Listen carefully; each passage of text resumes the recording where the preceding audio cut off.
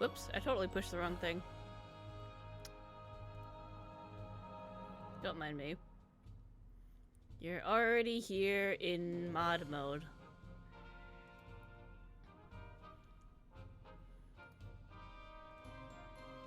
There we go, that's the right screen.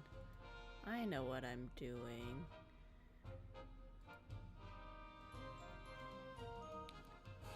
Alright. Hey everybody. Hello internet, hello world. Hi 21 Snakes, welcome back. Happy September everybody. What is it, the third day? Something like that. Anyway, hope everyone had a good week. Happy Friday. I am loaded up on a ton of drinks. I have all the beverages so that I won't have to go get water during all this. I'm here to finish this darn case finally, and maybe start the next one.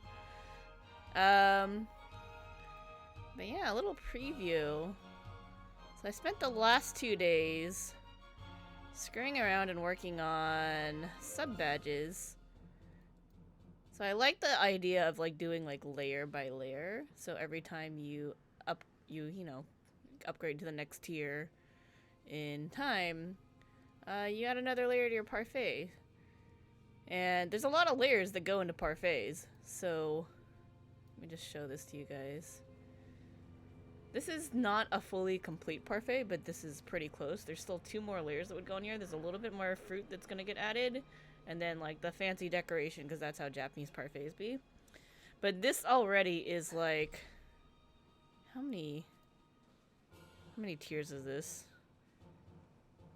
This would be like 3.5 years at this. Because after a while it starts going every 6 months. So yeah, anyway. That's what I've been doing. Hope everyone else had a good week though. Anyway, yeah, I'm ready to go here. So let's, alright, let's pause the orchestral music. And then we're gonna unmute the game. And we're gonna start here. Yeah, so if anyone doesn't know, September is when Twitch gives you 20% off subs, so that's pretty cool. I kind of forgot that was a thing, and I was like, oh, neat. I like subbed to somebody like a few days ago before September started, and I was like, I could have waited. But alright, it's cool. Okay, yeah, let's get going here so we can fit as much Ace Attorney into this day as we can. How about that, right? Okay, let me get my windows set up here so I'm like on the right screens for everything. Alrighty, I think, pretty sure it was this one. So we wrapped up our trials, and now we gotta go investigate some more. We somehow made it through that trial. And mysteries are still abound, so... Let's catch ourselves a murderer. February 24th, 3:12 p.m. What happened last time? So... Let's see, we were interviewing Meekins. That was the hard read. And then we did the cowboy afterwards. Not interviewing, cross-examining? Yeah, they were on trial. And then we were like, okay, well there's... So while it wasn't Bruce Goodman who died in both locations. There was Cowboy Man was posing as Goodman, but there was still an awful lot of blood in that evidence room. So that's kind of weird. And yeah, we don't know exactly what's going on. I can't remember exactly why we got put on hold.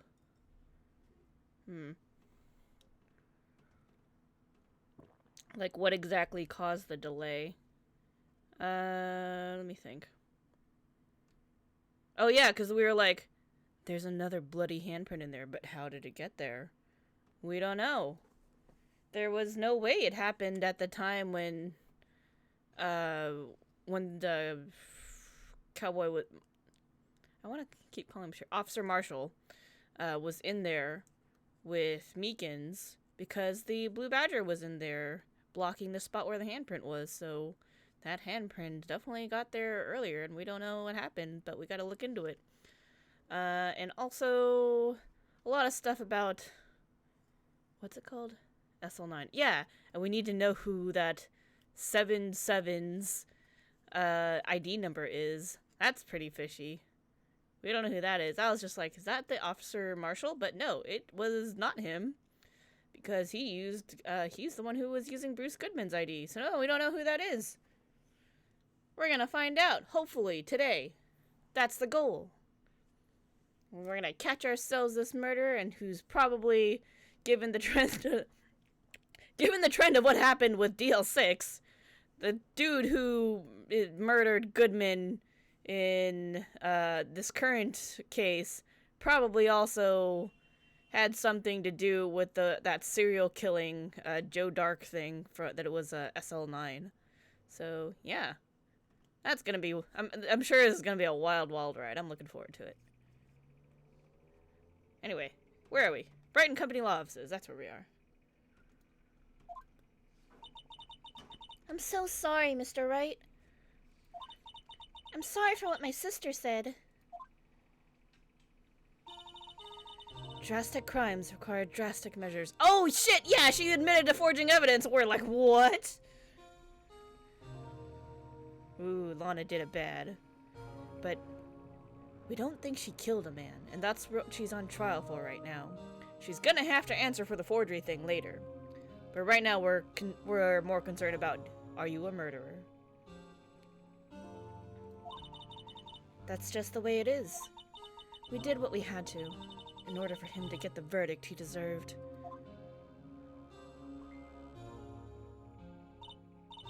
I didn't know. I never knew that the SL9 incident was just another name for the Joe Dark killings. Dun dun dun. Serial killer. Sounds like everyone's heard about these killings but me. Yeah, Phoenix, what rock were you living under 2 years ago? Usually serial murderers are kind of a big thing and they pop up on the news, you know? Lana wanted Dark convicted so badly. That's why she used me. That's why she used what happened to me. Wait, what? What happened to her? Yeah, for some reason, Emma and Lana were in the SL9 files as, what's it called? Witnesses. And then one of the victims was Officer Marshall's brother, Neil. So, that's why he's all, like, crazy about this shit. What do you mean, what happened to you? Explain. It's all there in the file. Joe Dark's last victim was Prosecutor Neil Marshall. When he murdered Officer Marshall's brother, he left behind an incriminating piece of evidence. Was it her? Did she watch? What did you have to do with those killings, Emma? A On the night Prosecutor Neil Marshall was murdered, Joe Dark tried to kill me. What? He tried to kill you? I can't imagine she was the intended victim. So what the heck? Officer Marshall's brother, Neil, was only trying to save me. Ooh, and then he got stabbed. So that means you. Yes, I was a witness in the Joe Dark trial. Yep, witness. She saw it all. I didn't see that one coming. I kind of did. Not in that way, but I saw it coming. Hold on. We gotta check the plant. Charlie, how you doing? Mia's plant, Charlie. Been taking care of it. Okay. Looks a little yellow today. Phoenix! Oh, I watered him just now. I mixed in a lot, too. Mixed in a lot of what? Mixed in what? I'm my very own scientific additive. Well, Charlie, you like it? I told you he's turning yellow! That's not a good thing for a plant. Emma, why you kill my plant for? Jesus. Alright, tell me about the incident. It happened 2 years ago. It was right about this time of the year, too. There was a terrible thunderstorm that day, unusual for the season. I was alone in my sister's office. We were planning to eat dinner together once she finished her work. Then suddenly, this terrifying man came bursting into the office. Why would he burst into Lana's office? Was Lana the intended target? Joe Dark. Seemed like he was running from someone. He pulled out a knife and screamed at me. Ah, running away. Got it. I didn't know what was going on. Just then, Prosecutor Marshall showed up. Jake Marshall's brother.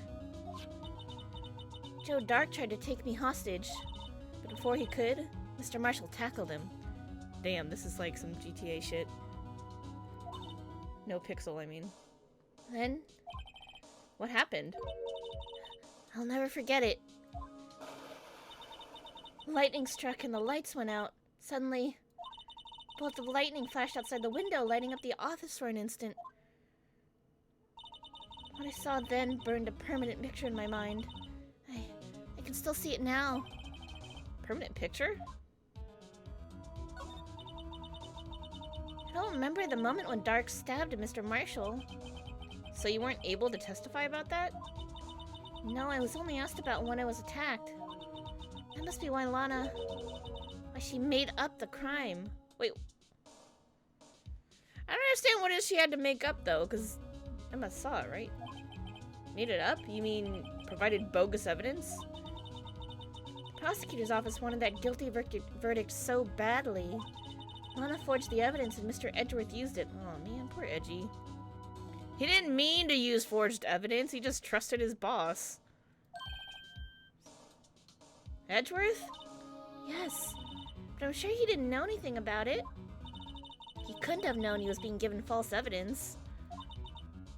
Even so, that's when it all started. The rumors about Mr. Edgeworth, I mean. Leave the poor man alone. It's all my fault. If I could have just testified properly, none of this would have happened. So it's true, even though he may not have known it. He didn't know! He trusted the wrong people.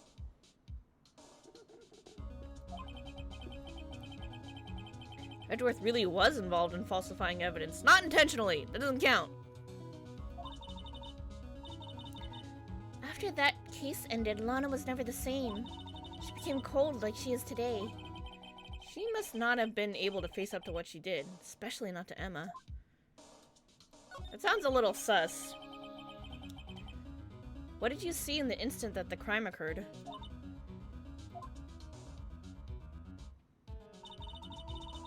Dark knocked down Mr. Marshall and raised his knife. Neil Marshall was stabbed right in front of this poor girl. I don't remember what happened after that. Apparently I passed out. Oh, okay. When I came to, Lana was cradling me in her arms. Poor Emma. Been through so much.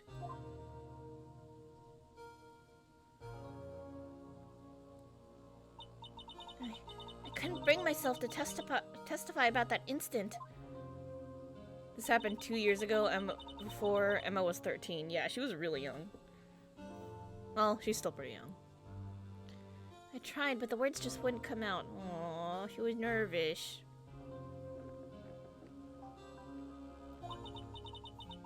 I drew a picture, but it wasn't any good. 2 years ago. You must have been 14. Oh, 14.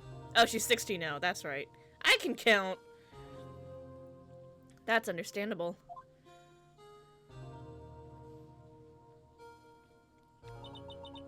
Once it was all over, I made up my mind.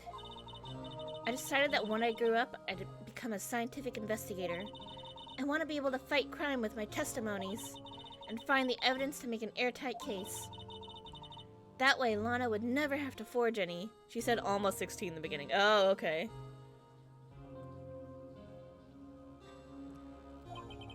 I see. I think I'm finally starting to understand what makes Emma tick.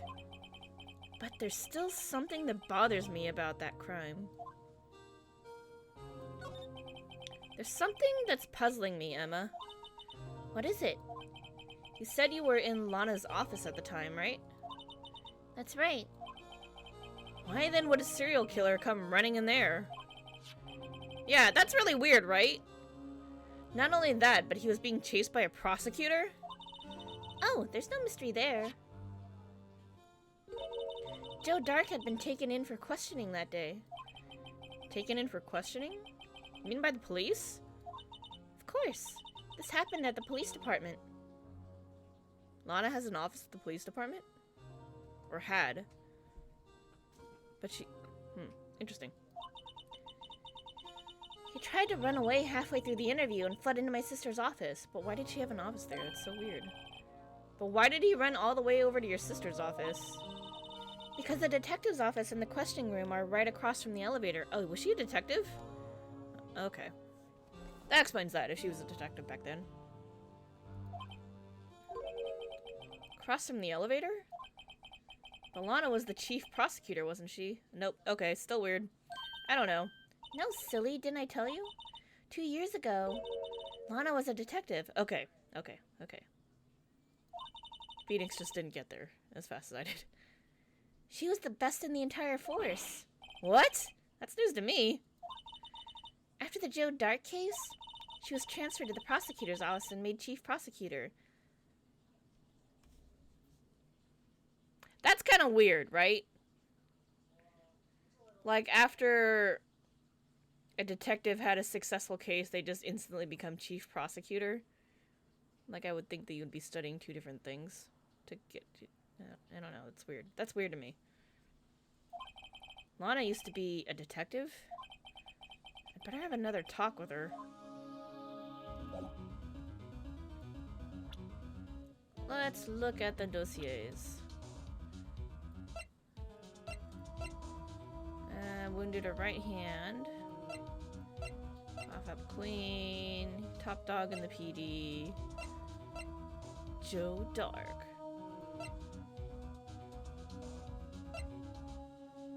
Yeah, detective becomes a prosecutor is really weird.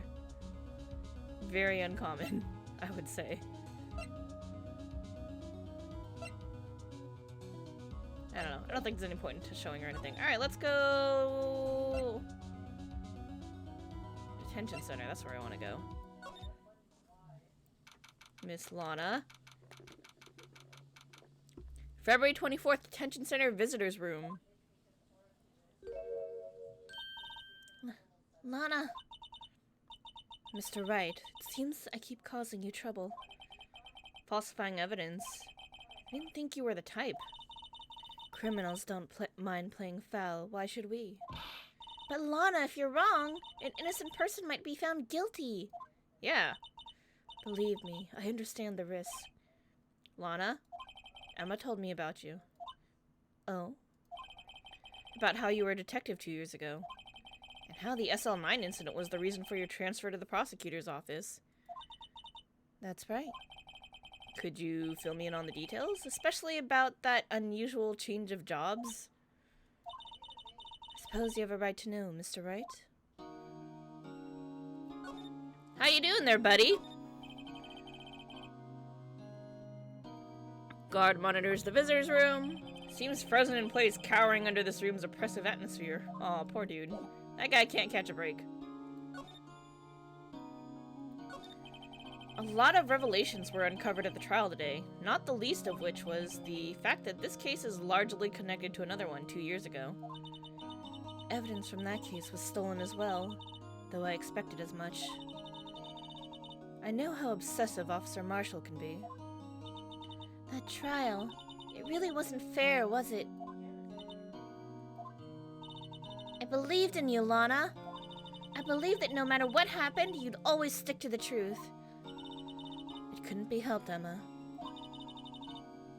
At that trial 2 years ago, I sold my soul.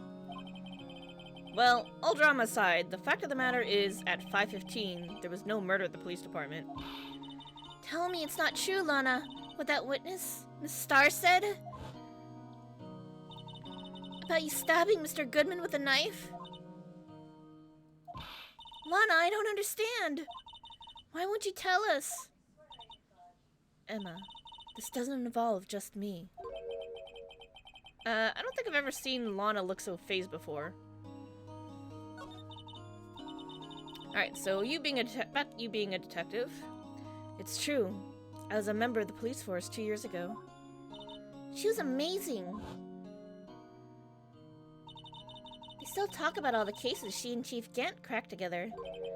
Chief Gant?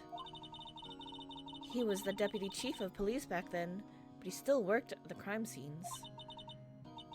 How easy would this case be if Lana just told the truth? Oh my god, yes!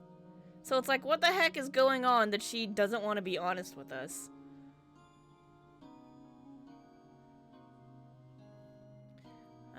Damon Gant, he was everything I aspired to be. They were the best team ever. They solved crimes before the reports could even be filed. Emma really idolizes her big sister. But now you're chief prosecutor. What happened? I always planned on becoming a prosecutor. The reason I became a detective was to gain experience investigating crime scenes so you could use that experience in court, right? Gant's help in the SL9 case was crucial to its resolution. After that, he became chief of police and arranged my transfer to the prosecutor's office. Yeah, but it's still weird that you went from being just a detective to suddenly the chief prosecutor. Like, I would understand if she was using that to gain experience and then just became a regular prosecutor, but to be instantly pushed to the top is really weird. Maybe I should ask more about this investigation of theirs 2 years ago. 2 years ago, I was second in command of the detectives investigating Dark. Second in command? That means the investigation lead was Damon Gant, right? Yes, Deputy Chief Gant and I shared the same office, and the same investigations. We even had the same office. We led a team of the best detectives on the force. Detective Goodman, whose case it was, Jake Marshall, and Angel Starr. It was the first time Marshall worked with his brother. He was quite gung-ho. Without a doubt, Joe Dark was the serial killer. We asked him to come in for questioning. We were desperate for evidence.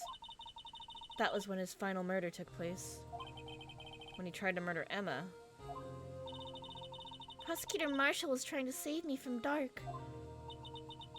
You see, the first person who happened upon the scene of the crime was me. Now you tell us. Okay. Damon Gant and Neil Marshall were the ones questioning Dark that day. The investigation was in its final stages, and Dark must have suddenly panicked. So he waited until Gant and Marshall let their guards down, then fled the room. From there, he went straight to the office shared by Deputy Gant and myself. That's where he found me.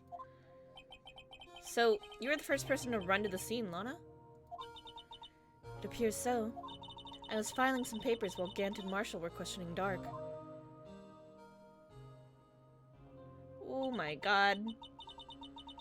When I returned to my office, I saw 3 bodies on the floor and smelled blood. Wait! How were they all on the floor? That doesn't make sense. 3 bodies? Prosecutor Marshall, the victim, Emma, who had passed out. And the suspect, Joe Dark. Goodness is right. During the struggle, it seems Mr. Marshall struck a final blow before he died. Oh, okay. Joe Dark had incurred a minor concussion and lay unconscious. What did you do? To be honest, I panicked. I picked up Emma, carried her out of the room, and just held her. Can't blame her, after all. Her sister must have gone through. After that, I placed Dark under immediate arrest. Let me get this straight. You were all involved in the SL9 incident? That's right. Quite a coincidence, I don't buy it. What are you saying? There's no way everyone involved in this trial was also involved in that incident. Just by chance. But that case was solved 2 years ago. Bullshit. At least one person went to extremes because they didn't believe it was truly solved. Which we figured out yesterday in court. Officer Marshall, yes, his actions came as a surprise to me as well. Ever since his brother died, he's changed completely. I guess he wasn't convinced with the ruling against Joe Dark. I don't know if he didn't say it was the ruling. He said it was what they were saying about his brother and how that all went down. So there must be something fishy about that. We don't know the details of what exactly they said and all that, but something's definitely sus here. Life doesn't end with the closing of a case. Everyone has to live the rest of their lives with their memories. That case just might not be over yet. Emma was assaulted by Dark at the police department, right? Yes, in the office that Damon Gant and I shared. The office that Mr. Gant now occupies by himself. The chief's office.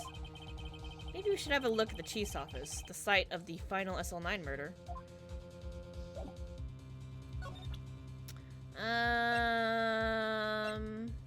Wanna tell me about any of this stuff?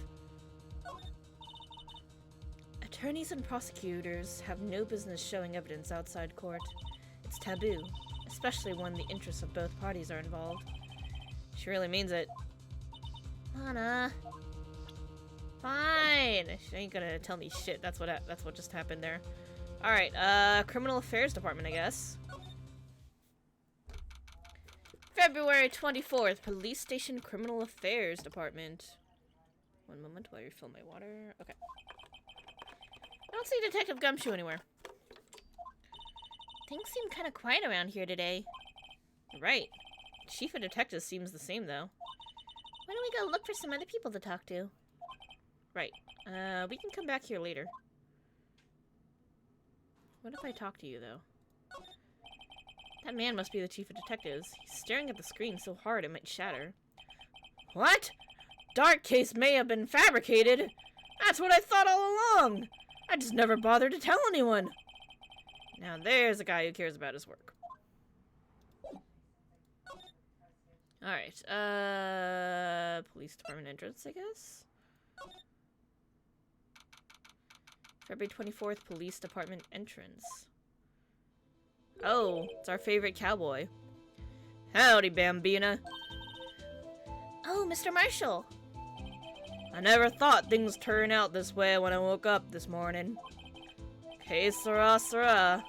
You never know where life will lead you, eh, Bambina?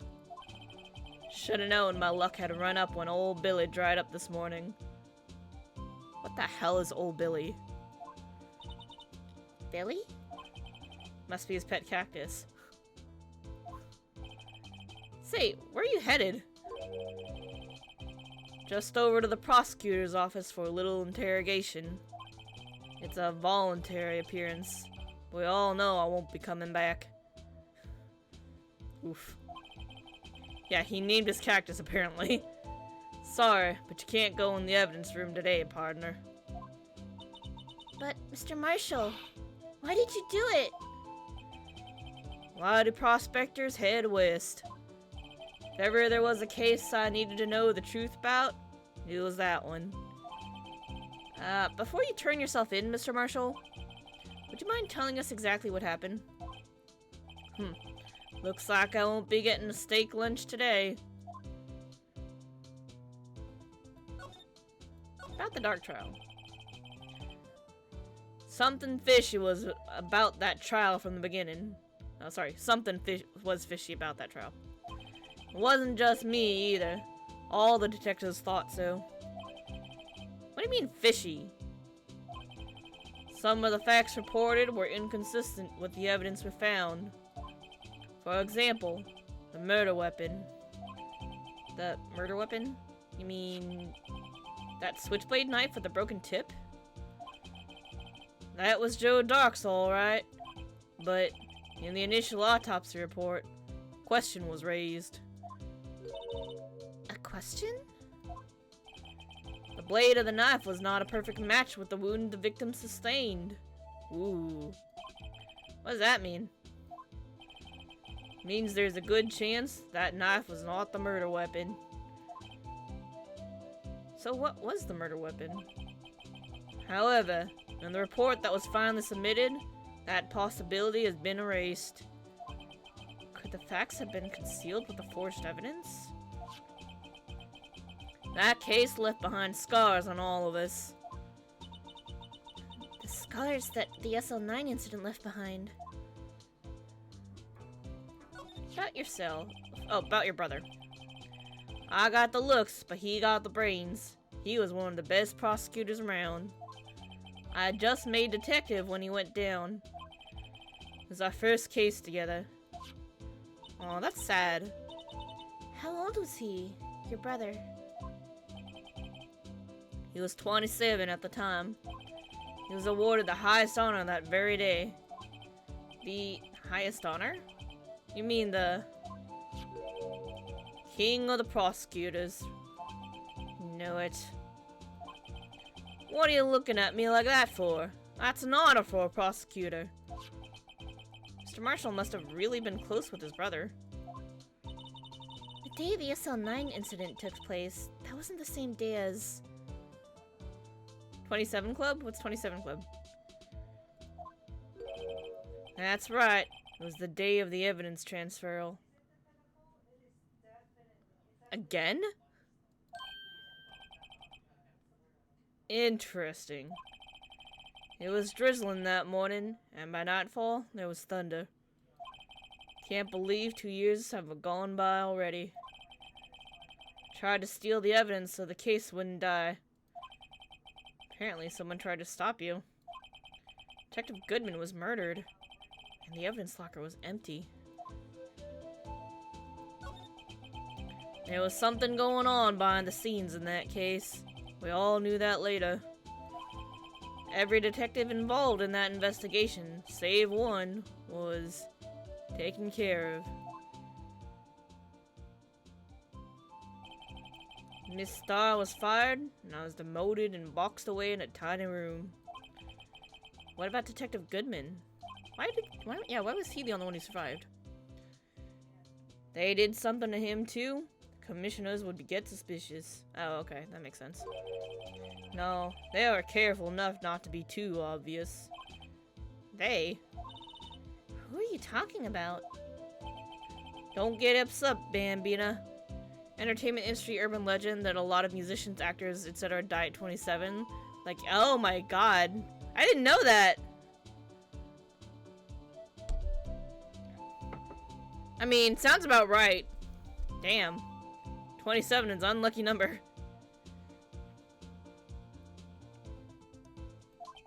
I mean, Damon Gant and Lana Skye. About that. The investigation lead, Damon Gant, and his second in command, Lana Skye. There wasn't a person on the force who hadn't heard of that duo. That case was the biggest step in both of their careers. After that case ended, Lana transferred to the prosecutor's office, right? Yeah, Damon Gant, the new chief of police, arranged for that to happen. She's never been the same since she left. She's like, Emma's like, somebody else noticed? Everyone who knew her said so. Chief Prosecutor Scott was totally different when she was a detective. Now that he mentions it, Emma said something like that too. Tell me, what happened to my sister? Sorry, Bambina, but her secret is too well guarded. I never found out. Lana's secret all started 2 years ago. Something fucking happened that made her forge evidence, and now she's been in like a 2-year hellhole because of it, I bet.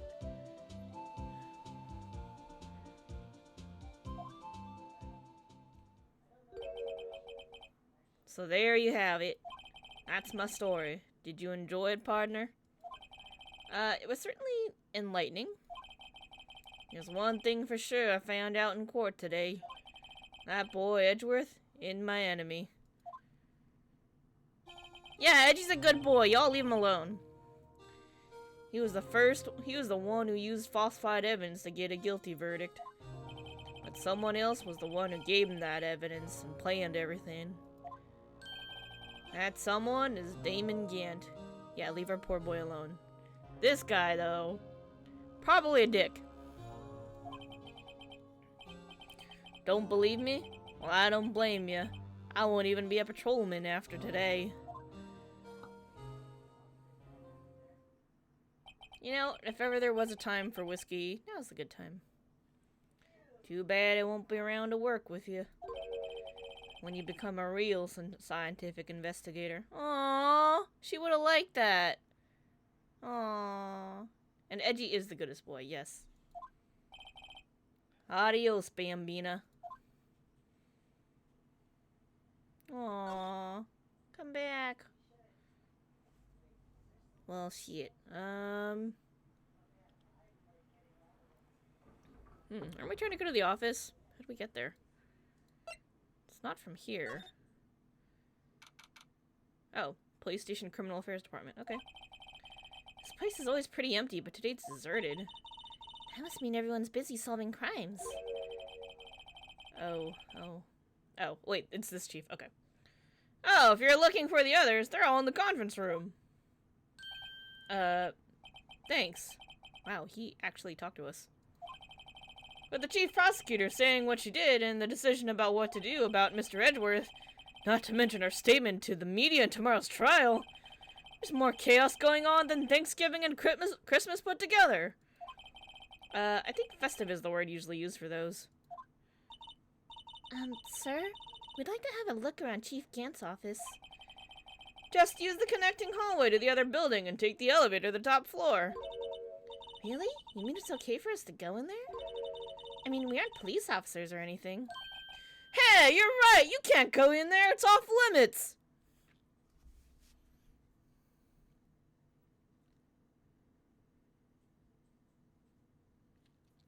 There's like 2 things wrong with this. First of all, that chief's not very good at his job.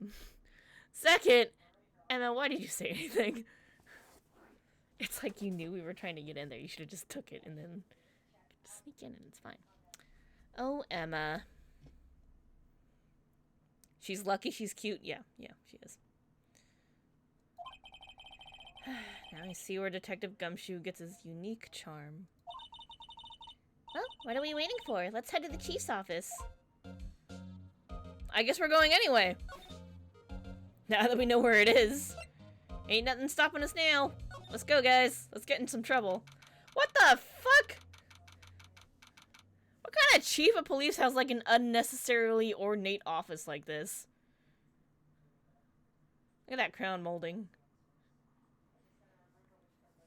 February 24th, Police Department Chief's Office. Why is there a giant organ in here?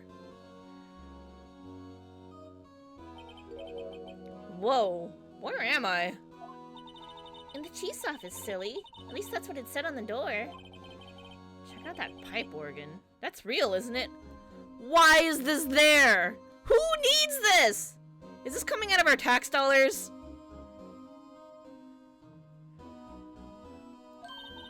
I didn't pay for this. Hey, I used to take organ lessons in kindergarten. They used to call me Little Miss Buck.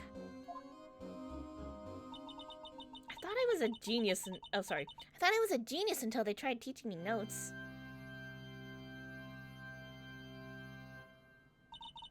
Never could remember where C was. Oh my god, Emma.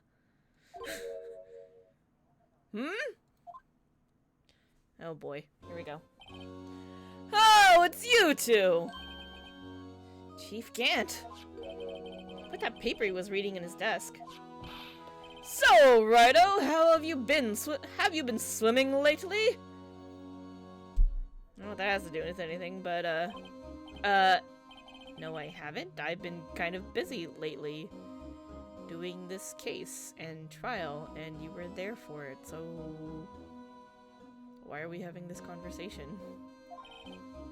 I can appreciate that. I've had my hands full too with Mr. Marshall's misconduct and Lana's provocative statement.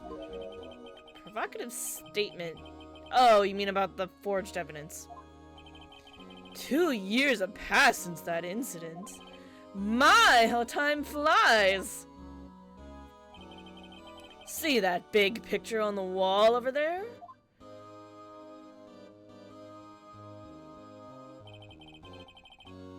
That's a picture of Lana, Neil, and me.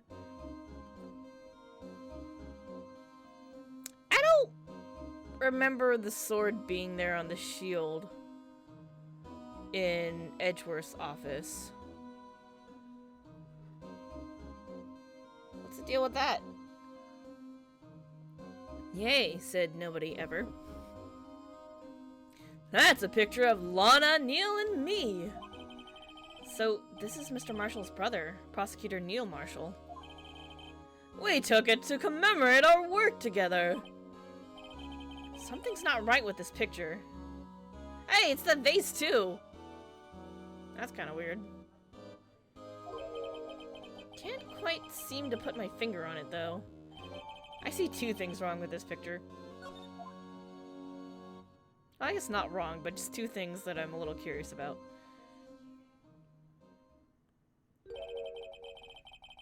There are quite a few things not right with this picture. Okay. That sounds about right. That's usually the case. Anyway, I'd like to reminisce all day, but there are matters that need my attention. I'm going to lock up here, so let's go out together. But I want to snoop. Let me snoop. Oh, but this office, it was a crime scene 2 years ago, wasn't it? That case has long since been over. There's no need to investigate it anymore, says you. All the same, we'd still like to have a look around. Perhaps you didn't hear me. But why was Grossberg at the boathouse? I said there's no need to investigate it anymore.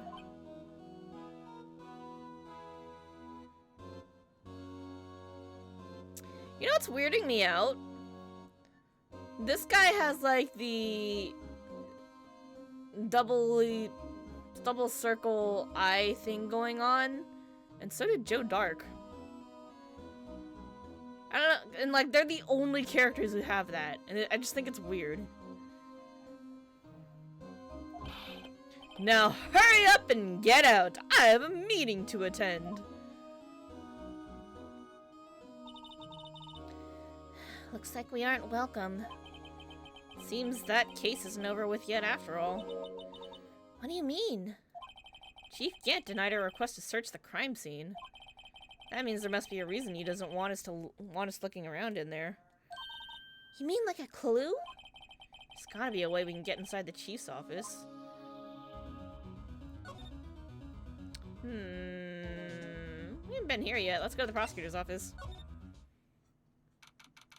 February 24th, prosecutor's office. Underground parking lot. No one's here today. Not even Miss Starr. Everyone's probably busy looking into what exactly went down in the evidence room. That must be where the detectives are. Be back soon grabbing dinner. Okay, have a good dinner. But we proved in court today that on the day of the crime, no one was murdered in the evidence room at 5:15 p.m. But what about before that? Yeah, I thought we were finally making some headway in our case. Instead, it looks like we just ended up making Lana look even more guilty. Hang in there, Lana.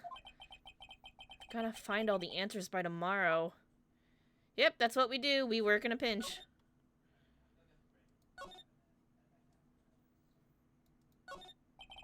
B block is through there. That's where the visitors park. So, Miss Star climbed over this fence?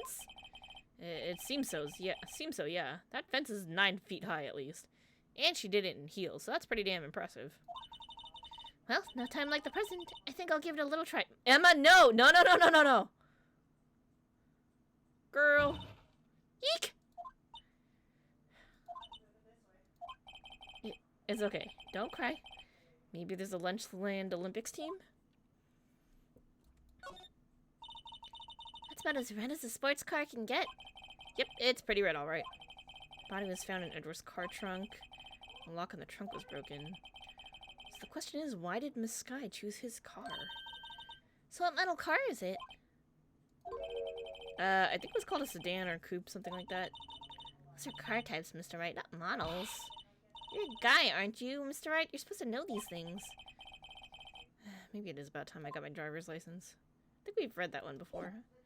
Anyway, let's move on. Edgeworth, you home? February 24th, High Prosecutor's Office, room 1202. Mr. Edgeworth isn't here. Maybe he's being questioned by an inquiry committee? He took a real beating in court today. Yeah, with Lana admitting to falsifying evidence 2 years ago. I guess we'll just have to come back later. But it wasn't his fault! He didn't know! He trusted the detectives assigned to his case to provide him with evidence. He didn't know it was falsified. Can't blame him for that. He won such a prestigious award. Why would he just leave it on the couch? Yeah, you'd think he'd want to show this thing off more than that giant steel samurai. But again, Edgeworth has always been like that. Really? Hey, I should write this down. Tell me what he was like as a kid. Emma, don't stalk people. Back in elementary school, he won awards for all kinds of things. Speech contests, essays, playing the flute, golf tournaments. Who has a golf tournament in elementary school? That doesn't exactly sound like typical elementary school stuff. But he always hated receiving awards. He'd make some smart remark like, I know the path I've walked. No one else needs to tell me. That's how he's always been. Kinda gets under your skin, doesn't it? Yep, there is no sword in this shield.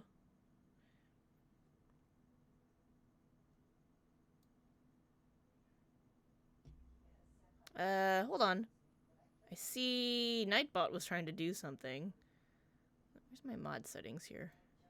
Nightbot, what'd you do?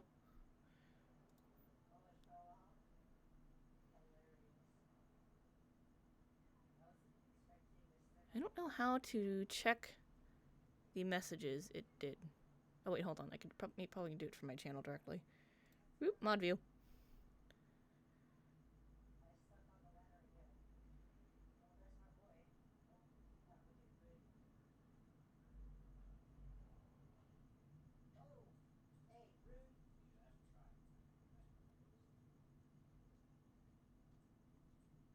Huh, that's weird. I don't know what Nightbot did, so I don't know how to unfilter that. Let's see. Spam protection. Yeah, I don't care if you guys send things in excess caps, so we're gonna disable that.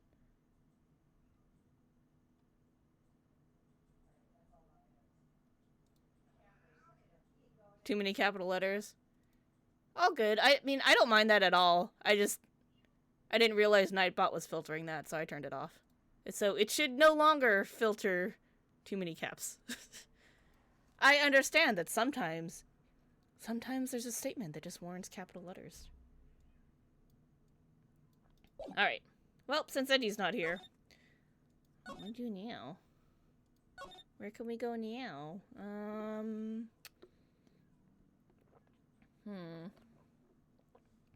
Hey Lana, how do I get in your office?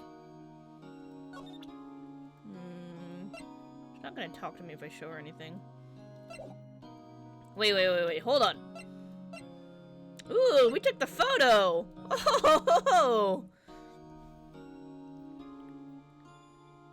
So here's another stabby thing. There's 2 stabby things in this photo, and the vase, which is broken. And since Stark had a concussion, my guess is he probably got whacked over the head with the vase because the vase broke. Where the missing piece went, I don't know. Alright, what else is kind of weird about this? There's a lot to say about this picture. Yeah, probably, I assume so. Well, the 3 things that immediately to me right now with what I know are just like the pointy thing on the award, the pointy thing on the night, and the missing vase. And I'm sure there's more that we're gonna find out real soon. Hey Lana, you wanna tell me about this? Nope, you don't wanna tell me about this? Why not? But I wanna talk to you. I'm not showing you evidence yet, I just wanted to talk to you about the photo. Alright, Emma, what do you think about it? Here, see this? Ah, I've noticed that defense attorneys have a tendency to want to show people things. What is this, behavioral study of lawyers? Nope, she don't want to tell me shit. Alright, well.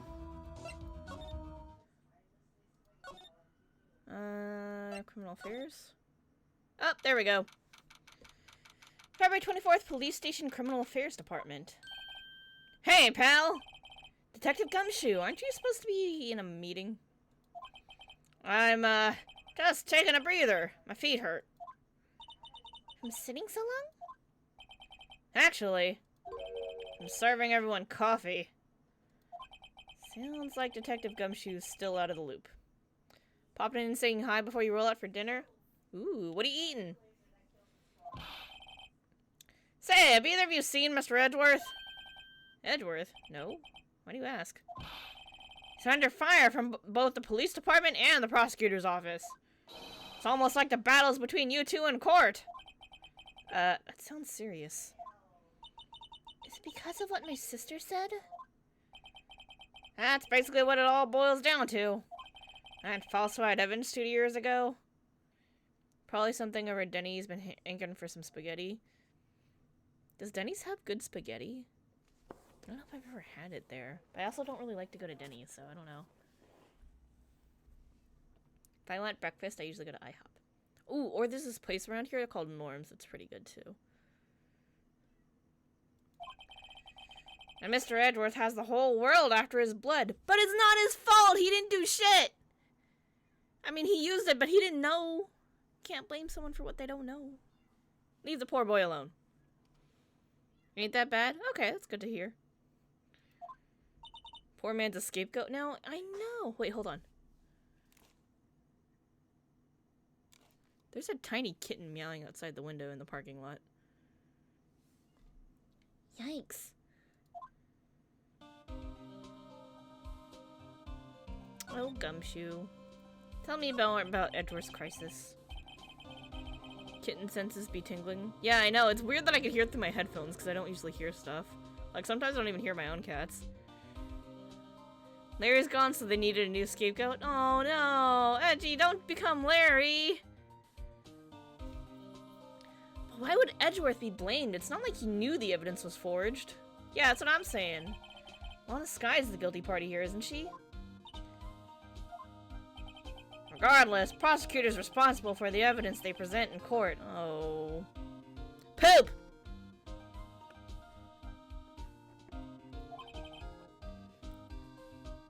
Not only that,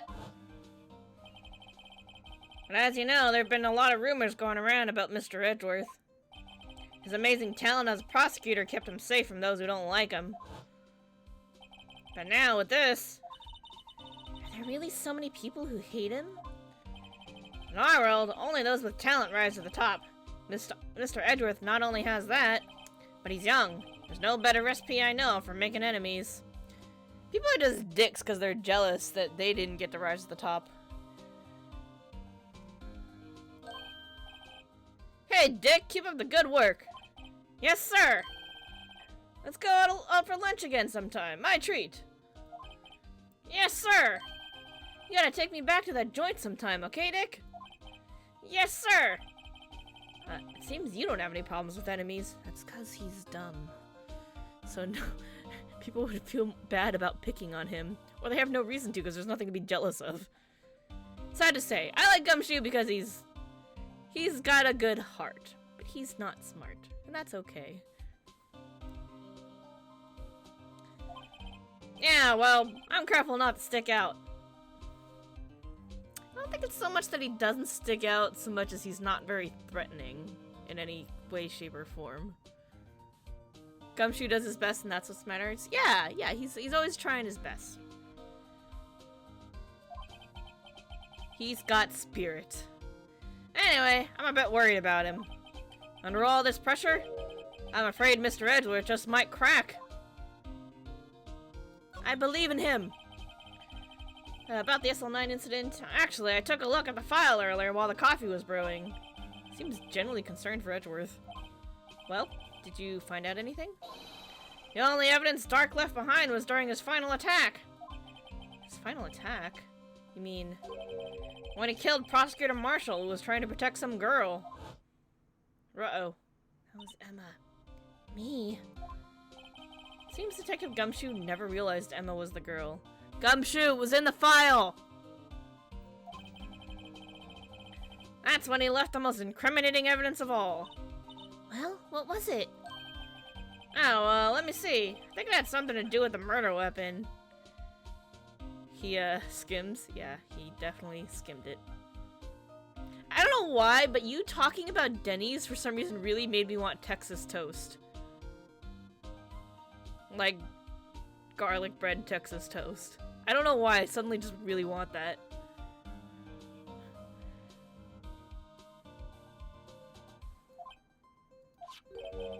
Now, I forget. Look, it's all written somewhere in here, okay? His powers of recollection never fail to impress. Maybe we should show him the murder weapon. It might jog his memory. Oh, Gumshoe. Probably doesn't help you have a Jake Marshall in this trial. You know, we did read for him earlier. I don't know if we're ever gonna see him again. Let's read the file, shall we?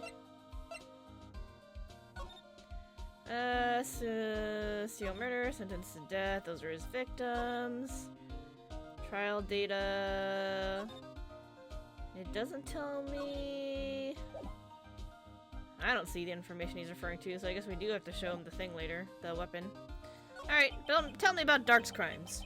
Joe Dark was 42 at the time of the crime. He was just your run-of-the-mill businessman. Businessman? What made him take to serial killing? One day on his way home from work, he hit someone with his car.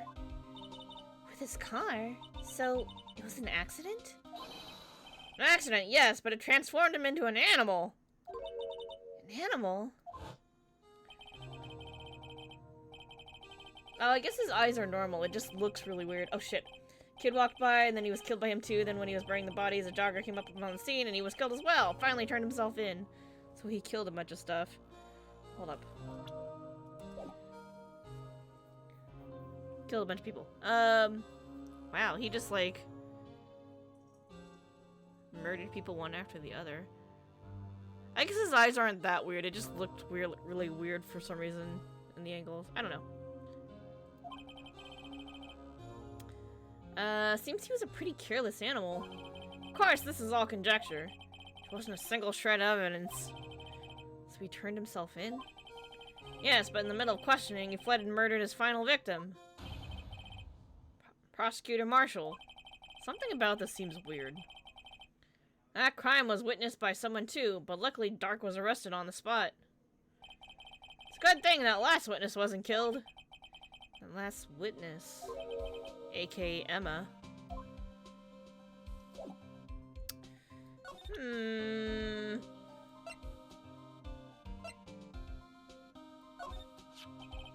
About this murder weapon.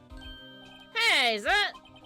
Has a tag attached to it with the label SL9 incident on it. I believe this would be the broken murder weapon you were speaking of. What are you doing with that? Ever since that case was closed, that knife's been locked away in a locker. On the day Detective Goodman was murdered, this suddenly disappeared from the locker. And it seemed a bird may have seen it, so he killed it as well, and then a plane flew by, so he got in a helicopter and murdered all the passengers in the plane. Damn. Yeah, that's kind of where that line of logic was going, wasn't it? I feel like there was an anime about something like this at one point. And it was found in Mr. Edgeworth's car muffler. That's it! Now I remember what that incriminating piece of evidence was. When you showed me that knife, it all came back to me. Well, what was it, Detective? Quick, before you forget again. Oh no, I like how we have to talk to him quickly before he forgets. This knife, it was Joe Dark's, wasn't it? That's right. We traced it back to the store he bought it at. Plus it had his fingerprints on it too. But no one actually witnessed him using it to murder anyone, right? That's where his luck ran out. When you take a good look at that knife, you'll see it's broken. You don't have to take a good look to notice that. Yeah, well anyway. Take a guess where the broken off tip of the knife was found. That's what did him in. Where was it? The victim, Neil Marshall, was carrying it inside his own body. Oh. So it broke when he got stabbed? That's kind of weird too, though. Like, how did that happen? It was found deep inside the stab wound. Did it match Dark's knife? You bet! Down to the last fiber. That's pretty conclusive. Neil's autopsy report added to the court record. Stabbed in the back. Died from a punctured heart and lung. A knife tip was in the wound. Switchblade knife updated in the court record. Broken tip was found in the victim's body. Belonged to murderer Joe Dark. Well, there you have it in a nutshell. That's all I know. Can I ask you one more thing? What is it? If it's money you need, you should ask Chief Gant. It's not money, but it does concern the chief. His office is a crime scene, right? Gumshoe, let me in. It's where prosecutor Neil Marshall was murdered. The chief's out now and his office is locked. But we'd like to have a look around if that's okay. Well, any detective's ID card can unlock the door. What? Really? If I let a civilian in there, I'd be charged with breach of trust. Breach of trust? Simply put, I'd be canned. Oh, we can't do that to him, but we do have a ID that was missing and belongs to a dead person that probably still works. I don't think this police force deactivated it yet. Oh. Sorry, pal. I don't plan on getting fired because of you. How about this ID card? It was Detective Goodman's. That won't work either. The data was deleted the day that he died. Damn it. I thought they'd be inefficient because they're kind of dumb sometimes. Fine. Them being responsible is working against us. Oh. So, in other words, Gumshoe is our only chance of getting into that office. I wonder if there's something we could show him that would make him change his mind. Gotta show you something so you change your mind, huh? What could we possibly show you? Facts and logic in my Phoenix Wright game? Exactly! I don't know, let's just show you whatever. Let me share a little advice with you as a detective. If you don't have a clue, keep your trap shut. I'll keep that in mind. Sheesh!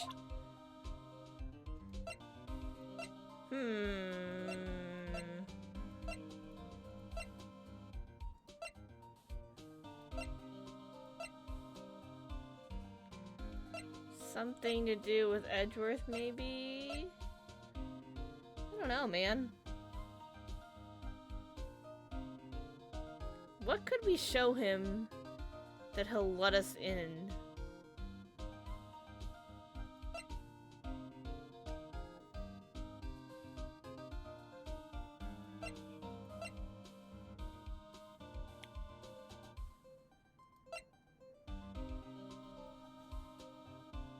don't know. It's a good question. Oh shit, I didn't mean to do that. I mean to click that one! What if I show you this again? This ID card belongs to the victim, Detective Bruce Goodman. You can do just about anything these days with a card and a secret number. Scary. It's only scary because you keep dropping your card, Detective Gumshoe. I forget my secret number a lot too. I'm scared of myself. But not me after all. What could be wrong with that? I think I'll stay out of this conversation.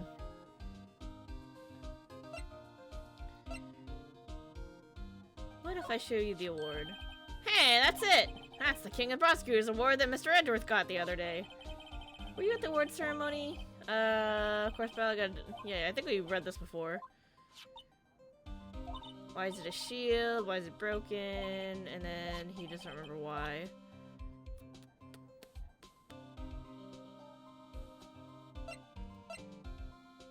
We've showed you that stuff before. What if I show you this? Nope. Okay. What if I show you Edgeworth's knife again? No, I know, he's just gonna...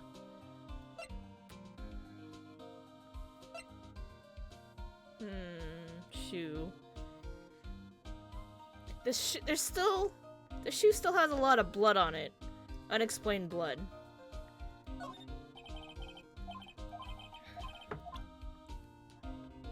That's gonna come in handy later. How about this? That's the ID card record, isn't it? Yes, there's only one number left to investigate, at 4:20 p.m. The victim, Detective Goodman, must have entered the evidence room along with someone else. Someone with an executive officer number. 777777777? That's 17 too many, Detective. An executive officer. Just might have a hunch.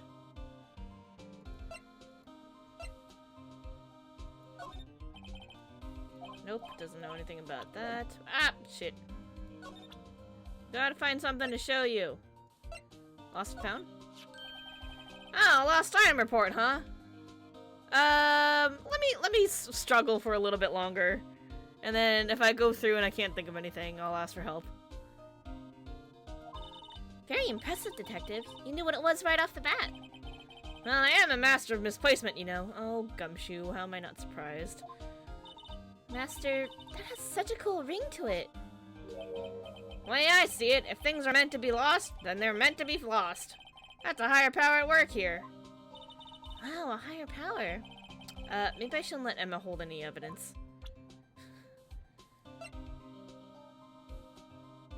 That's the floor plans. That's probably not gonna do anything. Yep, nothing.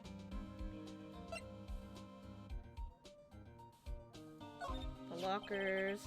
No locker can be opened without a fingerprint match. Besides, there's no reason for the murderer to touch his own locker. Hey, wasn't your locker the one with the blood on it, Detective? The handprint of the real murderer's gloved hand, without any fingerprints. Shh! They come to arrest me, you'll defend me, won't you? If that happens, I think you'll do better pleading with Edgeworth. About that jar, I think I've seen it before somewhere. Somewhere. Or maybe it's one of those memories people have from previous lives. This must be the most uninformative detective I've ever met. Something about it makes me feel uneasy. It's like I'm in the chief's office and he's yelling at me. Chief Gant? Where could I have seen that before? I know where you've seen it! Oops, shit, I skipped it by accident. I can't believe Officer Marshall would do something like that. You know Officer Marshall? Of course I do! He was like a mentor to me! When I first started out, he even gave me a small cactus. Really? He said, Dick, she'll listen to all your troubles. Note to self, Detective Gumshoe talks to a cactus. Hard to believe he's just a patrolman now. Someone ought to trade places with him. What? Why are you looking at me like that? I mean...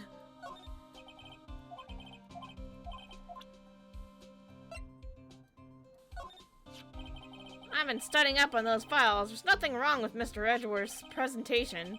But think people are accusing him of injustice. I, for one, ain't buying it, pal. You're looking into the case for Mr. Edgeworth? Yeah, it's a pretty big deal while it was going on, you know. After all, serial killer was on the loose. Lana was pretty clear in her confession. She forged evidence in order to prove Joe Dark guilty.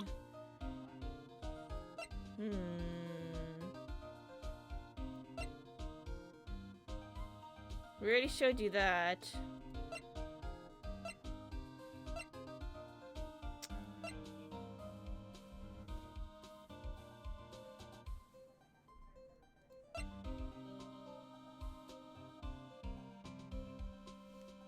Yeah, I don't know. Okay. So here's what I want to know the answer to. Do I have the piece of evidence that I need to show him? Or do I need to go get it somewhere?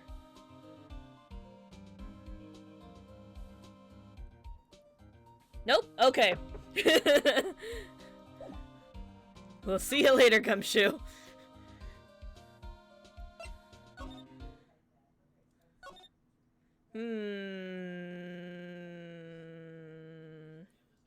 Parking lot?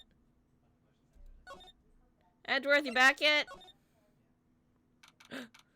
February 24th, High Prosecutor's Office, room 1202. I wonder if Edgeworth is back yet. There he is!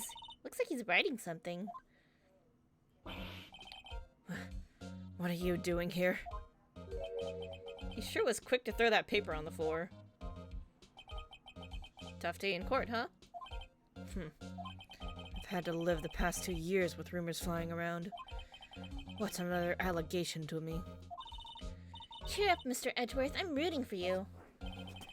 That's Edgeworth for you. Always trying to hide his real feelings. So, what do you want? Like some people, I don't have all day. What's this? I wonder what he was writing before. Come on, Mr. Wright. Let's take a look. You crazy? Edgeworth is sitting right there. Just distract him. I'll check it out. Hey, Edgeworth! Is that Detective Gumshoe out the window? Oh no, he's falling to the ground! Hold on. First, let me see what this girl's doing crawling around my feet. You didn't even look. What? Let it ever... If you're having trouble reading, I'll read it for you. It says, Letter of Resignation. Resignation? Edgeworth, you don't mean... I'm tired, right? I feel as if something inside me has died. But Mr. Edgeworth, none of it was your fault. I know the path I've walked. You don't need to tell me. And the path I've walked hasn't been a just one. Can't forgive myself for what I've done. And no one else should forgive me either. Uh-oh. I think he's serious. No, you can't quit! We just got you back your soul. You can't quit on us now. Mr. Wright, please, you have to do something. This letter of resignation. I wonder if I can use it for anything. Oh, we're gonna show this to Gumshoe. That's what we're gonna do. Letter of resignation, put in a pocket. Wanna talk to me about stuff? About forged evidence. There's no excuse for what I've done. 2 years ago, I used false evidence to obtain a guilty verdict. That's what it all breaks down to, and nothing I do can erase that fact. But you didn't know, did you? I mean, that evidence was falsified. The police department and the prosecutor's office share a bond of trust. That bond is broken, we stand to lose everything. The police department's error is my error, my responsibility as the prosecutor in charge. The fact remains the same no matter what excuses I might have. Mr. Edgeworth? I take pride in my work. So tell me why? Why has it all come to this? Even Edgeworth can't keep this kind of emotion bottled up. About the trial. So, are you up for the trial tomorrow? First last year's trial, and now this one. Seems all you do is worry about me. To be honest, you're getting on my nerves. Mr. Edgeworth, you can't just walk out on the trial. Tomorrow's the last day. It's too late to change prosecutors. But that's what my superiors are banking on. Never thought that case would come back to haunt me like this. What do you mean? The list of evidence seems too short. Most lists run twice as long. It's only half as long as most lists? That is odd. After Neil Marshall was murdered, I became prosecutor for that case. I may not have been part of the investigation, but I knew what I had to do. Use the evidence I was given to prove the suspect guilty. Getting him into Seoul came at a cost. He feels guilty now. Oh no! Aww. What did we do?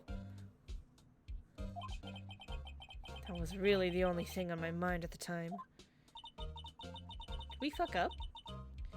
Say, we just saw a picture taken around that time. That picture? Something seems strange about it. We're gonna show it to him. That's what we're gonna do. Could you tell us again about what happened that day? The day Detective Goodman was murdered? You were participating in a ceremony over the station, right? Never cared for ceremonies, but I had to attend that one. Because you were awarded this? Those receiving awards can't exactly skip out on the ceremony. I finished up at the office in the morning, then drove over to the police department. You finished up at the office? Yes, just odds and ends, clerical stuff. I didn't plan on returning to the office that day. That is, until I was asked to take something back. Take something back? This. Oh yeah, Chief Gant asked you to hold on to that, didn't he? Yes, it was a piece of evidence in a case that was closed half a year ago. He asked me to bring it back to the prosecutor's office. That's the story we heard yesterday. So you came back here to the prosecutor's office because the chief asked you to? That's right. Interesting. So photo. This picture was hanging on the wall in Chief Gant's office. Prosecutor Neil Marshall. He had just started making a name for himself. Looks like this was taken when he received the King of Prosecutors trophy. Speaking of that, there's something that bothers me. Yes? The trophy Mr. Marshall is holding. It's a little different than yours. Yes, you're right. Ah, I remember now. Remember what? That was what the official prosecutor's trophy looked like until 2 years ago. There's a story behind its design. A story? Sounds interesting. Would you mind telling it to us? It's simple, really. Contradiction. That's what the award's based on. Oh, really? Oh, really now? This award originates from an ancient Chinese tale. In Chinese, the word contradiction is written with 2 characters. The first means halberd, and the second means shield. Have you heard the story? Me? Oh, sure, everyone knows that. Why don't you tell it, though? For Emma's sake. Good bluff, Phoenix, good bluff. Very well.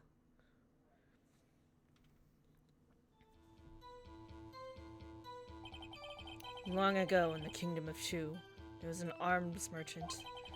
One day, he presented the king with 2 items. The first was a halberd he claimed could slice through any shield or armor. The second was a shield he claimed could withstand any weapon. Wait a minute. Those claims contradict each other! Very perceptive. But then again, you've heard this story before, right? Anyway, as you mentioned, the very description of these items discredit them both. When the king pointed this out, the merchant was left speechless. And thus the Chinese word for contradiction was born. That's pretty cool. Oh, I see. So the chipped shield and broken knife symbolize... Precisely so. They symbolize the merchant's items. The ancient tale ends with the merchant at a loss for words. But it's in our nature to pursue matters to their conclusion, even if it results in something as ugly as this. Interesting. That's pretty darn interesting, I'd say. Wow, thanks, Mr. Edgeworth. I learned something new today. That's funny. If that's so, then why were you only given a shield? You'll have to ask Chief Gent. 2 years ago, he had the halberd part of the award abolished. Chief Gant? 2 years ago, the halberd was removed at Gant's behest, giving it its current form.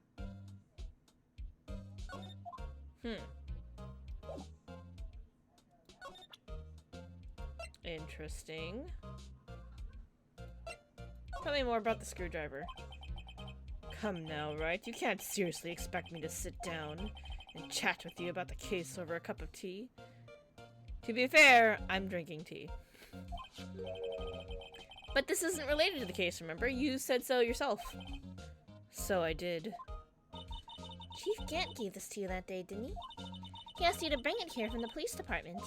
The chief is a very competent man, but sometimes he does things that don't make any sense. At least it's better than becoming incompetent and doing things that don't make sense. Certain detective comes to mind. To be fair, Edgeworth does have a nice tea set back there. Yeah, why don't we have some tea time, Edgy? Nope, alright. Hey, what if I show you your resignation letter and argue with you? Don't resign! They say where there's smoke, there's fire. Apparently I was so caught up in the smoke, I lost sight of the truth. Edgeworth. The others are right. I have no right to serve as a prosecutor. Mr. Edgeworth, you were only doing your job! Stop beating yourself up, man.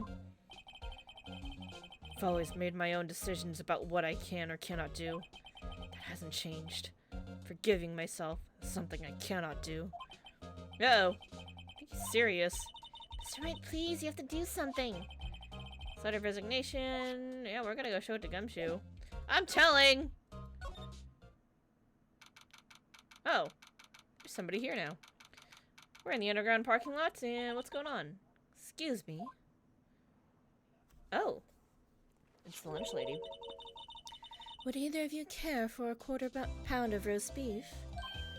Miss Star! She's out of lunches. You certainly are the curious sort, aren't you? Kind of like the first person who sucked a cow's nipple to discover milk. I don't know if that's exactly how that would have happened, but okay. Still, I never thought you'd go digging up that case from 2 years ago. Everyone in this trial was involved in the SL9 incident. Not only that, but the murder occurred on the very day the evidence from that case was due for transferal. This can't be all attributed to mere coincidence. Aren't you forgetting something? You know, that little scene I happened to witness. That's not what you say in casual conversation? Nope, it is not. The instant Lana stabbed Detective Goodman with a knife. No matter how much of the past you dig up, it won't change what I saw. Roast beef is meant to be savored when eaten. The Star's hatred toward Lana all dates back to 2 years ago. So, tell me about the Drake investigation. Dark, sorry. Joe Dark. That's a name I'll not soon forget. We trailed him for half a year. Oh, the pressure. Still, I don't think I was ever more alive than I was then.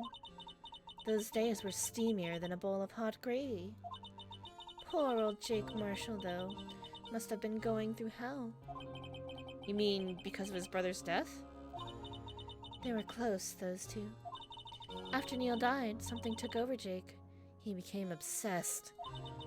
Seeing Jake like that made her all the more desperate. Her? Lana Skye. My sister? The best of the best were put on that SL9 case. Of course, they were led by that legendary duo. Lana and Chief Gant. That legendary pair was the reason we were able to keep up our investigation. That's why we were so shocked over how it turned out. You mean with the forging of evidence? Don't get me wrong. Joe Dark got what he deserved. Still, it was obvious the evidence produced in court was being manipulated. Items our team never found would suddenly appear while other items were kept secret. But you don't have proof anything illegal was done. I'm proof enough of what happened. Oof. After that case, all of us save Goodman were relieved of our duties. Most without even so much as an explanation. Then Lana Skye transferred to the prosecutor's office and became chief prosecutor. Lana always wanted to be a prosecutor.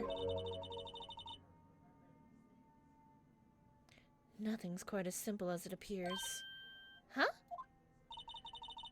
Lana Skye was merely being used as a pawn. That's my take on the matter. She was being used? About the legendary duo. Damon Gant and Lana Skye. Gant led the investigation with Lana second in command. They were the best. They solved all kinds of cases together, didn't they?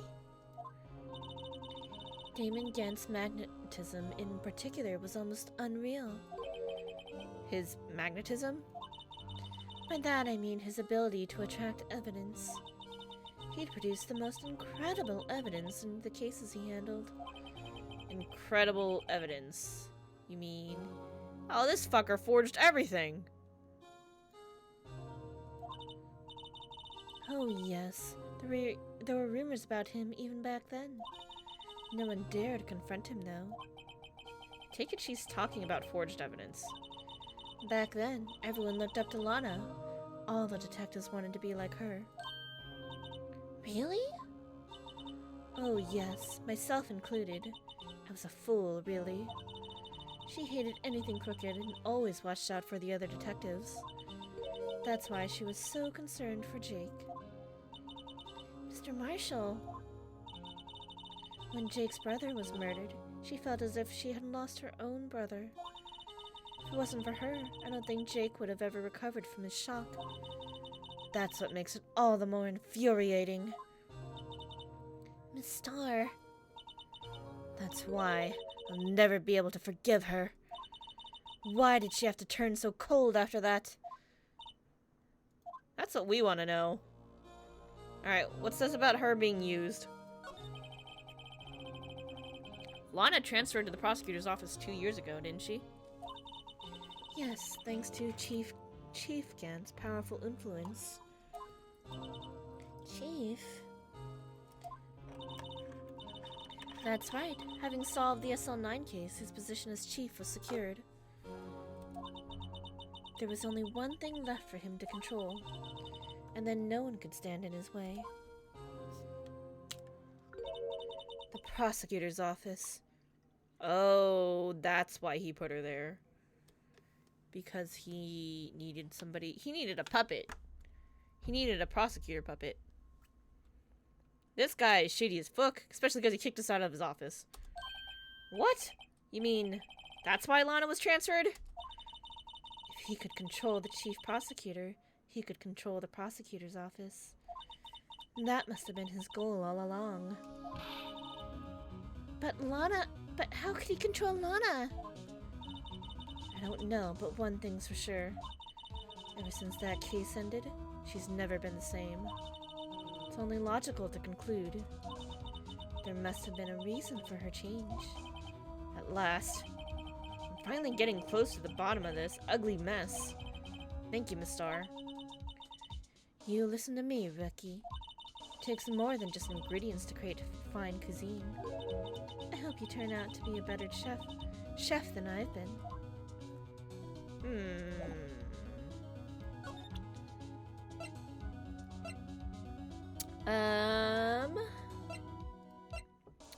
Tell me about this picture? I don't have anything else to tell you. Miss Starr, the only thing I can give you now is a poppy seed rice set. Talk about cheap. Eat this and maybe you'll be able to tell black from white in court tomorrow. Okay. Alright, to the police department. We're gonna go talk to Gumshoe. February 24th, Police Station Criminal Affairs Department. Oh, you're back! You're still here? Gotta make 150 copies of these files. That's a lot, dude.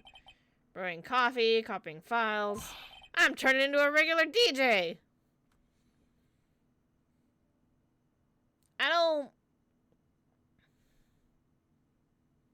I'm gonna assume that means something else to him. You're a DJ as well? If I'm not mistaken, I think he means desk jockey. Ah. Oh, that DJ. Gotta admit your persistency. Sorry, I gotta admire your persistency, but my answer's still no. I'm not letting you in the chief's office, period. It'd be my neck on the line. That office is the last crime scene in the SL9 incident. Have to take a look in there. There's gotta be something we can do to make the detective change his mind. What if I told you Edward's trying to quit? What's this crumpled up piece of paper? Wait for it to sink in. No way! Mr. Edwards can't be serious! Is he ever not serious? Can't believe they pushed him this far! Mr. Edgeworth really feels responsible. When I first met him, I thought he was as cold as ice too. But I know different now. He trusted us detectives to provide him with sound evidence. But we betrayed him. Detective. That's it. Made up my mind. But Here, take my ID card. can't do that if someone found out. They wouldn't let you off the hook with another lost item report. Look at me. It's no secret I'm already out of the loop. After all, I'm friends with Mr. Edgeworth. Depending on how this case turns out, I may already be as good as terminated. What? So at least let me do this, for Mr. Edgeworth's sake. Is Edgeworth the only reason why Gumshoe hasn't been fired yet? That's so sad. Alright, detective. Thank you. Gumshoe's ID tucked swiftly into pocket. Police department ID card allows access to areas of the PD open to detectives. Oh no. Don't get fired, Gumshoe. Alright, let's go sneaky sneak. February 21st, Police Department Chief's Office. Alright guys, we're gonna do a little B&E, get some breakfast and eggs in the Chief's office. Here it goes, Mr. Wright. Click. Beep.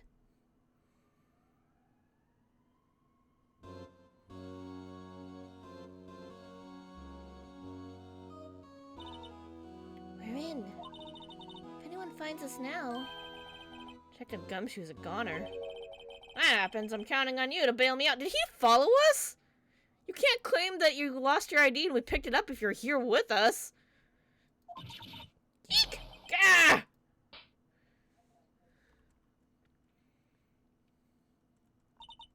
Sorry, I thought you were a ghost. I didn't even know you could slap a ghost. Ah, Detective Gumshoe! What are you doing sneaking up on us like that? I wasn't sneaking. I was just worried something might go wrong. So I came to. If you're here, then what's the point of giving us your ID card? That's what I was saying. Gumshoe's ID card crushed and rendered unusable in pocket. Why didn't we just give it back to him? That's fucked up! Poor Gumshoe. He doesn't deserve this kind of treatment. Hey, don't do that to my card! Why are we so mean to him? This poor man doesn't deserve this. Gumshoe did no wrong. I hardly ever get a chance to come in here, so I figured I'd have a look around myself. Besides, we're all in this together now. You really do want to get fired, don't you? I don't think that's what's going on here. Nah, if we're lucky. Now, come on, let's see what we can find out. Ooh, I've got a bad feeling about this. Let's take a little look-see around. This is the real deal, isn't it? This armor and these weapons. Sure is, pal. The chief doesn't care for imitations. First the pipe organ, now this armor. Do you know how many taxpayer dollars must have gone into this room? That's what I was saying my first time I saw this. Who has no reason why the chief of police needs this, like, ornate of a room at all. Needs stained glass windows. What the hell? What? You mean we're paying for this? That's it. I'm not paying 1 cent of my taxes. Then they come after you. You don't have any taxes to pay. Yeah, you're in high school. Don't you guys miss being young and not having to pay taxes on anything? Except sales tax. Shh, be careful what you say. Who knows? Chief may be hiding in this armor as we speak. I don't think he'd fit in there. Even if he did, he'd never be able to get back out. Ah, you guys don't know how scary that guy can be. You can see pretty far from 15 stories up. If you were to drop that suit of armor from here? First, the chief wanted to use stained glass for this window. He did at the top. Really? Why didn't he? You say he changed his mind because he wouldn't be able to see the view. Oh. Stained glass or not, it's a huge window. I mean, normal-ass huge windows are fine, but this is, like, unnecessary.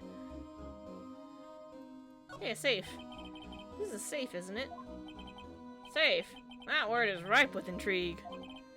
Okay, if you say so. It looks like a code needs to be entered in this panel to open it. A 7-digit number. I think I just might know what it is. Ooh! Is it all 7s? Do you know what it is? I have a hunch. Oh, I know. You want to try my birth date. That's not 7 digits, dude.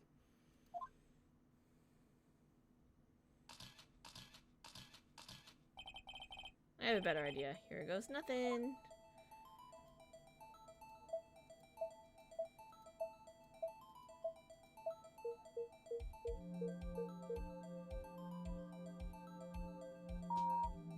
Code confirmed, access granted! I'm a genius. Who the hell makes it all 7s? Bingo. What number did you enter? Whose birthday was that, pal? 7777777. The final ID card number on the record. What? The number of the mysterious executive officer who entered the room that day. You mean 7777777? That ID number? I think you're 1-7 shy this time. This guy needs to update his security. Yeah, I would say so. This day and age, this can only mean one thing. That's Chief Gant's ID number. Say, anyone care to look inside? Hell yeah, I'm gonna snoop like hell. Let me in here. Is there any money in there? How much does he have stashed away? Look, it's a, The vase piece. Shard from a broken cup. Somehow looks familiar. Where have I seen this before? Why does he have this in there? There's something else in here too. Handprint. Huh. That's kind of weird. What's this? It looks like a piece of leather cloth.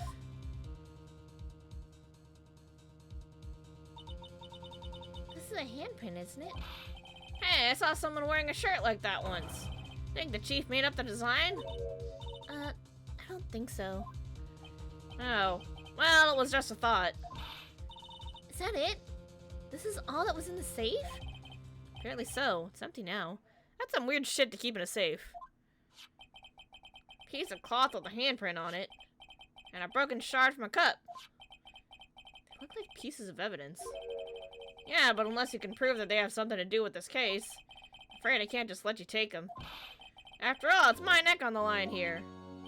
Great, now I have to prove their relevancy to get them. Ooh, how are these two items related to the SL9 incident? Come on, there's gotta be something we can show the detective. I know what it is already, it's the vase, but we're gonna keep looking around first.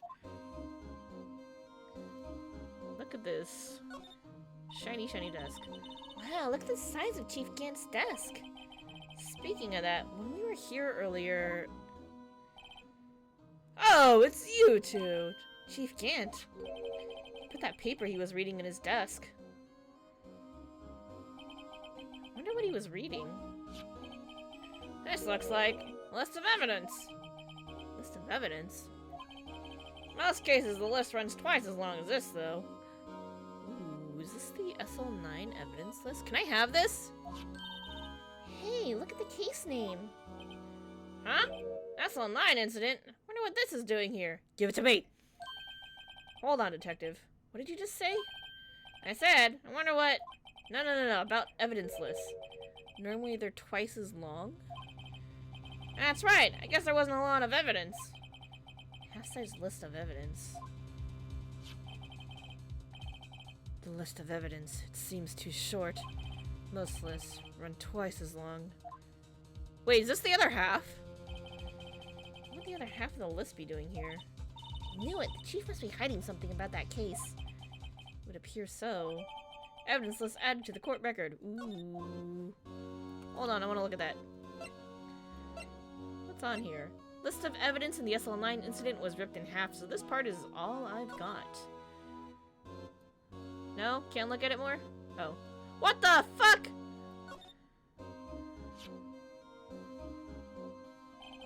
Wonder what this is. It looks like someone drew some kind of sketch here. What is it? Did you find something? I can't make it out. I'd better keep quiet about it for now. Huh? Oh, no, it's nothing. What are your eyes moving about like that, Mr. Wright? I'd better not forget about this picture.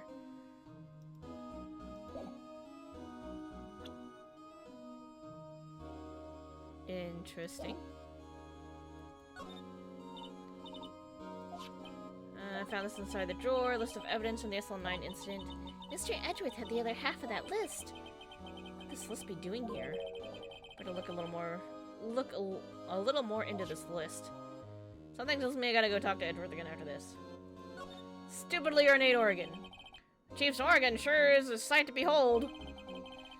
Occasionally we hear him playing it from the Criminal Affairs Department.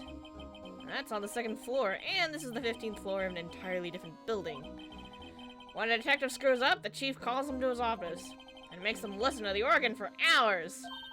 What's so bad about that? Music soothes the soul. After that, the detective can't hear anything for days except for the ringing in their ears. Hey, that's work comp. You're giving these people tinnitus. That's a disability right there. Gotta pay for their medical bills.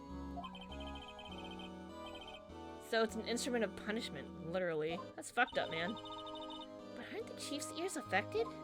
Yeah, it can't be legal. Sue that man. He never listens to anyone anyway. That's besides the point. This mark looks like some kind of flower. Or it is, it's designed after the insignia on the prosecutor's badge. Prosecutor's badge? Yeah, like the one hanging from your collar. What? You have badges too? Design's supposed to portray the severity of the punishment system. Now that you mention it, it does look all pointy and kind of painful. Mr. Edgeworth never wears a badge. That's because he's a sharp dresser.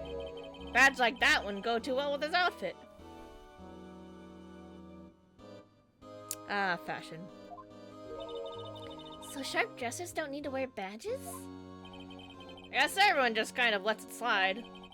I don't see that's how that's supposed to signify severe punishment.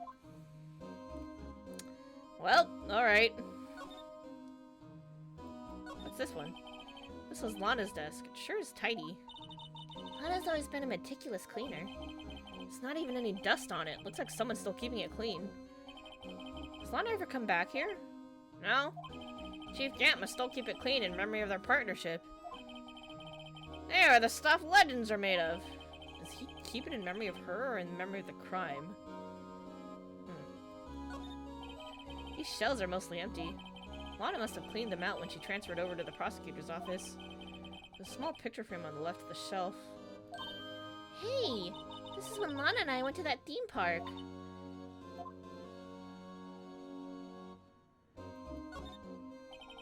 Look at that giant window! Makes you want to crash through it and jump outside. Dude, we are on the 15th floor. You will die. This is the 15th floor. I don't know, I was just saying! Gumshoe. Saying what? Ever since making detective, I've always dreamed about doing something like that. Note to self, Detective Gumshoe has a lot of dreams.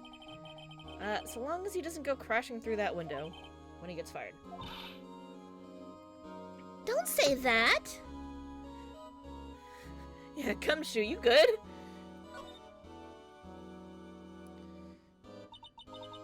This was taken on that day 2 years ago. The day Joe Dark ran out of the questioning room and tried to kill Emma. Intrusive thoughts there? Mm-hmm. After receiving his award trophy, Mr. Marshall took a picture here, then went along with Chief Gant to question Dark. Bet he never knew he'd be dead just a few hours later. Gee, you think? Oh, Gumshoe. Alright, so that's all the snooping we're gonna do. We're gonna talk to him first, and then we're gonna show him stuff so we can get a hold of that evidence. It's about the chief's office. That desk on the other side of the room, was that your sister's? Yes, that's why I was waiting for Lana. On that day 2 years ago. Is anyone using it now? Dude needs a hug? Yeah, he do.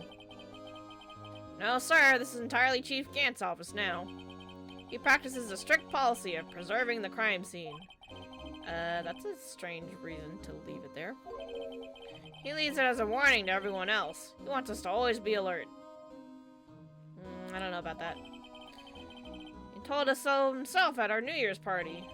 Of course, he was pretty intoxicated at the time. I see. So, ever since Lana left, no one ever touches that desk? No one except Chief Gant. And the cleaning lady who's in here each morning.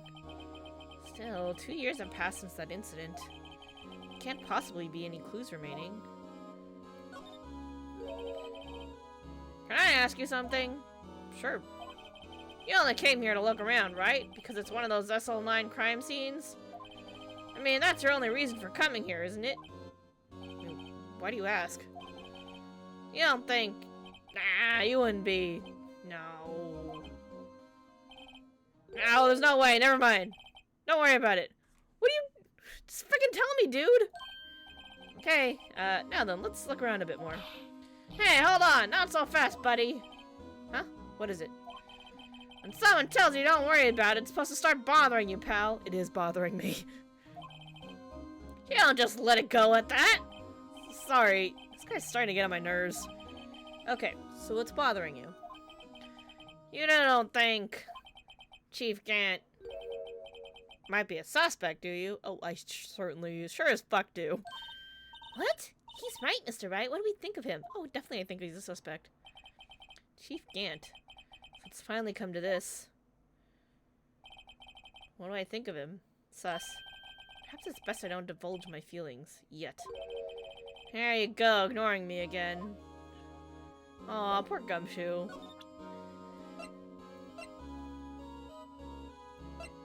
Give me the pot!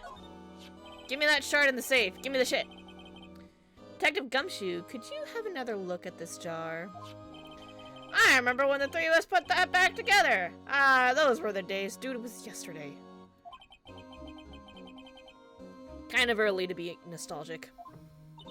Wasn't this jar a piece of evidence from that case? That's right! One of the shards had an SL9 incident sticker on it.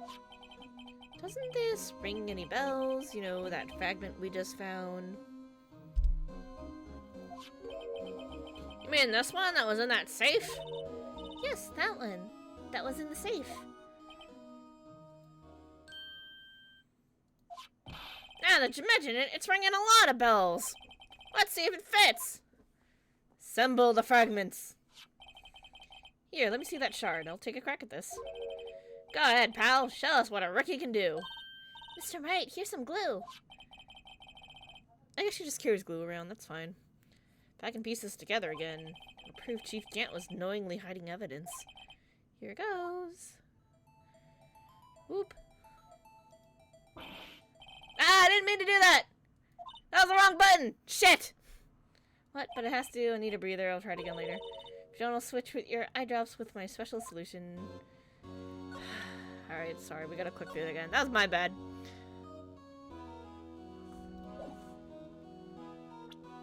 Present. Let me Let me piece it together. Let me do the thing. Assemble the fragments. Alright, keep my damn finger off the right click. He just looks at it and is like, this is impossible! There we go. Combine! Bloop! Hey! There! Fits like a charm. That, of course, means Chief Gant willingly and knowingly hid a piece of this jar in his safe. For what reason, we don't know. In other words, he concealed a piece of evidence from the SL9 incident. But... Hey guys, get a load of this! What is it? This piece you just attached. It's different from the others. What?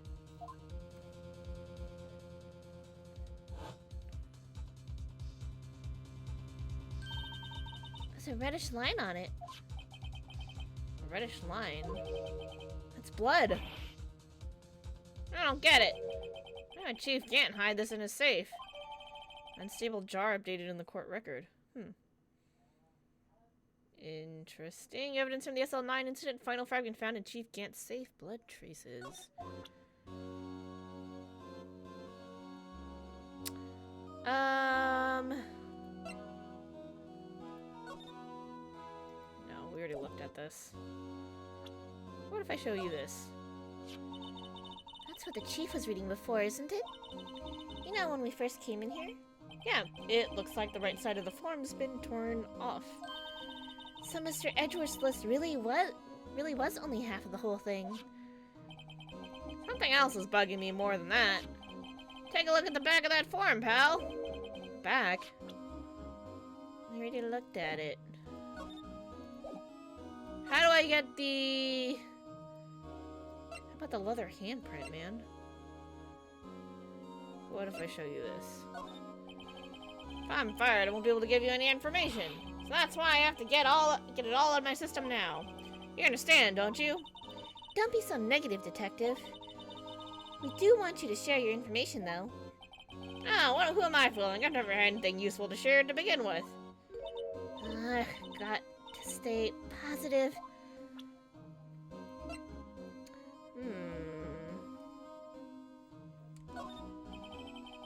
Nope.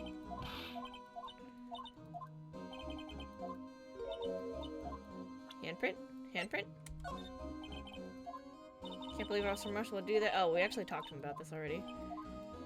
Well, we got everything else new, so... Oh, let's show you the completed pot. What do you think? Feeling a lot better now that this jar is complete. But it only raises another question. What was a piece of it doing in the chief's safe?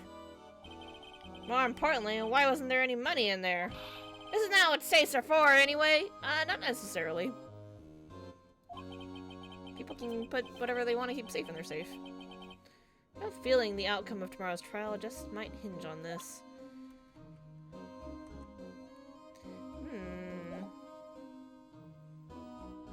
Can I BRB? Let's go... I want to have a word with Edgeworth.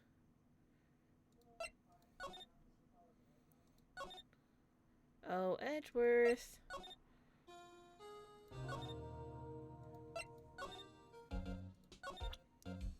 Hey, buddy. Look what I got. Right, please. I'm the prosecutor on this case. You don't expect me to sit here and discuss the case. Oh, you already said that. Show him the best evidence I can get some reaction out of him.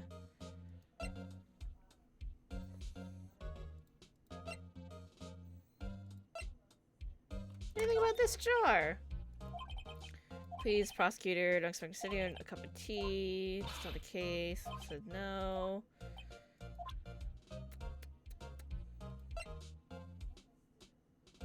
Autopsy? Nope. I want the handprint. How do I get that? Alright. We'll go back to...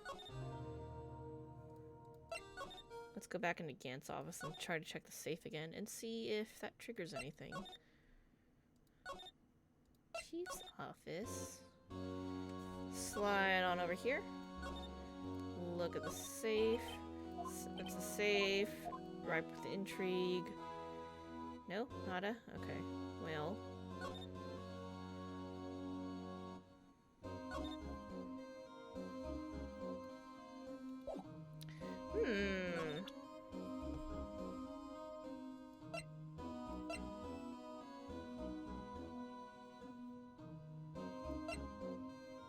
We tried showing you that.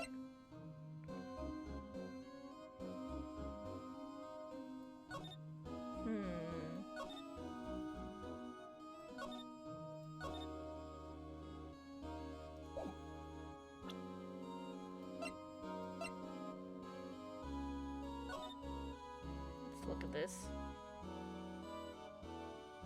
Oh, yeah. Let's check this out. Hey, look here. It's hard to make out, but there's a dark red stain here. Looks like blood. The piece the chief has is different, though. The blood stains on the other pieces are just spots. But this one's a line. That is odd. Yeah, what's up with that? Huh? This thing doesn't have a bottom. That's weird. I wonder which side is up. Better yet, what's the purpose of a bottomless jar? At least it doesn't collect dust inside, right?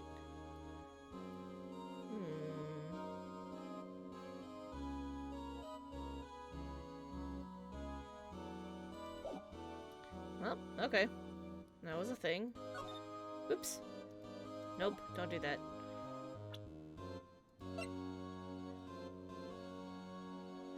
Print's been wiped.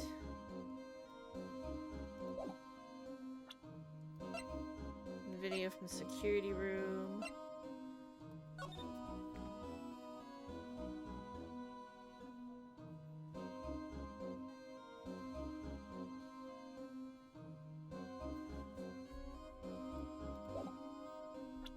Where is the knife? How do I get the other half of the list from Edgeworth?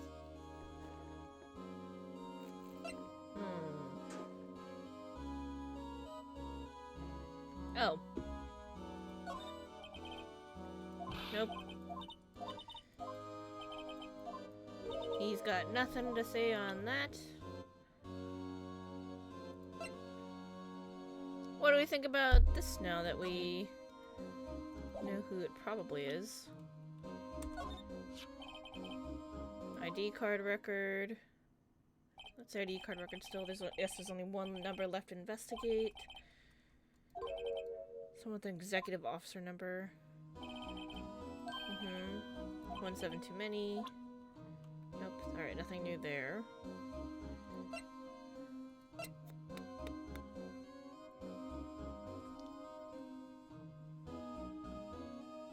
Where do we go from here?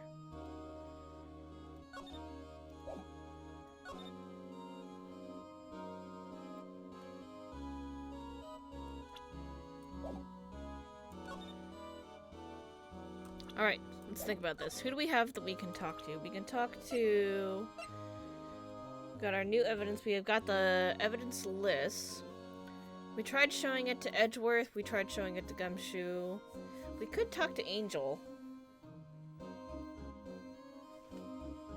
Should we talk to Angel and show her the new stuff and see if she gives us anything? Maybe. Maybe. Think about what you're trying to get. I'm trying to get a handprint. But I don't know what that handprint is.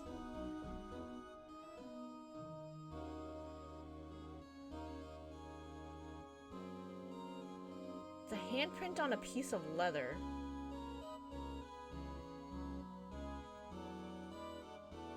So the question is, why is there a handprint on a piece of leather?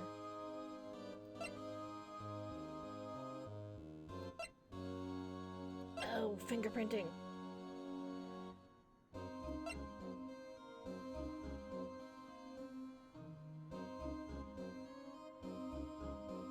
How can we handprint it? Or how can we...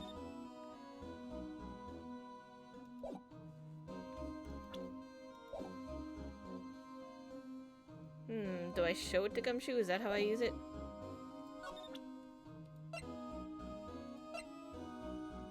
Hey, let me do the thing. Detective Gumshoe, I'd like you to have a look at this. Hey, I know what that is. So you want to take some fingerprints? Hell yeah. That's a great idea, Detective. Alright, go to town. Sheesh! What are you doing? Why are you sticking your out your hand like that? Go ahead, take my fingerprints. Gumshoe. It's not your fingerprints we want to take. Hold on, I gotta turn my fan on really quick. There we go. Huh? Come on, this isn't the time for jokes. We're talking about that cloth we found in the safe. Oh! I knew that. The one with the handprint on it, right? Sheesh, where's your sense of humor? I'm pretty sure you just didn't know what I was talking about. 3 A's in handprint. Wait, wrong game. Okay, Mr. Wright, let's check for prints. Sprinkle the powder on the cloth. And once they've been absorbed into the prints, blow the rest away. What are you, my mom? I don't have to be told a million times. Alright, let's get this over with. Let's check over here, I guess.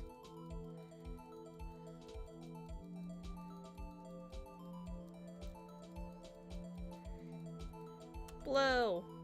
Ooh. Oh shit. Game, come back!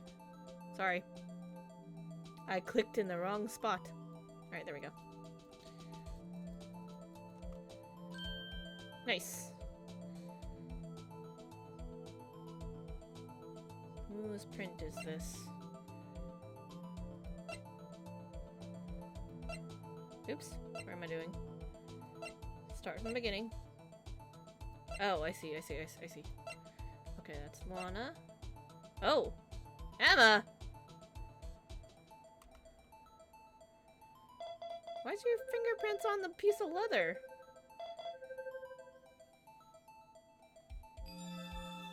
Is this what he's using to blackmail Lana? No, how can this be? What are Emma's fingerprints doing here? Hey, you found a match? Whose fingerprints were they? Yours? Oh, seems the prints are too old. They aren't clear enough to get a match. Oh, that's too bad. I thought they'd be Dark's prints. Psst. Hey, yo, over here. What's going on here? What are that kid's prints doing inside the chief's safe? Don't ask me. Let's just keep this information from Emma for now. Here, maybe you should hold on to this. Found in Chief Gant's safe. Evidence for something, but what? Bears Emma's guy's prints. Well, was I of any help? Of course. Thanks to your ID card, we were able to get some hard evidence. Oh, shit. Oh, shit. He came back. We gotta get the fuck out. Now, that's not very kind, is it? In other words, if it wasn't for his ID card, he would have been useless. Isn't that right, you in the coat? Eek! Chief Gant! We didn't think you'd be back so soon. Fortunately, I'm a man who believes in signs. As I was walking to my meeting, I happened to look out a window and saw a stray dog run right into a pole. Just then, I thought of a certain detective. You mean me, sir? Oh no, poor Gumshoe. Now then, I'm afraid I'm going to have to ask you all to leave. Yes, sir. Sorry. Oh, you in the coat. Me, sir? Drop off your ID card on the way out. You won't be needing it anymore. But, sir! Oh shit, we got Gumshoe fired. From a wrench to a sledgehammer, yeeks. Now get out! Yes, sir! Oh no. We'll be on our way too then. Wait! You, the one with the spiky hair. Don't go yet. Me, sir? No, spiky hair, that's me. I'd like a word with you. But sir, I'm not a licensed scientific investigator yet. You with the spiky hair, you're free to go. Wait, what? Mr. Wright! Oh shit. She okay? Look, pal, if I've told you once, I've told you 1,000 times. Chief's office is off limits. But no, you just had to go sneaking in there like that, didn't you? I said you didn't care anymore if you were fired. Yeah, but if I knew it'd be like this, I never would have said it. Eesh, now that I've seen the evidence Chief Gant was hiding in his office, I think I'm finally starting to get the picture. Why she kept eerily silent about it all this time? Anyway, you listen to me? I'm gonna try to smooth things over with the Chief again. Later, pal! Oh, gumshoe. After that, I heard from Emma. She said the police wanted to ask her some questions. So she'll be busy for the rest of the day. Oof. Lost her sidekick. February 24th, Detention Center Visitors Room. I see. So the Chief asked Emma to come in for questioning.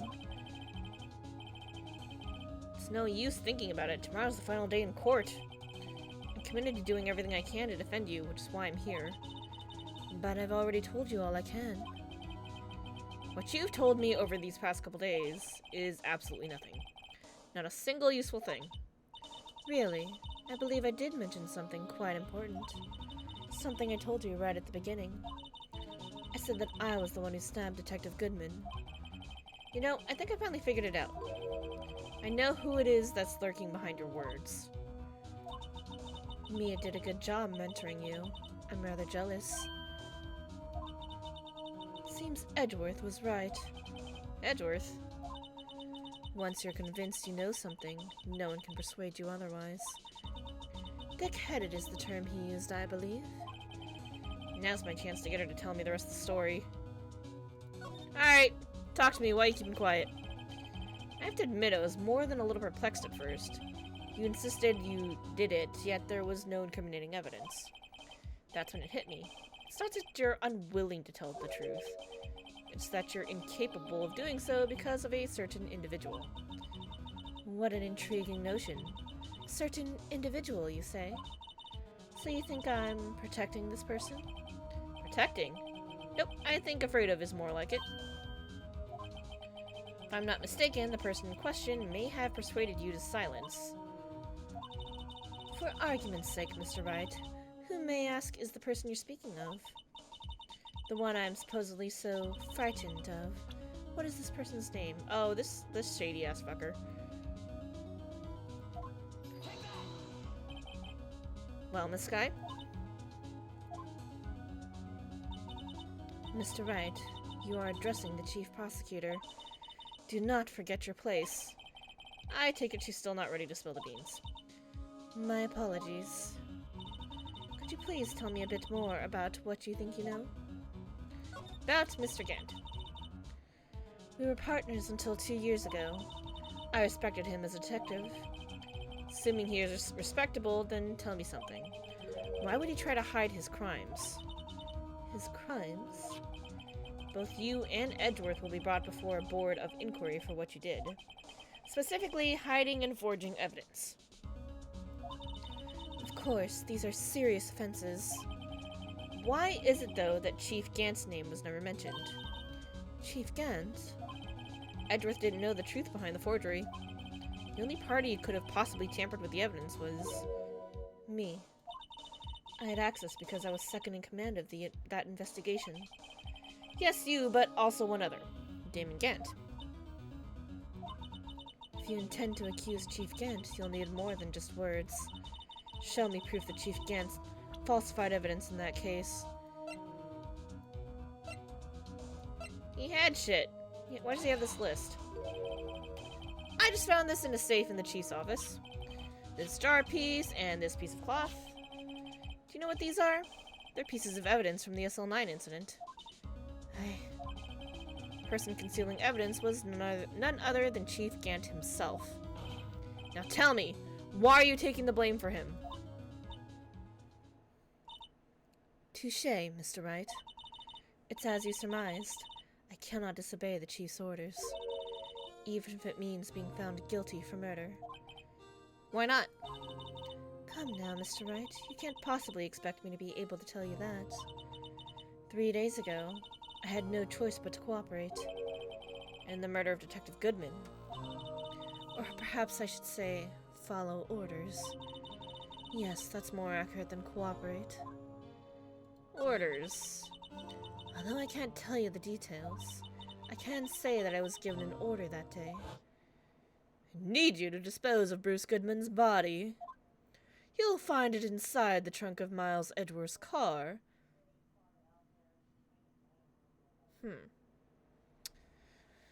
So, my guess is Gant murdered Goodman and then shoved him in Edgeworth's car and then made Lana drive it back to... No, made Lana go to the prosecutor's office to get rid of it because Miles took his car back there after being told to do so by Gant. That makes sense. That's a good line of reasoning.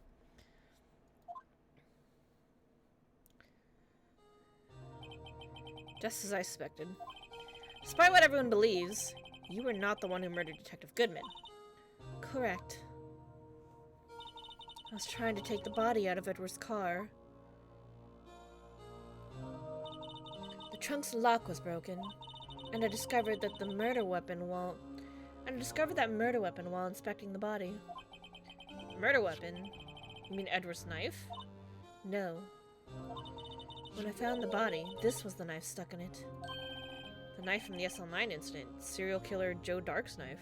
I couldn't just leave that knife in him, so I took it out and stabbed him with another knife. And that would be Edward's knife. Okay, so she did stab Goodman, so she wasn't lying about that part, at least.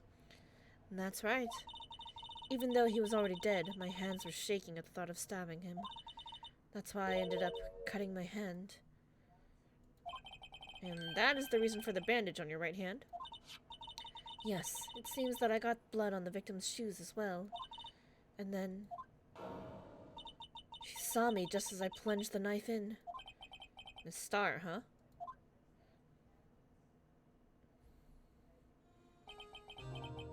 Why did you need to hide Dark's knife so badly? Yeah, what's up with the knife? It took a lot of work to finally close the Dark case 2 years ago. It was over with. I didn't ever want it to be opened again. My intent was to prevent that by whatever means possible. So, you hid Dark's knife. Okay, hold on. Why doesn't she want it open?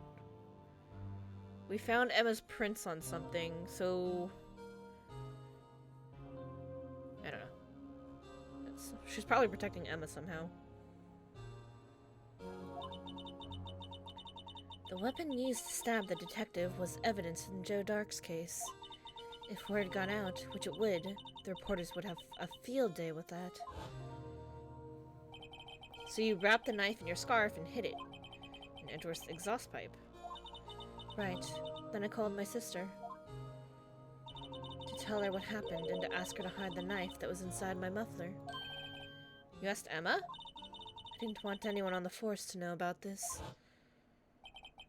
That would explain why Emma is so confident about Lana's innocence. Speaking of phone calls, I had a bad feeling about one of them that day. A bad feeling? The truth is, after I received those orders from Chief Gant, the first thing I did was make a phone call. A phone call to Patrolman Jake Marshall. Marshall? Why on earth would you call him? The lead investigator for the SL9 incident had been murdered. I wanted that fact to be kept hidden, and I needed help.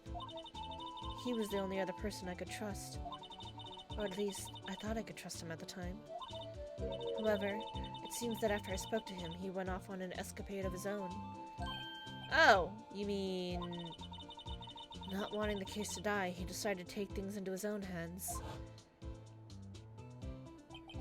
He disguised himself as Detective Goodman and tried to steal the evidence. He had already stolen the ID card, but it seems he still hadn't made up his mind to break into the evidence room. What did she tell him exactly, I wonder? After my phone call, any remaining doubts he had must have disappeared. So your phone call caused the incident in the evidence room? Interesting.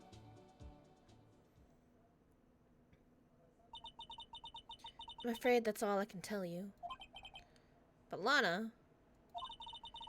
earned my respect, Mr. Wright, both as a defense attorney and an investigator.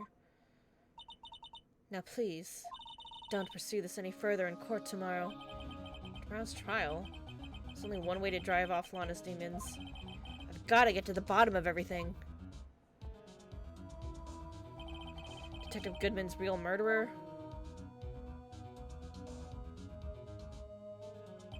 And what went down in the chief's office 2 years ago. Ooh. Nice.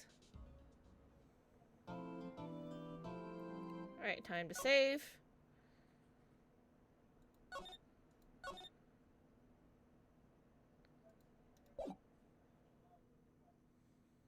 Okay. I need to take a quick bathroom break, but while I'm doing that, I've heard that I should be running ads so I can turn off pre-roll. Okay, since I'm gonna be in the bathroom, I'm gonna run the 1-minute 30-second ad, and then we will pick up right after that. So don't worry, you're not gonna be missing anything, because I'm just gonna be in the bathroom during this ad break. Alright, BRB, guys.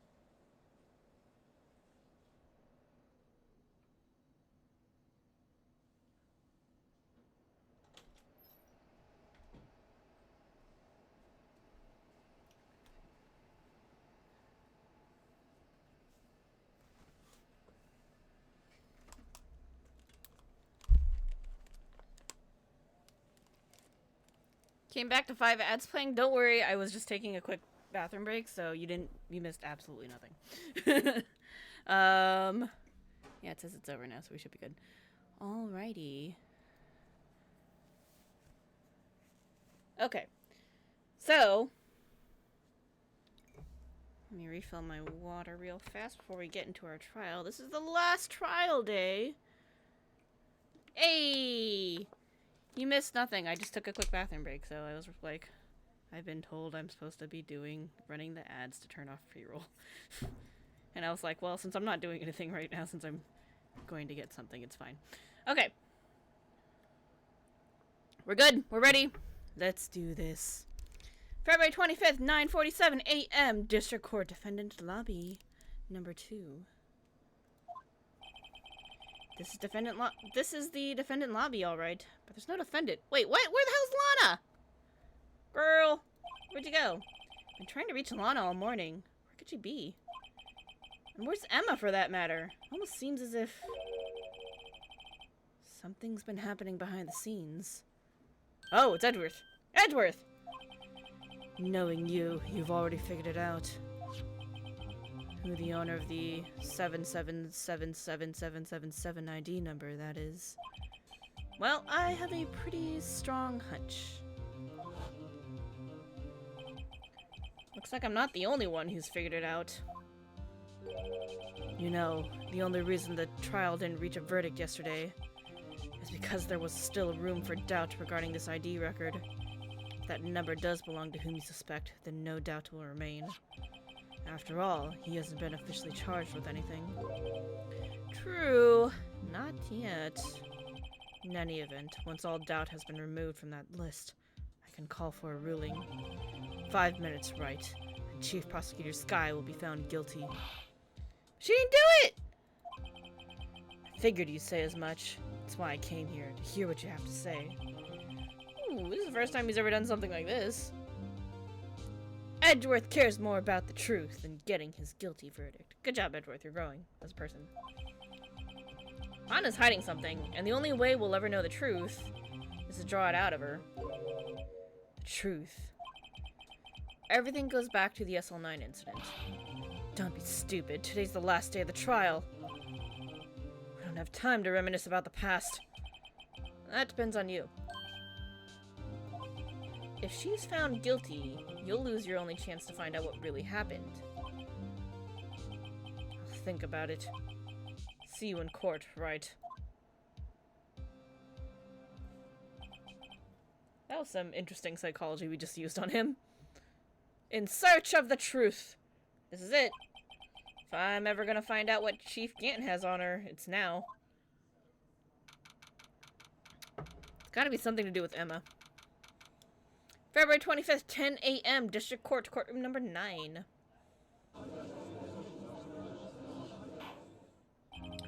Court is now in session for the trial of Miss Lana Skye. The defense is ready, Your Honor. The prosecution is ready, Your Honor. Normally, this is when the prosecution puts forth its opening statement.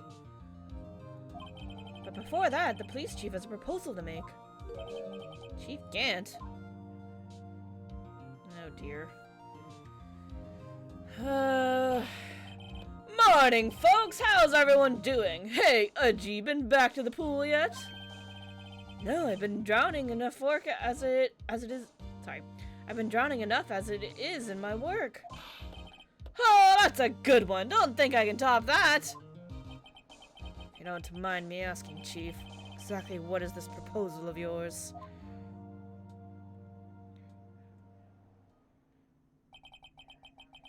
Lana, that is to say, the defendant, has asked me if she could speak directly to the court. She wants to do what? Having heard what she intends to say, I feel she should be granted her request. In the end, it should save everyone a lot of time and trouble. Chief's making the first move. Yep. Time to put a lot of holes into Lana's thing, I guess. And be like, gonna Benio. What's this all about, defendant? I'd just like to make one simple request and I'll be finished. Well then, what's your request? Your Honor, I'd like you to put an immediate end to this trial. No! You stop that! Huh? I confess to all charges against me. On February 21st of this year, I murdered Detective Bruce Goodman in the underground parking lot of the prosecutor's office. No, Lana!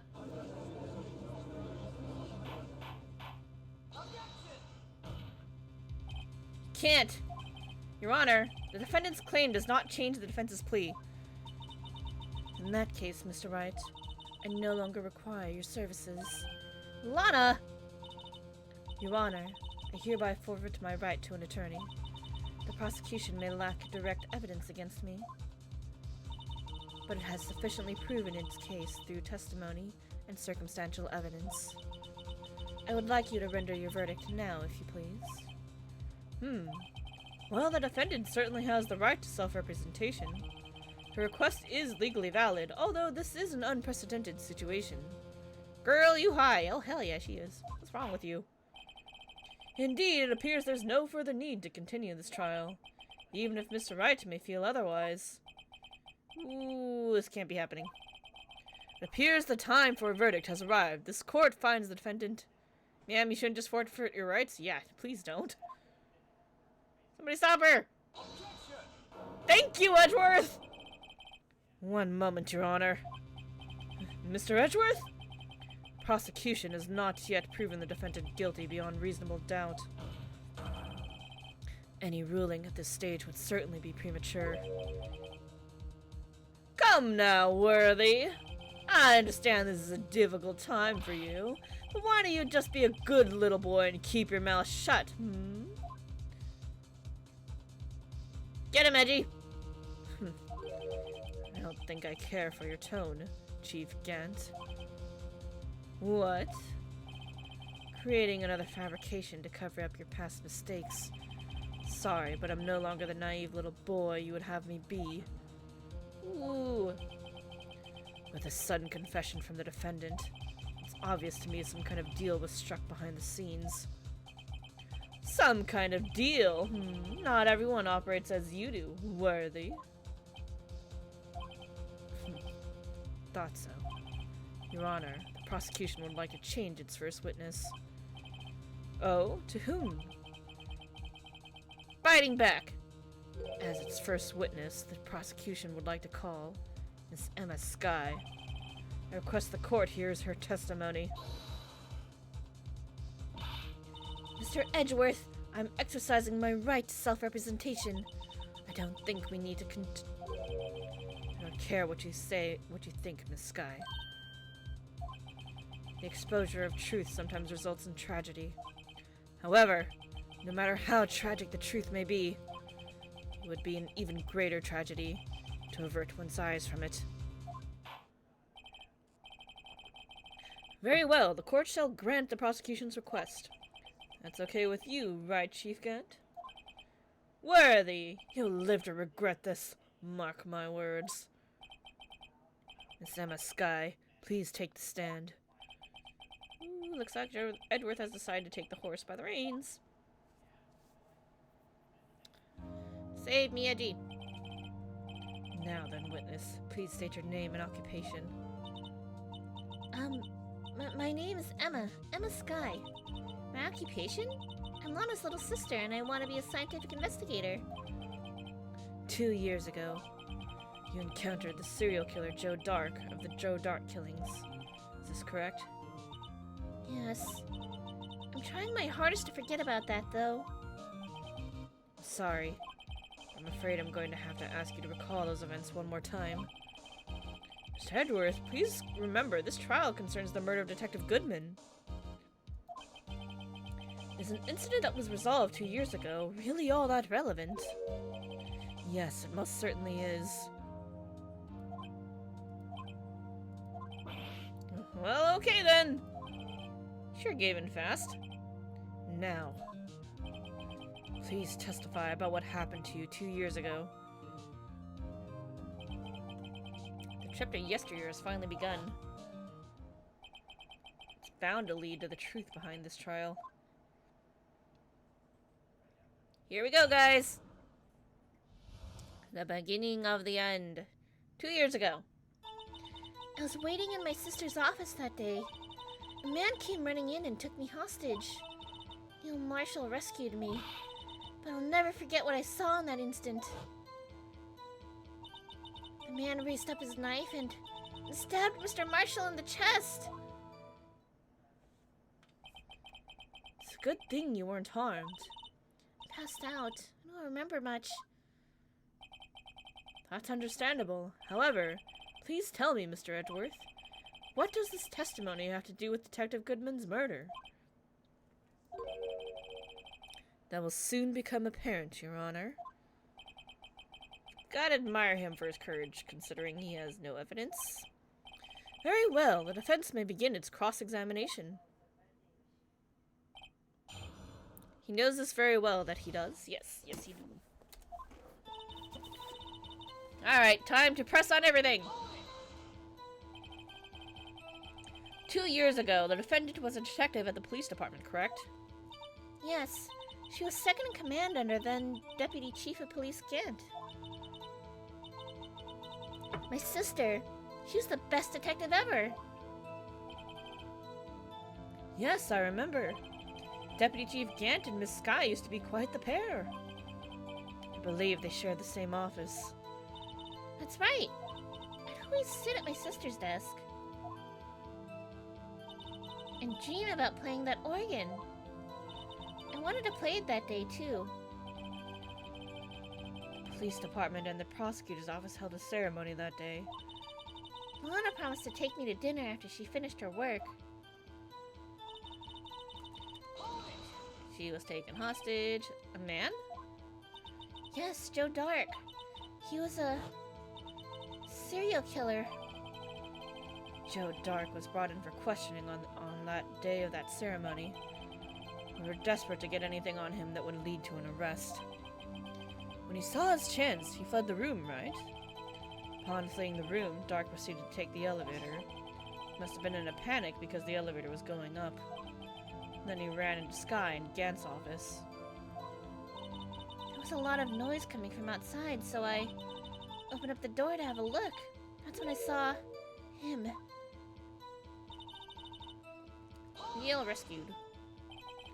What was the prosecutor doing there? That day, there were 2 people present during Dark's questioning. Deputy Chief Damon Gant and Prosecutor Neil Marshall. Almost forgot about Gant. Neil Marshall had just received the King of Prosecutors Award. Young and dedicated, he went straight to the questioning room after the ceremony. I assume that would also be why he was the first to run after Dark.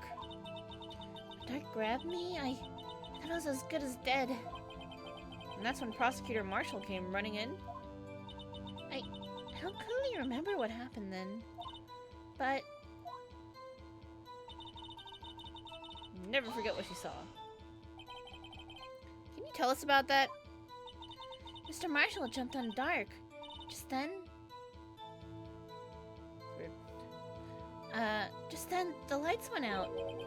Lights? It was just about this time of year. There was a terrible storm going on and lightning struck nearby. So the electricity went out? Wait a minute.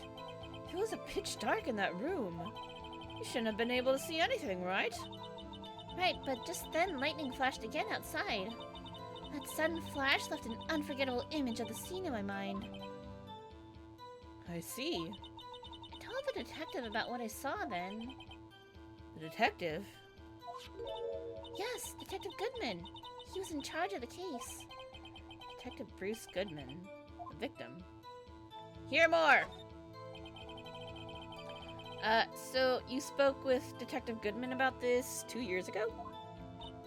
Yes, that's what's so scary about this trial. You told Detective Goodman about what you saw? Yes, but at the time the words just wouldn't come out. That's why I drew a picture. Picture? Yes, I think she mentioned that before. Well, Mr. Wright, have you heard enough? Ask about the picture. It's probably the one on the back of the evidence list, for reasons. This picture the witness drew. I believe it has a very important meaning. The list of evidence I was given 2 years ago didn't contain a picture. Witness, would you mind if we added this statement to your testimony? Yes, Your Honor. Drew a picture of that scene... I drew a picture of that scene once, but it seems I've been lost. I got your picture! Objection! Mr. Edgeworth. This little girl put all her heart into drawing that picture. And yet you would insist on denying its existence? Huh?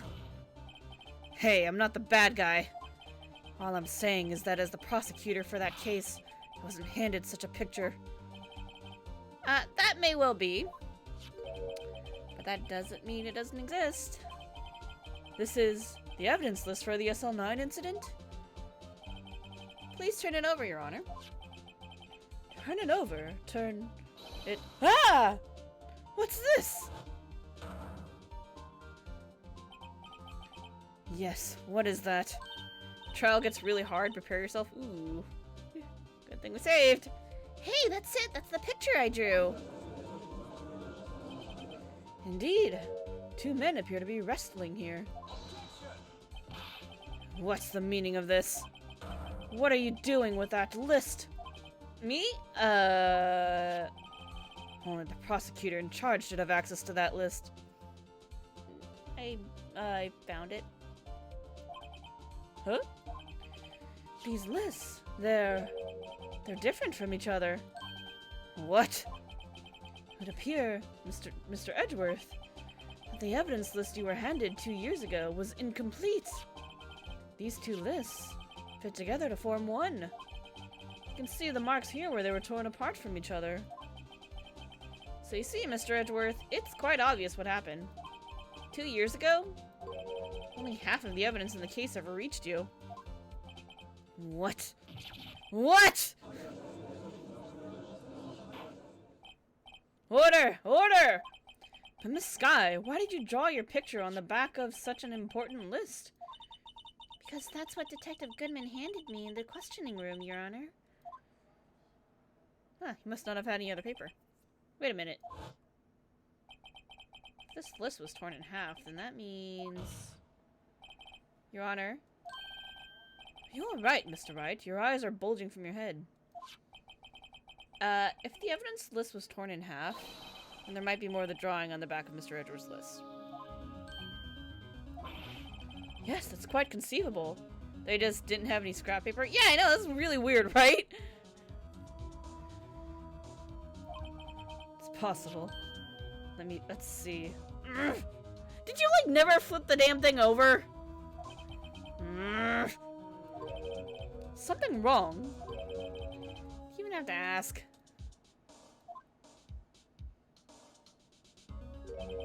Sorry, Your Honor. There is indeed something drawn on the back of my list. Is that thing? What the fuck? Why is the badger there?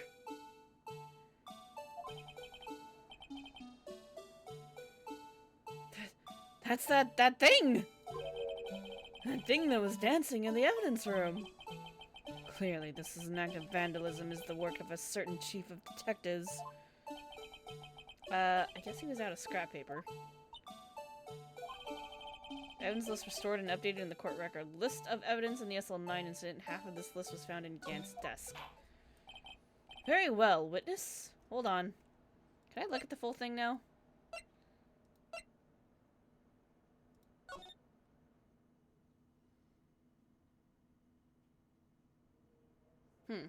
I mean, it looks like it goes together.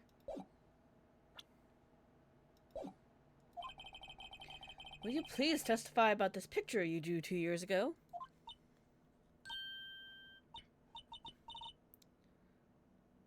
Wait. Look at the animation of Edgeworth holding paper. You can't see it on the back. Oh, that's funny. Huh? Oh, yes, sir, Your Honor. What's wrong with Emma? She seemed to be thinking about something when she was looking at that picture. Emma's picture. This is the picture I drew 2 years ago. The flash of lightning was so bright, all I could see were shadows. After that, I must have fainted. This picture shows exactly what I saw in that instant. To think a flash of lightning could burn such an image in your mind. Thanks to that, though, she was able to show us exactly what she saw. Well, I don't see any contradictions here. This clearly shows Joe Dark about to murder prosecutor Neil Marshall.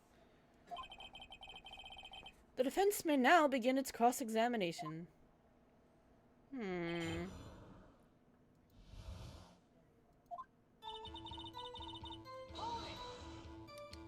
you draw this picture right after the incident? I think I drew it 2 or 3 days later. At first I was in such a state of shock that I couldn't do anything. During that time, the investigation team was reorganized. Detective Goodman was placed in charge, under the direction of Damon Gant and Lana Skye. 2 or 3 days later, the memory should still have been fresh in her mind. Excuse me, witness. But can you please tell us why this picture is painted all black? Flash of lightning was so bright. Okay, because she could only see shadows. That makes sense. So at the time, you didn't even know it was Mr. Marshall who had come to your rescue? No, I couldn't see him clearly. The lightning was so bright, and I was knocked to the floor. You were knocked to the floor? Dark had a tight grip on me, but when Mr. Marshall jumped on him, I was knocked away. I turned around, and that's when the lightning flashed.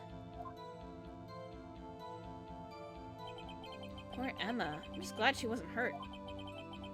What happened after the lightning flashed? Must have fainted. You mean you didn't see the actual murder take place? No, I'm sorry. The flash of lightning only drove off the darkness for a split second. Not only that, the trauma of the situation understandably caused the witness to faint. Do you really need to torture this girl any further? What? Hey, I'm not the bad guy here! Anyway, this picture says exactly what she saw in that instant. What about the rest of it? Sorry for asking so many times, but are you sure you drew exactly what you saw? Of course, this is the exact scene.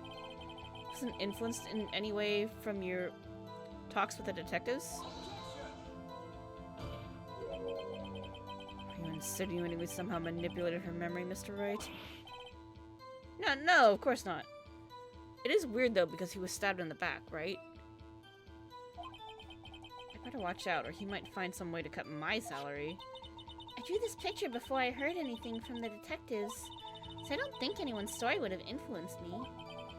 Mr. Wright, is there something that's bothering you about this picture? Yeah, because he was stabbed in the back. Huh? Oh, well... that's strange. She claims this is exactly the scene that was imprinted in her mind. And yet... there's clearly a contradiction here.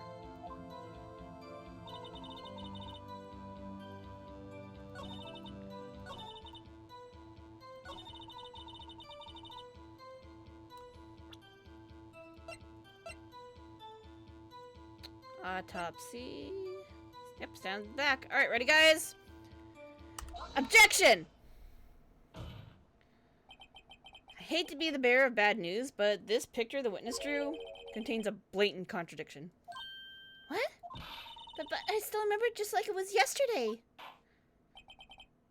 Mr. Wright, perhaps it would be faster if you simply pointed out this contradiction for us.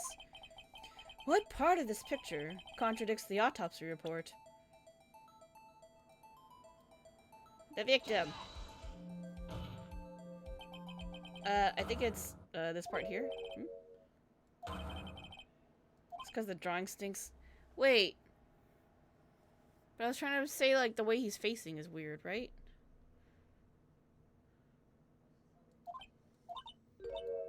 Mr. Wright, how could you? Act of making an innocent girl cry would warrant the death penalty. Guess it means I shouldn't shift the blame to others. Yes, well, so long as the defense has learned its lesson, I'd better take another look at that autopsy report in that picture.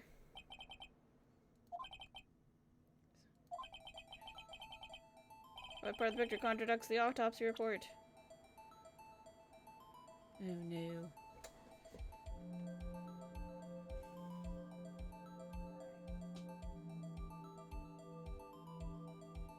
If it's not clicking on the victim, is it clicking on the knife?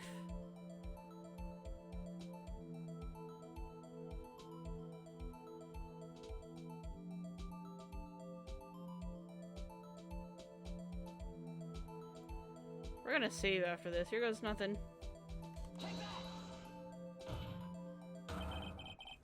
The contradiction, of course, lies here. Let's save really fast. Yeah, you know, that's fine. We'll just save over. We're good. Take a look at the knife the man is holding. If you look closely, you can see its tip is broken.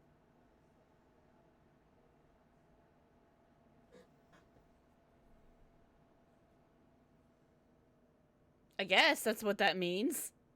That's not what I was thinking about, but okay. Yeah, because they found the tip of the knife in his body. I was not thinking about that. Alright. Even I don't have to look closely to see that, Mr. Wright. Mr. Wright, look at the evidence. Task failed successfully? Yeah. Somehow it worked. I was just like, I don't know. How do I tell you that he's stabbing him in the wrong direction? Click on the knife. Oh, that's not what I meant to do, but sure. We're getting there. That's the point. See the murder weapon? The tip is broken too. If I recall, the tip of the knife was found broken off in the victim's body. It was the conclusive piece of evidence that proved Joe Dark was the murderer. Okay, but how can it be in his body before he got stabbed? I'm afraid it's not so simple, Emma.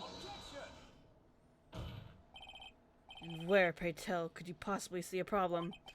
It's obvious, really. The victim suffered a single stab wound to the back. If the victim was only stabbed once, then the murder weapon should not yet be broken. Ah! What's the meaning of this? Perhaps the knife was broken beforehand. Sorry, but I'm afraid that's not possible. The tip of the knife was found inside the victim's body. If it was broken beforehand, it couldn't possibly wind up there. That's right. But what does this mean? The tip of the knife was undeniably discovered within the victim's body. The only possible explanation is the witness's memory is mistaken. That's why I asked her so many times if she was sure she remembered it correctly. I believe you were annoyed at the time, but she was sure she remembered correctly. But there's no other way to explain this inconsistency. Not so fast, Mr. Edgeworth. There is another explanation. Have you forgotten already? About a little something called falsified evidence? Treading on thin ice, right? All I'm saying is that this broken knife tip might be the piece of evidence that was forged. Can't deny the possibility. No. Ugh!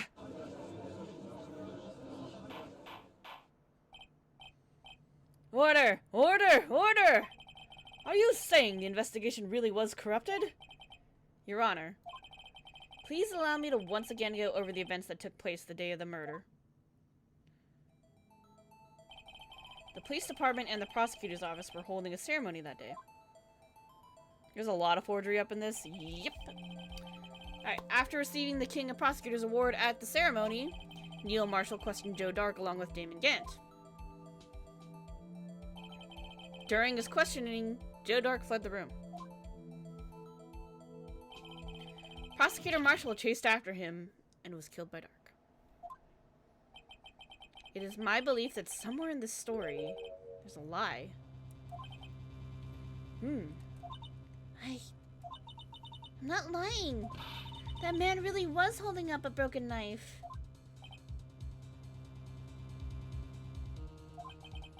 If that's true, then there's no other way around it. This could not have been the actual murder weapon. There must have been another broken knife. What are the chances of there being two broken knives? Another broken knife besides Joe Dark's. Could there have been one? Oh, hell yeah. Yeah. I know which one it is. It's our missing halberd. If the witness is this adamant about the accuracy of what she saw, it can't just be explained away by simple observational error. Mr. Wright. In that instant, Emma really did see a broken knife. I assume, then, that you have some information about this other broken knife? If so, please feel free to enlighten us. Here's hoping I clicked the right thing. I'm gonna save just in case. Well, I was like thinking about like what the hell happened to that stupid halberd, and I'm like, that's broken. That's gotta be it. The murder weapon was already broken prior to the murder. There's only one way. Take a look at this. Here's the real murder weapon. We show the— I don't know if we show the photo or the thing, but here goes nothing. I'm like, this is too weird.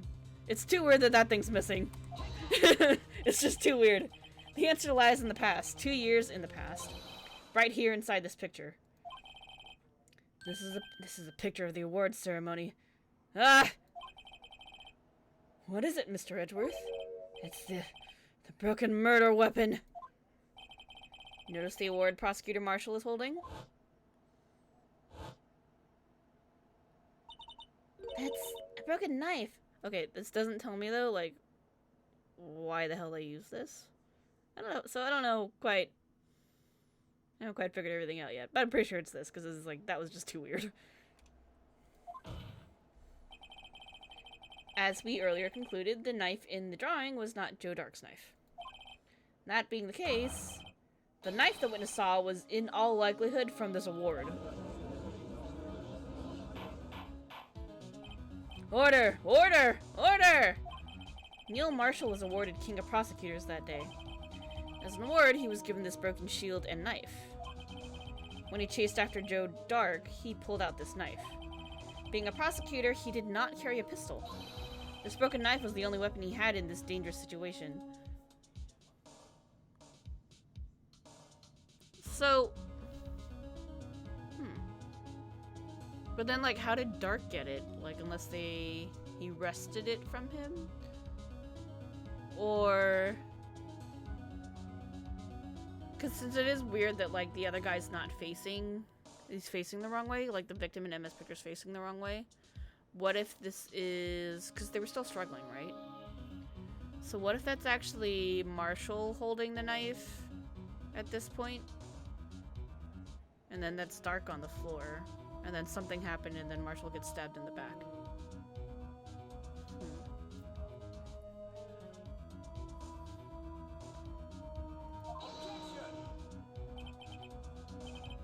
But that can't be. Oh, and why not, Mr. Edgeworth? Because the King of Prosecutors award knife was the murder weapon, and the murder and the victim would be reversed. What do you mean? I mean, this man raising a knife would have been Prosecutor Neil Marshall. Oh. Oh! Yeah, that's what I was just thinking about, right? Thanks, Edgy. But the prosecutor was the one who actually died. That's true. What's going on here? It seems that Mr. Wright has been a bit too eager to jump to conclusions. That's the only thing that makes sense! Wait, I remember now. I remember everything. Witness? Mr. Edgeworth, What is it? could you show me your evidence list again, please? His list? The one with that picture scribbled on the back?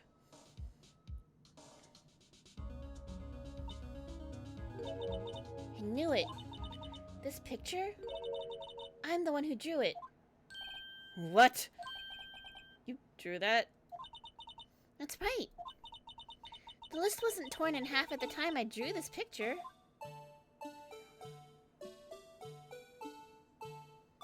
Why do you have the blue badger there, though? That's weird. All this time I've been trying so hard to forget. I must have locked this part away deep inside me. Perhaps it would be best if we added this to the witness's testimony. Would you please tell us what you've recalled, Miss Skye? Yes, Your Honor. The hell is that? First the knife mix-up and now the blue badger? This should be interesting.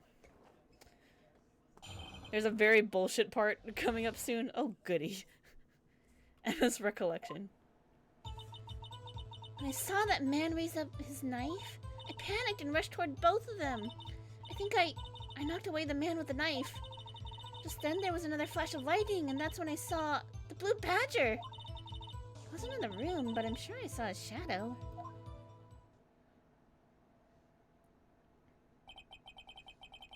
This is certainly most unusual. Try impossible. Chief detectives hadn't even designed him until this year. That would mean he didn't even exist 2 years ago, yeah? Yes, well, the defense may begin its cross-examination. Stop, please! Don't pursue this any further! Lana! What's the meaning of this? Please remain seated in the defendant's chair. But you can't do this! I've already confessed to the crime! Why can't you just leave it at that? Chief Prosecutor Sky. We've already come this far. It's too late to turn back. Silence! The defense will now begin its cross-examination. Bailiff, please detain the defendant. Ooh, it seems we're finally getting to the core of the matter. Lana's freaking out. This is gonna be good, right? Emma's recollection. When I saw that man raise his knife up. I already read this. What am I doing? I'm dumb. Alright, here we go. When you say that man, I assume you refer to Joe Dark? Yes, at least I think it was him. You think? All I could really see were shadows. Power outage that immediately preceded the incident. This is also documented in the prosecutor office's reports. So then you panicked.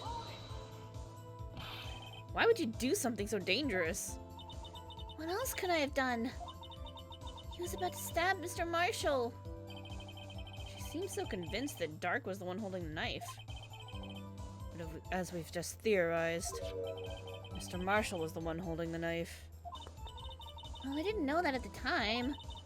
When that Dark guy knocked me down, all I could think was, I've gotta help that other person. Knocked away the man with the knife. What do you mean, you think?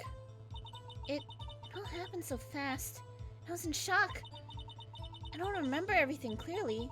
What I did, it's all kind of a blur. Hydrate! Okay. Time for water. Always good to hydrate. Now we clear the request queue. Weep.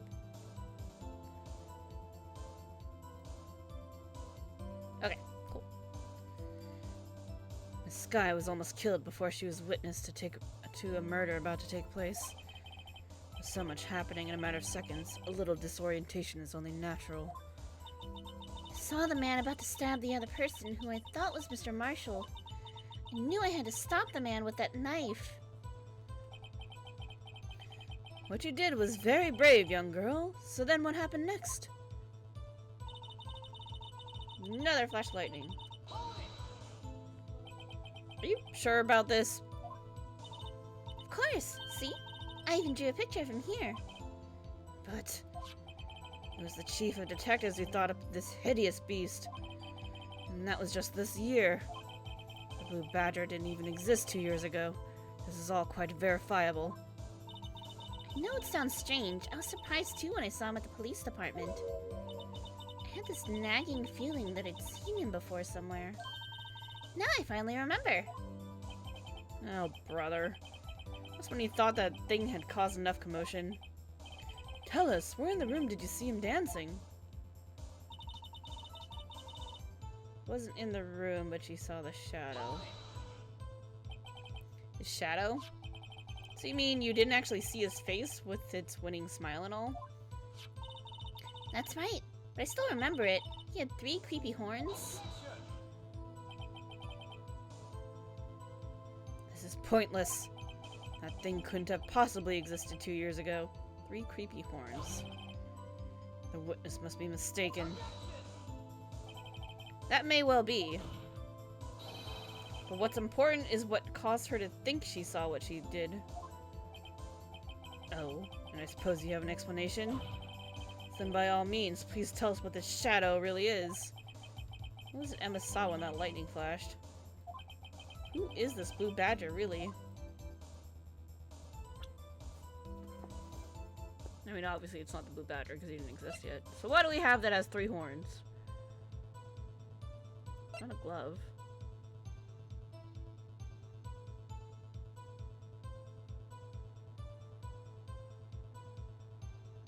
This isn't really horns, though. Hold on.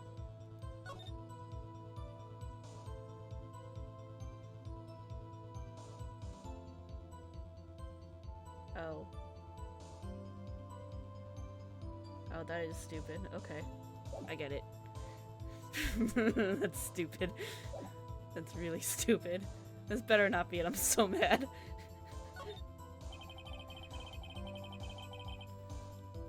You know what? It makes sense though, because somebody got taken out by that damn vase, because that's why it broke. And Dark had a concussion. The Blue Badger hadn't even been dreamt up when Emma drew this picture, yet she's certain she saw its shadow. Ladies and gentlemen, it is the defense's belief that on that fateful day 2 years ago, there indeed was something that looked similar to the Blue Badger. Something that is now sitting in this very room. Mr. Wright! In this room? Very well, Mr. Wright. What is it that the witness saw in that instant? Please show us this mysterious Blue Badger look-alike. It's this dumbass face. Haven't even touched stupid part yet, so that's gonna be fun. The mysterious Blue Badger was in fact this. But that's... what exactly is that? I believe it's some sort of jar face. But Mr. Wright, that doesn't look anything like the Blue Badger. Indeed it doesn't. As it stands now, it's just a plain jar. However, what if we were to change our viewpoint? Our viewpoint? I've got to show them the correct angle to look at this from. Is this gonna be stupid? Is this how we get stupid? Oh, Lord.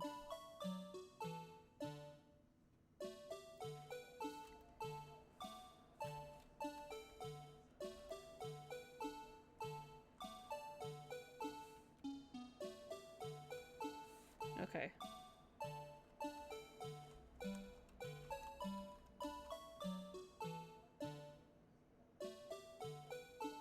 Look pretty good? I think that looks pretty good. Yeah. I hate this. I hate this so much. Okay, here goes nothing. Well, is this a miracle or what?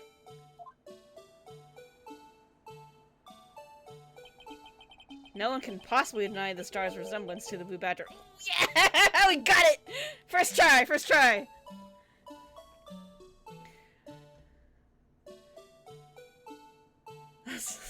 Damn, that's stupid. I don't know, man. I don't know how I got that first try. Ooh, boy.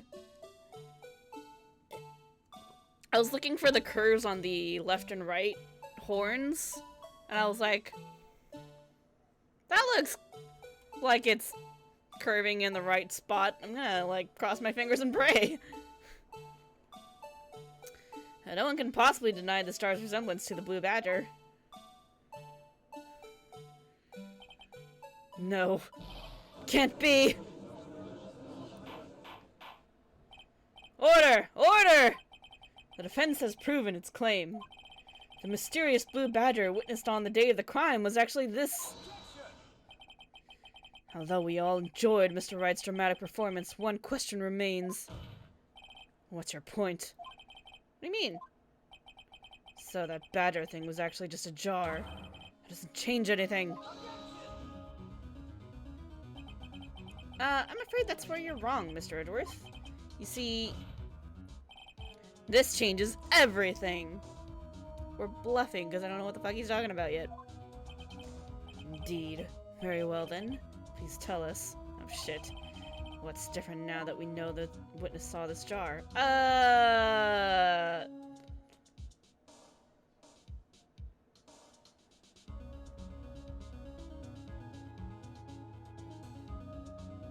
murder weapon?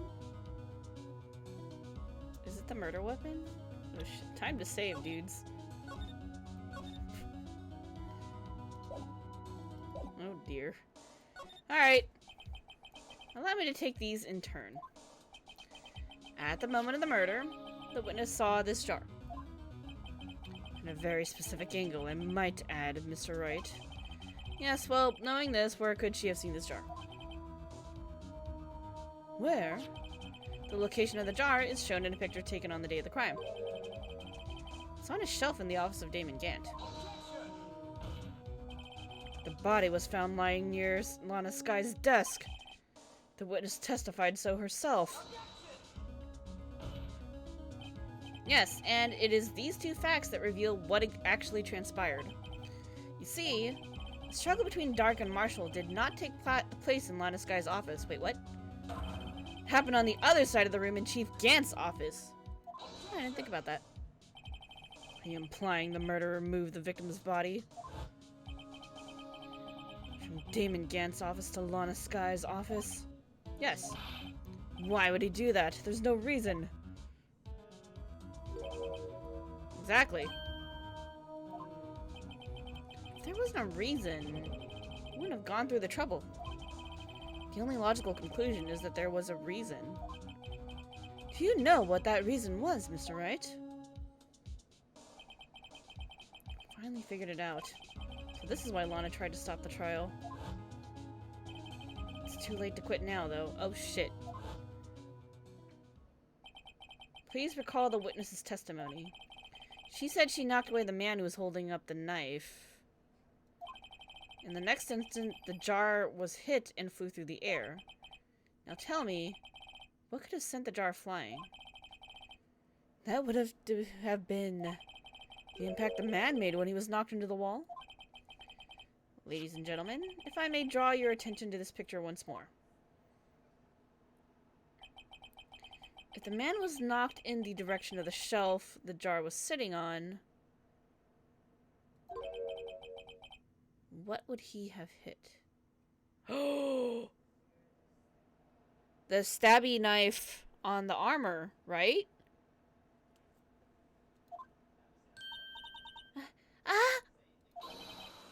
Suit of armor, holding a very sharp and dangerous-looking sword.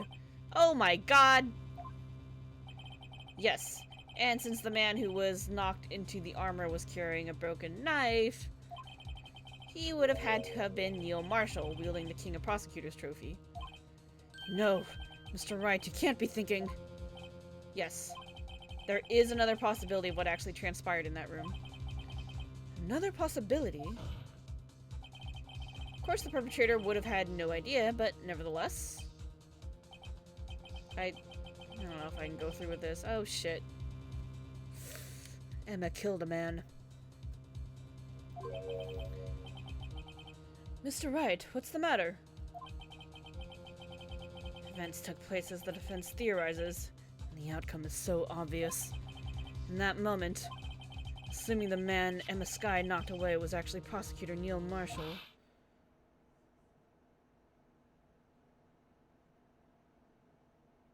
She killed a man.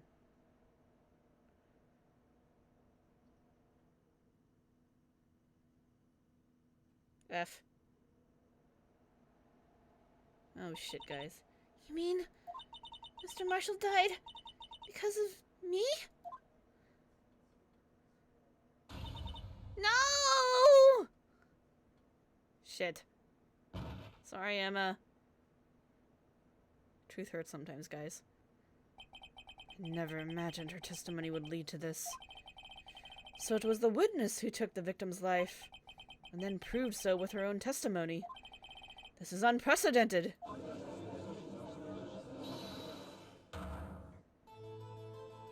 What? What are you saying?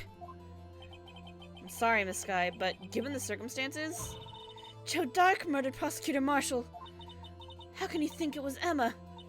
How dare you try to pin the crime on her? Imagine that coming from you.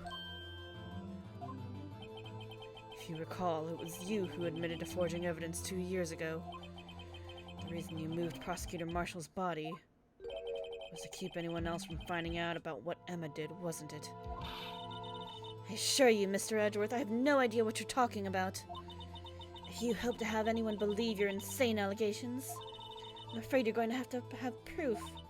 Tell me, do you have any conclusive evidence that proves my sister killed Neil Marshall? Ooh. This is what the handprint's for, isn't it? On leather, which he was wearing a vest. Got it. Alright. Evidence? I'm willing to bet you don't. Yes, it certainly would be difficult to prove this with evidence. Crap. If we don't have evidence, then we'll have to rely on testimony. I'm afraid that won't work in this case. Both parties involved in the incident are dead. Certainly can't get dead people to testify. This has all been a wild goose chase from the beginning. Touché, Miss Sky. Of course, that only leaves us with one possibility. You mean there's still another possibility? What do you mean, Mr. Edgeworth? I mean the possibility that the victim has left us a message. For better or worse, Mr. Marshall did not die instantly. He may have left behind the name of the person who took his life. In one manner or another.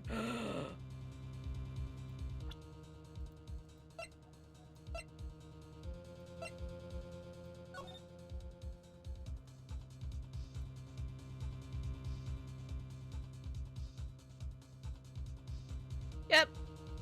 I can make Emma out of this. I can make an Emma out of this.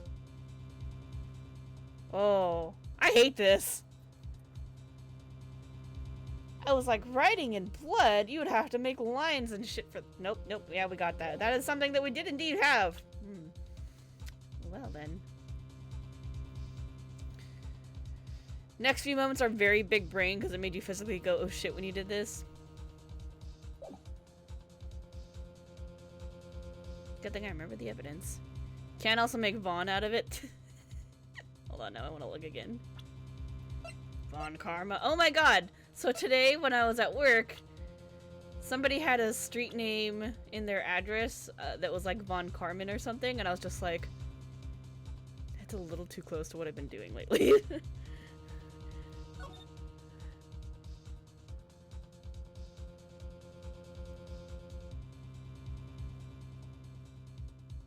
I could make a Vaughn out of that too. It was a message telling me that I needed to play today, so here I am. That's impossible. Well, Mr. Wright, this is the only possibility left to you. A message from the deceased. If such a message exists... Gotta think back to the court record. The real murderer's name that the victim may have left behind is in the evidence. Sorry, Emma. This message from the deceased is already in our possession. Mr. Wright, will you stop at nothing to prove my sister's a murderer? Do not be mistaken, Miss Sky. Our purpose is not to accuse Emma of any crime. There's only one thing we seek. The truth. No matter how painful it may be. Oof. Now then, Mr. Wright, please show us the piece of evidence that conveys a message from the deceased. Sorry, Emma. This is the message left by the deceased. This is that blue badger from before, right? Oh, is he just going to speak the killer's name? Nothing could, I'm sure it would. Looks like everyone's forgotten this is just a jar. A message was left here, on the surface of this jar. What do you mean? If you look closely, you can see a faint trail of blood on this jar. Looks like someone wiped the blood away. Yes, but notice, for some reason, the blood on some of the fragments was not wiped away. Yes, there is a line here drawn in blood. So what you're saying is these dots were once lines. Prosecutor Marshall did not die instantly. He used the few precious moments left him to leave behind a message. One that someone apparently wiped away. Blood must have seeped into the jar where the lines changed directions. Precisely so. All we need to do is connect these points, and the victim's message will become apparent. No. Mr. Wright, what kind of message did the victim leave for us? Your Honor, I believe these bloodstains will reveal to us the answer. Gotta connect these dots to make letters. There's only one thing the victim would have written given the circumstances. His murderer's name. Sorry, Emma.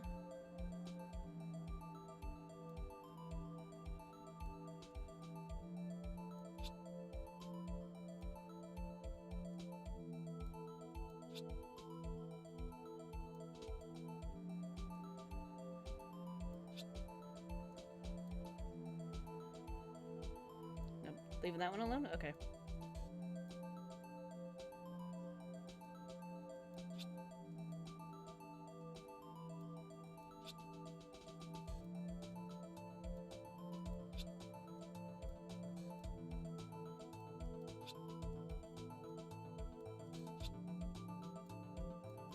Don't need to connect this, I think. Okay. Alright.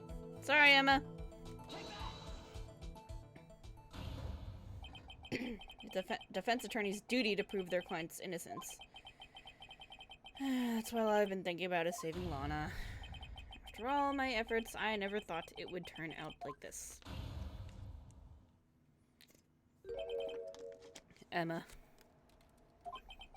So this is the final message Prosecutor Marshall left behind.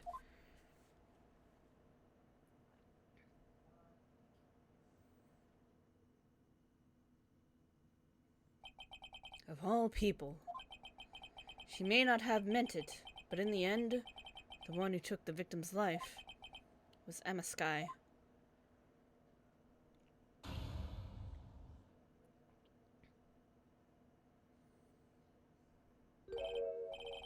See, Worthy, can't say I didn't warn you.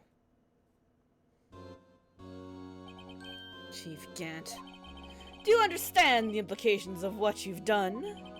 What? What are you talking about? 2 years ago, Joe Dark was sentenced to death. He was convicted because of his final murder. I believe you were the prosecutor in the case, were you not?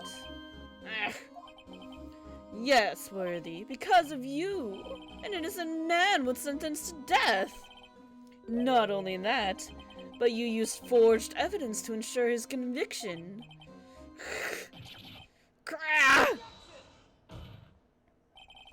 But Joe Dark really was a serial murderer. That's undeniable. I'm afraid that's not important. Didn't you know we aren't defenders of justice? What? Isn't that the whole point of this damn thing? We're merely keepers of the law. Sentencing a man to death is no light matter. Even if there wasn't any cover-up or evidence forgery. Ultimately, the responsibility falls on the prosecutor in charge. Keepers of the law, he says. Despite what anyone may say, this fact cannot be denied. What's going on at the prosecutor's office? They might have sent an innocent man to his death! How could he just stand there like it wasn't his fault? Order! Order! Order! The gavel's pounding fell on deaf ears.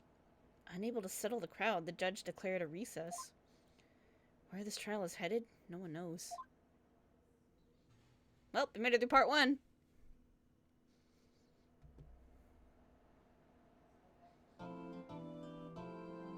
Save. Trial ladder. February 25th, 12:06. I need to grab a little more water and take another quick bathroom break, so hold on just a sec. Let me put the orchestra music on to entertain you. And I don't want to make you guys watch a ton of ads, that's lame, so we'll just do a 30-second, and then you can go back to the orchestra music while I BRB. Alright, be right back, guys. If you need to take a bathroom break, now's a good time, too.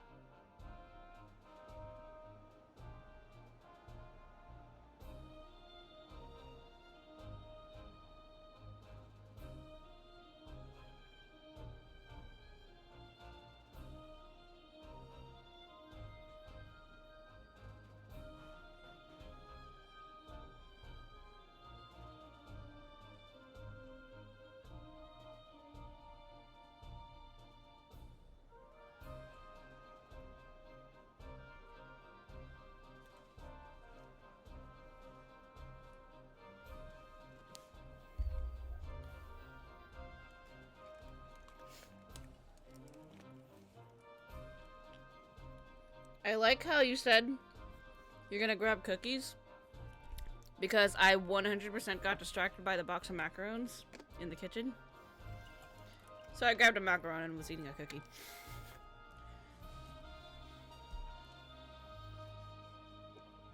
So that took me like, I don't know, 10-15 seconds longer than it should have, because I was like, ooh, macarons.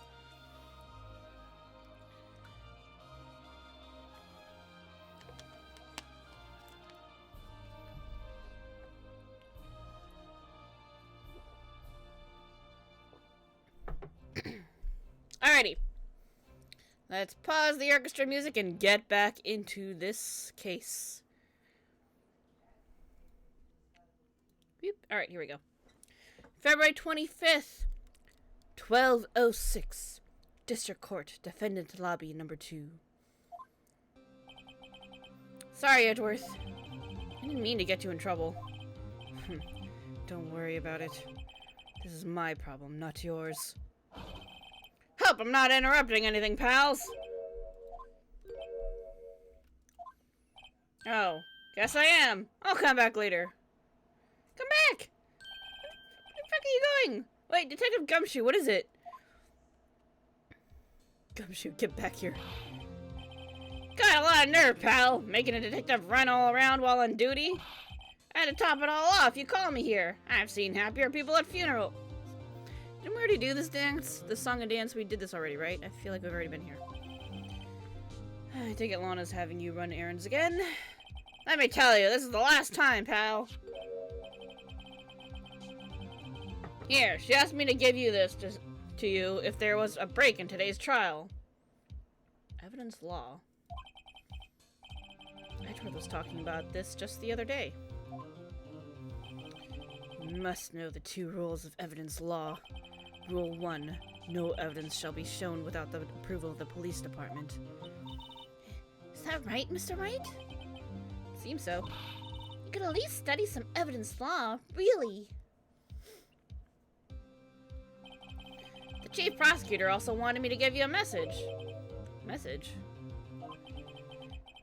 We've been here before, it's an important book? Okay. She said, if you're planning to take him on, you're gonna need this book. Him. I guess I'll need to give this book a thorough read. Evidence law securely slipped into your pocket. Friend Miss Sky explains the 2 rules of evidence law.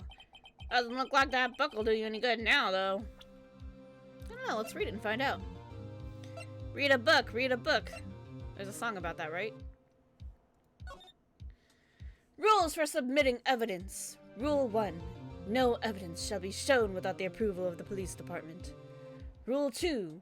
Unregistered evidence presented must be relevant to the case on trial. That's it. Why do you need a whole book for that? This book looks like way too thick for that.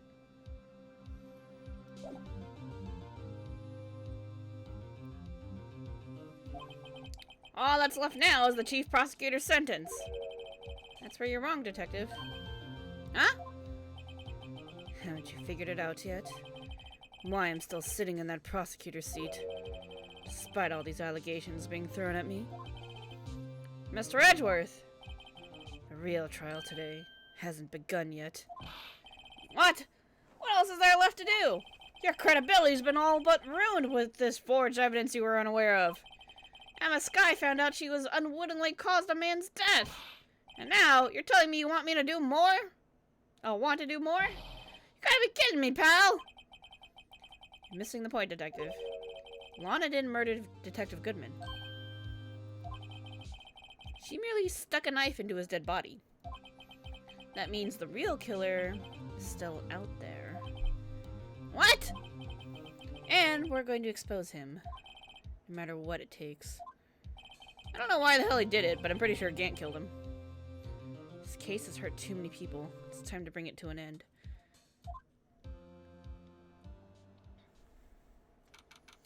February 25th, 12:52, District Court, courtroom number 9.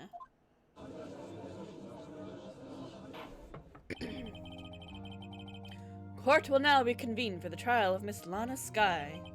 Mr. Edgeworth? Yes, Your Honor. The Inquiry Committee is planning to impose harsh penalties for your actions. Thank you for the news, Your Honor. Yes, well... Normally, this is where the prosecution calls forth a witness, but, this isn't easy to say. You see, there is some concern that you, Mr. Edgeworth, may have, struck a bargain. You think I may have manipulated the witnesses. I didn't say that. It's just, you see, everyone has been talking and... Oh, judgy. Very well, Your Honor. I have a solution. Solution? That being the case, the prosecution will allow the defense to call forth all further witnesses. What? But there's no precedent for what you're proposing. Undeniably, this is an unusual arrangement, but a very effective one. It would prove that I haven't struck any deals with the witnesses. Well, Mr. Wright, what do you say? Unbelievable. Edgeworth has found a way to continue the trial. Very well. The defense accepts the prosecution's proposal. Working together, us and Edgy. Then it's settled. The defense may now call forth the next witness.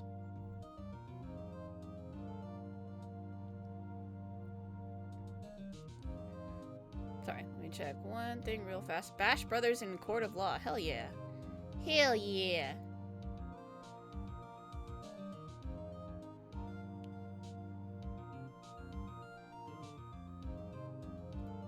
Okay. Mr. Wright. You do realize this is your last chance. You call the wrong witness. Uh-oh. All I heard is save.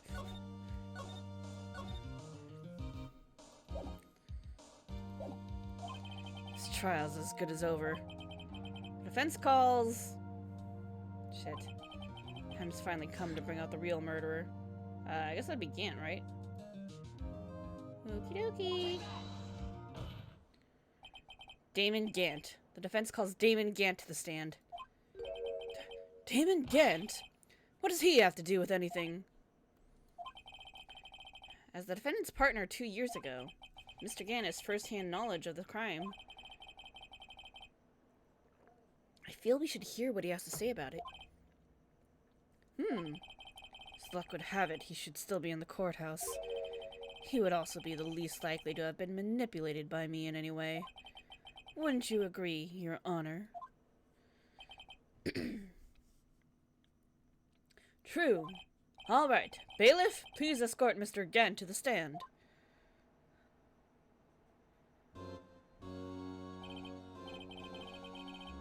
Witness, please state your name and occupation. What is this, some kind of practical joke? I was just on my way to lunch. Your name and occupation, sir. Worthy, are you sure you want to do this? Your name and occupation. So, you want to play hardball, eh? Please, Mr. Gant. Fine. My name is Damon Gant. I'm the acting chief of police. Wait, why acting? Even with Gant? Now then, Chief Gant. The court requests to hear your testimony. Oh, righto. What's with the grim face? First, let's clear up this SL9 incident. Oh, you mean that time when Lana's sister murdered that prosecutor? Personally, I think it's been made pretty clear already. There are still some things unaccounted for. Oh, like what? Like the role you played in all this. Son, either you're very brave or very foolish. You are aware, of course, that a police chief has all kinds of weapons at his disposal. Weapons? Sure! Take my testimony, for example. I don't have to give it if I don't want to. What? Is that true? I'm afraid so. The chief of police has the right to refuse to testify. What the fuck? Who made up that stupid rule?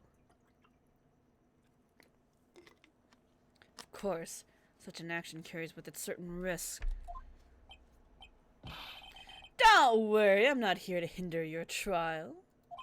Just remember, if this turns out to be a big waste of time, don't say I didn't warn you. Very well, the witness may now begin his testimony. Oh boy, here we go, guys. SL9 incident. As I recall, Neil and I were questioning him that day. To make a long story short, we slipped up. That power outage didn't help either. When I went to my office, I found Lana there. Okay, my question is, why the fuck did it take him so long to go to the office, you know? Like, what the deal with that? Apparently, she had already arranged the crime scene. As you can see, I had nothing to do with the forgery. Is that when Dark was arrested? He was lying on the floor unconscious.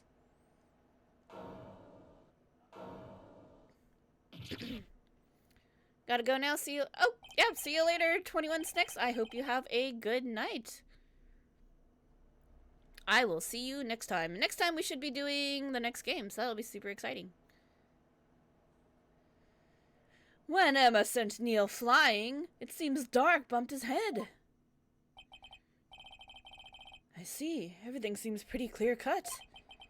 The police chief has the right to refuse to testify. I'd better hit him hard and fast.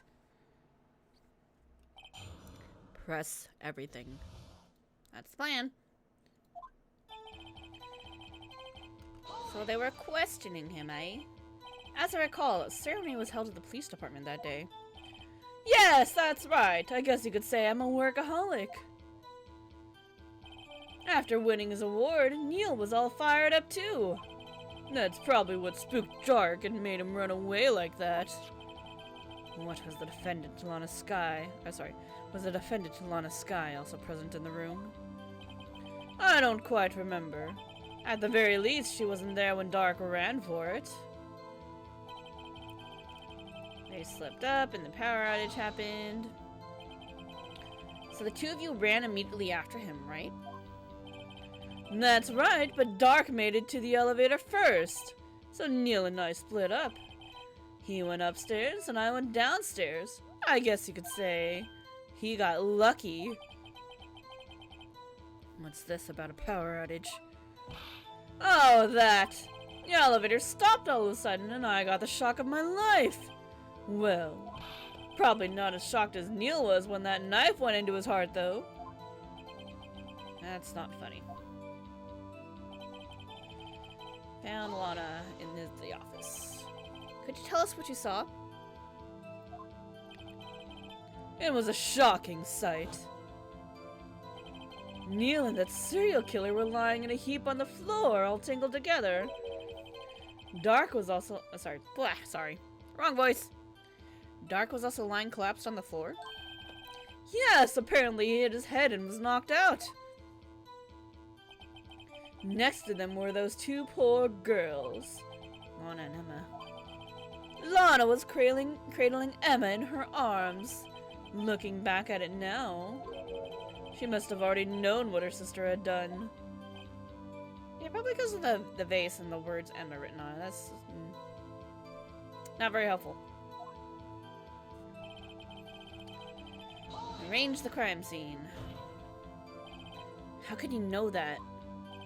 Because of the victim's body. It had already been moved. So that means you found the body near Lana's desk. That's right. I think you said earlier. It was my suit of armor that really stabbed the prosecutor. Yes. Anyway, he had nothing to do with it. So you're saying that the forgery had already taken place by the time you arrived at your office? That's exactly what I'm saying. I can understand how Lorna must have felt, but moving a body and hiding evidence are inexcusable no matter what the circumstances. Is that how it really went down? Staring at the witness won't do you any good, Mr. Wright. If you're going to stare at anything, better off staring at the court record. Worthy, always the smooth talker. Whew, but which piece of evidence ties Gant to the forgery? Lana did admit to forging evidence. That can't be the whole truth. Somehow I've got to link Gant to the incident. How about the vase part we found in his safe? Nothing to do with it, eh? Alright.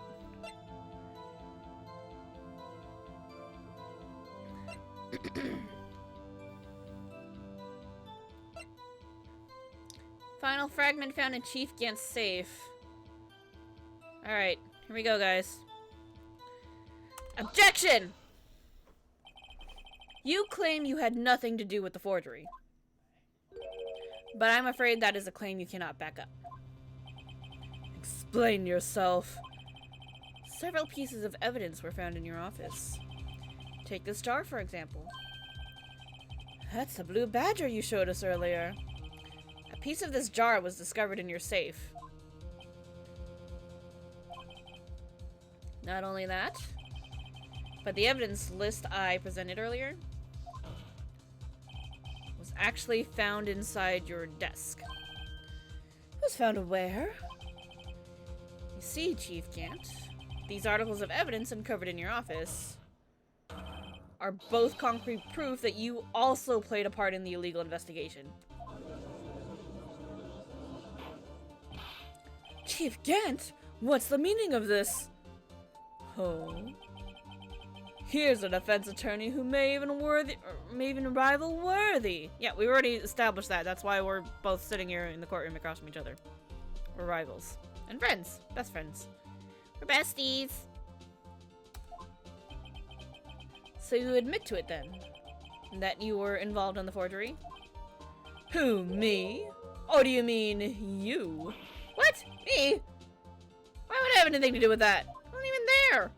Well, you were the one who snuck into my office when you found this evidence. You bastard! Look at his crazy eyes. This jerk. Prosecutors aren't the only ones capable of forging evidence, you know. Defense attorneys can do so too. Isn't that right, Righto? However, Detective Gumshoe was present during the investigation. Worthy, my boy. Not even detectives are exempt from the law. Rest assured, Dick will receive his due punishment. You already fired him, jerk. What?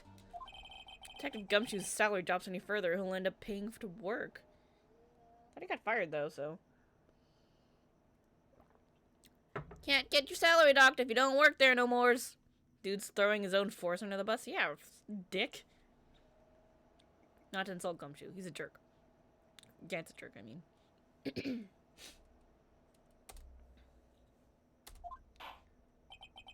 Yes, well, in light of the detective's presence, please give us your testimony regarding these pieces of evidence found in your office, and their relation to the forgery that took place at the crime scene. My. Kids these days no longer know how to put two and two together. That's because you a lying scumbag, dude. Evidence and forgery. Let's see, what was it now? A jar fragment and a list? For all I know, you could have planted them in my office. Anyway, you can't prove when those pieces of evidence were discovered. If they were found after Dark was convicted, then they're worthless. There's no reason I'd participate in a forgery. Rearranging the crime scene wouldn't help me out in any way. I mean, gives you leverage over Lana, right? Mr. Wright. Yes, Your Honor. When investigating the crime scene, You should have been more careful to observe protocol. You do understand that I am the chief of police, right? There will be consequences. Ooh. Indeed, I believe I'll press charges so you won't make the same mistake again. Oh, you bastard. My apologies, Chief, but would you mind waiting until tomorrow for that? Today is, well, you know. All right, Udgy. In return, though. I know. That place, right? Huh? Are these guys telepathic? Alright, here we go. Press everything! Hold it. Yeah, they're also friends. I'd appreciate it if you'd stop making these ridiculous allegations. Yes, you do have a point. You wouldn't have the guts to do something like that. What? I'll have you know, back in the day, I once broke into a cattle ranch and He went cow tipping. He just admitted that he went cow tipping. Those poor cows don't deserve that shit. Mr. Wright, what are you saying? Anyway, you can't prove you didn't carry in the evidence, can you? Leave the poor cows alone! If you have proof to the contrary, you're going to need it later. Later? What are you talking about? What else? I'm talking about when Rito's prints are found. Yes, they're found inside my safe. They would prove his investigation was illegal. Ugh, never faced anyone as slimy as this guy. Can't prove when the evidence was discovered. What do you mean by that? This is all purely hypothetical, of course. But suppose I did place those items in my safe. Such an act wouldn't necessarily constitute forgery. If concealing evidence found at a crime scene isn't forgery. I'm not through speaking yet, righto. It all depends on when the evidence was discovered. Found after Dark was convicted and they're worthless. Are you saying this star fragment wasn't discovered in the initial investigation? It would appear not. After all, it wasn't listed in the evidence list. For all we know, it could have suddenly materialized the day after Dark was sentenced. Oh, and wouldn't that be convenient? Right. The Chief is talking about a possibility, so long as he can't rule that out. Your remarks, however clever they may be, will only succeed in wasting time. Ugh, tell me something I don't know. Come now, Righto! Think about it. No reason he'd participate in a forgery. How can you look me in the eye and say that? 'Cause I'm innocent. Remember, who was it that murdered Neil? Not sure I care for the word murder here. But in the end, the person responsible for Mr. Marshall's unfortunate demise was Emma Skye. F. Well, now don't you see?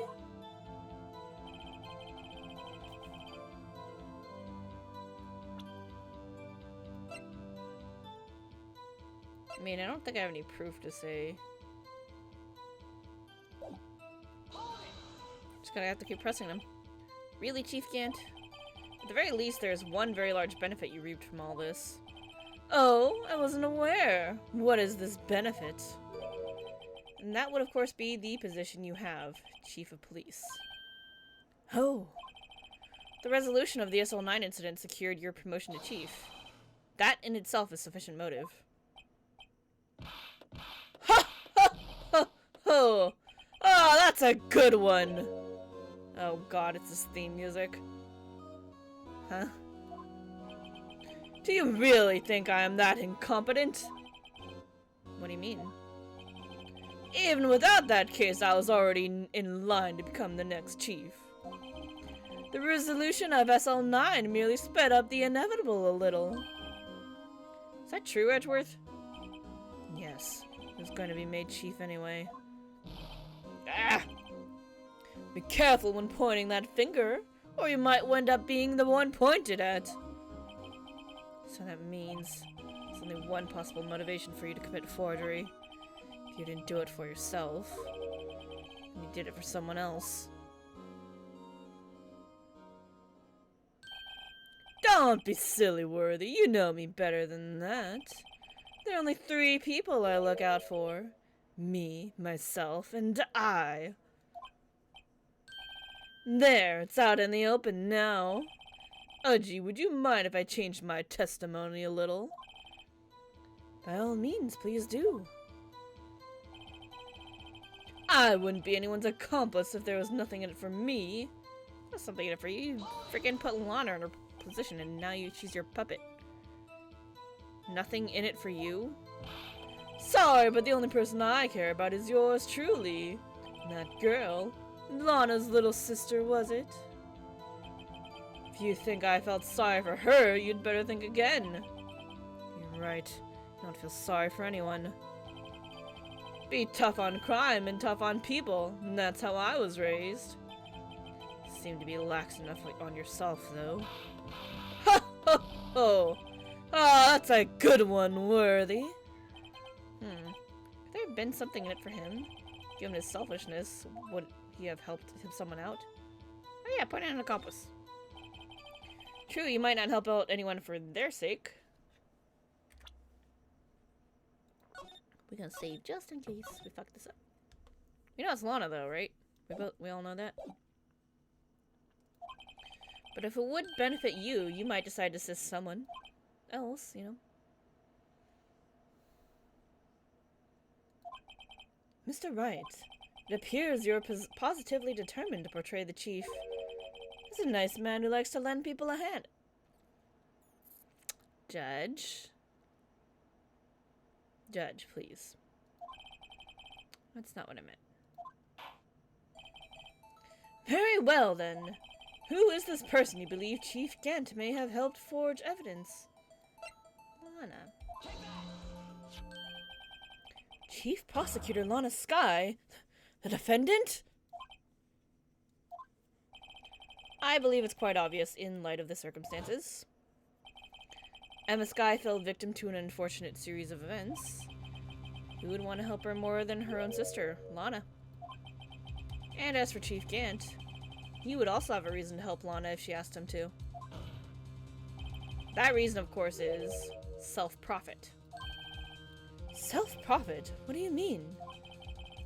After the SL9 incident was resolved, Lana Skye was appointed chief prosecutor at the prosecutor's office. The person who arranged this job change was you, Chief Gant.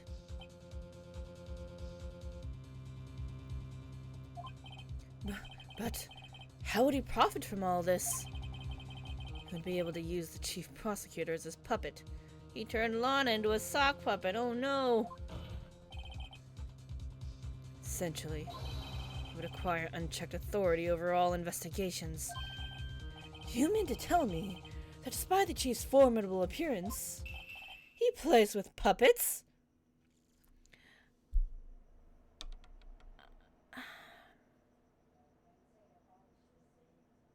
Judge, please. He's not very. How did this happen? Oh, wait! He must mean puppet as in someone forced to do his bidding. Never mind! Admit it, Chief! He got there eventually. Took him a bit. You assisted Lana Skye in forging evidence. Your motive? To appoint her as chief prosecutor so you could control her. Righto, my boy. You have quite an imagination. Let me ask you something. What? Do you have any proof of this? That I controlled Lana? For example, is Lana testifying that I've done such a thing? Lana? She's keeping quiet to protect Emma. There's no way she'd testify against Gant.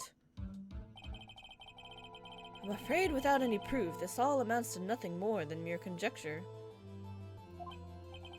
Unless that is also what happened in this incident. This incident? Which one would that be? Of course I'm talking about the murder of Detective Bruce Goodman. The chief prosecutor has been acting strange throughout this entire trial. Almost as if someone has been controlling her.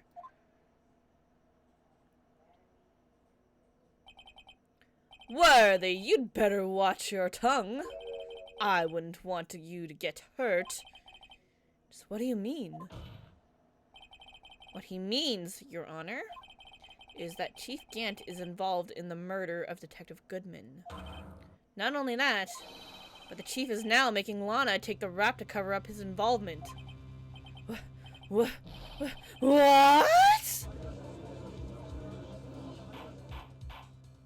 Oh, Judgy. Order! Order! Order! I said order! Mr. Wright, you can't be serious! Huh? This is an affront to the highest ranking officer in our law enforcement agency. To accuse the chief of police of blackmail and murder? That's impossible!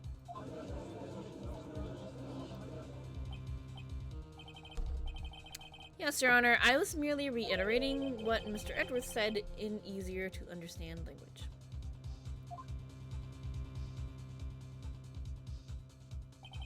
It's too late, Mr. Wright.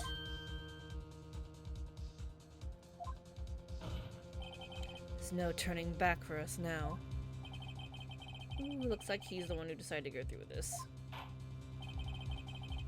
Can you prove this, Mr. Wright? The chief, a high-ranking officer of the law, is involved in this murder? Good question. Uh-oh. Regardless of his rank or title, Chief Gant is just a man. I'm gonna save just in case. Who nervous? I'm nervous. Need some big brain plays here. The question is he a criminal? I believe the evidence will tell. I see. Alright then. Let's see what Mr. Wright's got. And it better be good. Show us the evidence that ties Chief Gant to the murder of Detective Goodman.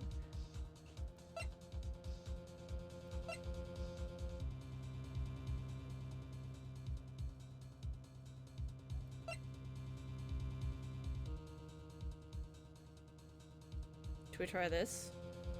We know it's his ID card. We can get him to show it. I don't know if this is the right play, but that's why we saved! Alright, here goes nothing. Take that! This is the ID card list. Yes, the one that shows who entered the evidence room on the day of the crime. Here we go! There's one ID on the list we couldn't determine the owner of yesterday. 7777777. Sorry, but there's no way you can prove that's my card number. It's your number. What? How do you know that? Safe in the Chief Gant's office required a code to open. 7-digit code. 7 digits? You don't mean... I'm afraid so, Your Honor. The code was 7777777.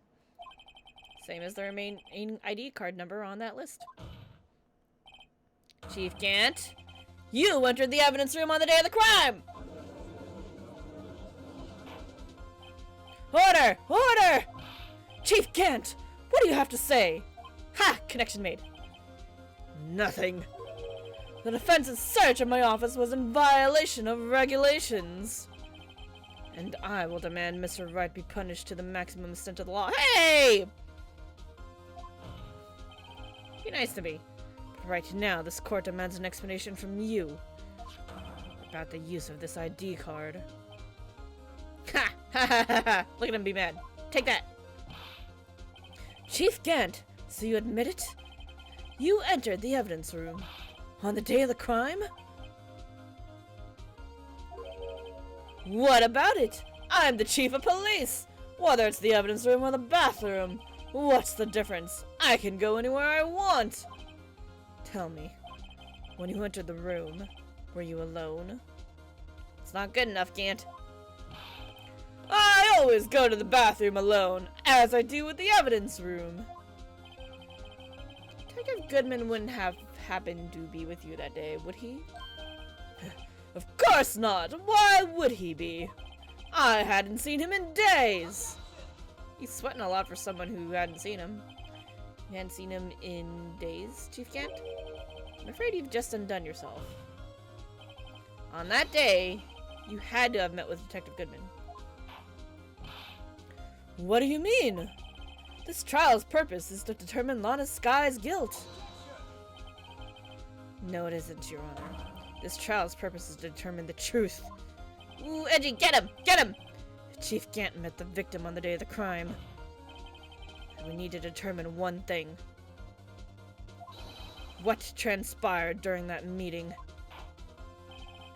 In that case, Mr. Wright, I'm gonna have to ask you for evidence. Uh-oh.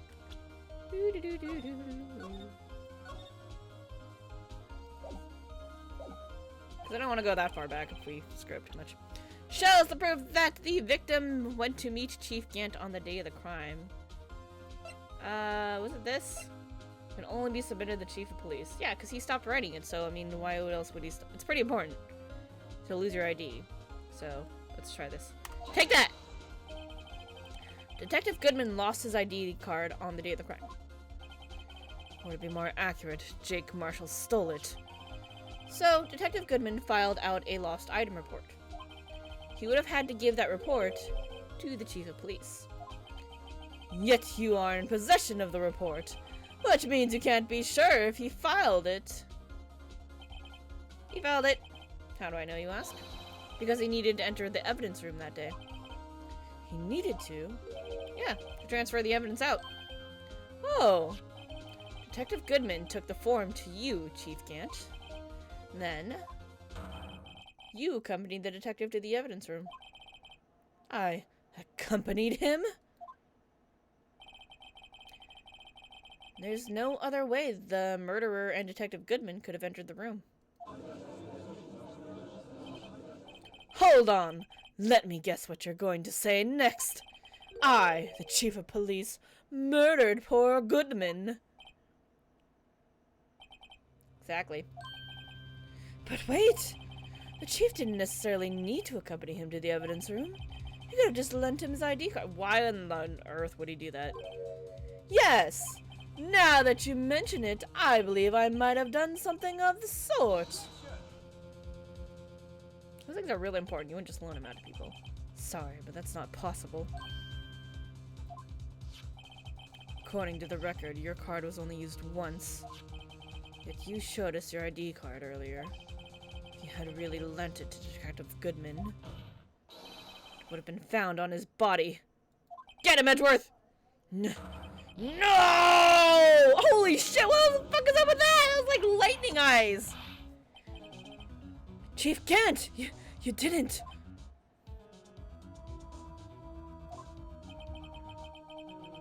He's shocked.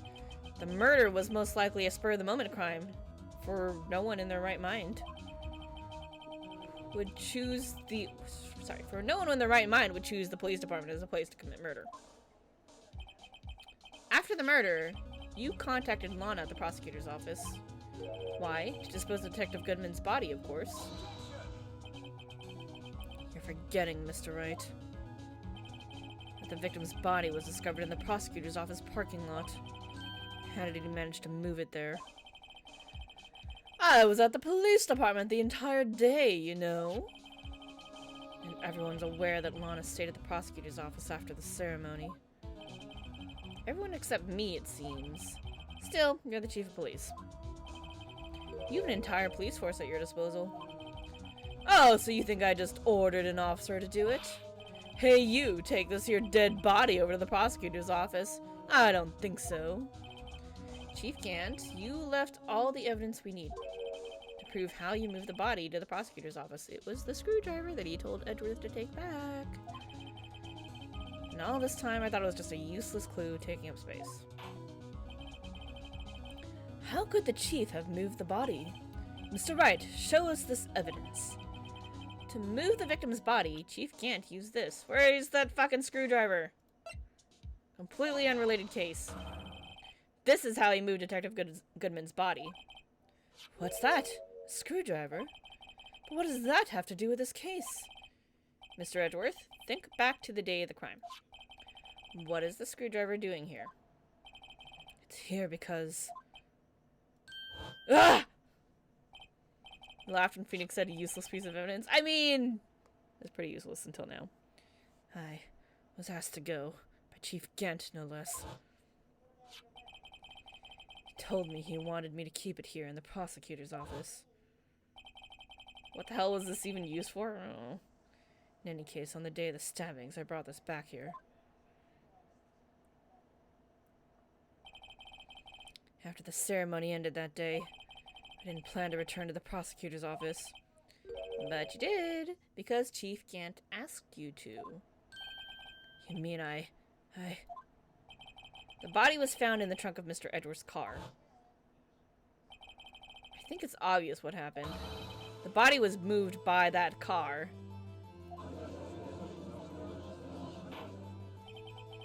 Detective Goodman's body was carried in the trunk of Mr. Edwards' car. Yeah, it's pretty creepy. How did Edgeworth not notice that his car had been broken into? Terrifying to be riding with a body in your trunk and not know of it. Yeah, that's pretty damn creepy. Yes, unless of course you have another explanation, Chief. Why else would you have asked Mr. Edgeworth to transport evidence from a closed case? There's only one plausible explanation. To transport the body to your accomplice, Miss Lana Skye. So she's not gonna get murder, like, murder, but she's gonna get accomplice to murder, which is still not great, but, you know, less harsh. Order! Order! Order! What's going on here? Is there no room for rebuttal to the defense's outrageous accusations? Think back to the photograph Miss Starr took at the prosecutor's office. This was not a photo of the body being stuffed in the trunk to be taken away. It was exactly the opposite. It is a photo of the body being taken from the trunk. Chief Gent, please say something. I believe... Your time's up. My time's up? Sorry, Wright, but I'm having lunch with the District Attorney General after this. We have to get going if we're to make it in time for the early bird special. Ooh, how do I get him to stay here? But the cross-examination isn't finished yet. Remember what I told you earlier? Police chief has all kinds of weapons at his disposal. Weapons?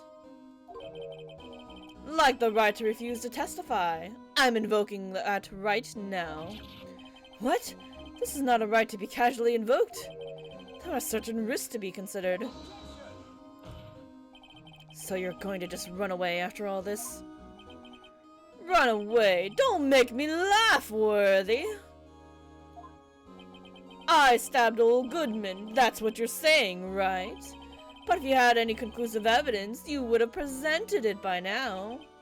Well, You'd think I had Lana dispose of the body. If so, then show your proof and get it over with. I'll say it again, Mr. Wright. Damon Gant is the current chief of police. Save again. I'm nervous, so I'm saving more than normal. This court will not tolerate any accusations against him without concrete proof.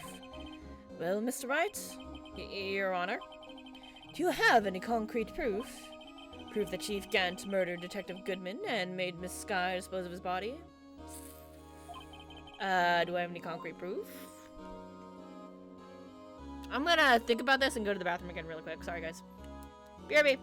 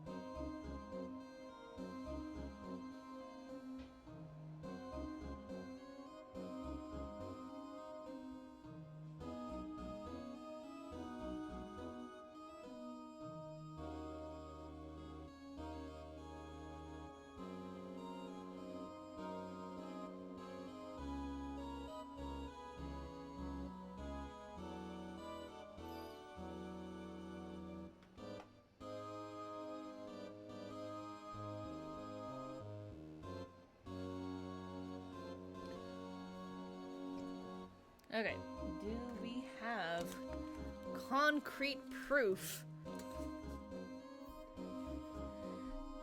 that he manipulated Lana into doing the thing?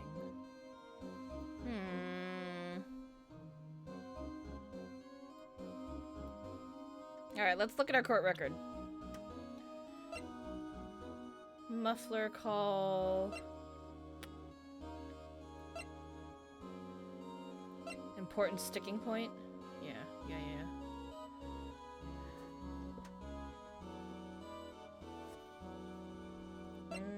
Found at the crime scene wrapped in the muffler. Maybe the knife. Because how did the knife end up there, you know?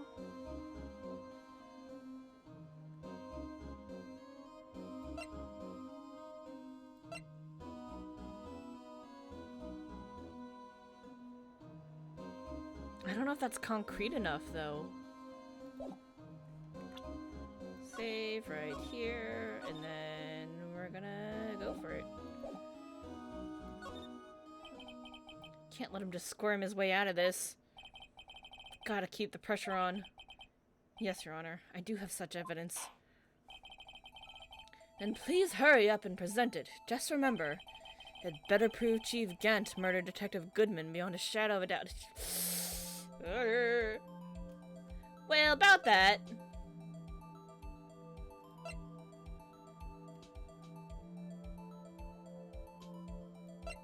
I don't think we have concrete proof.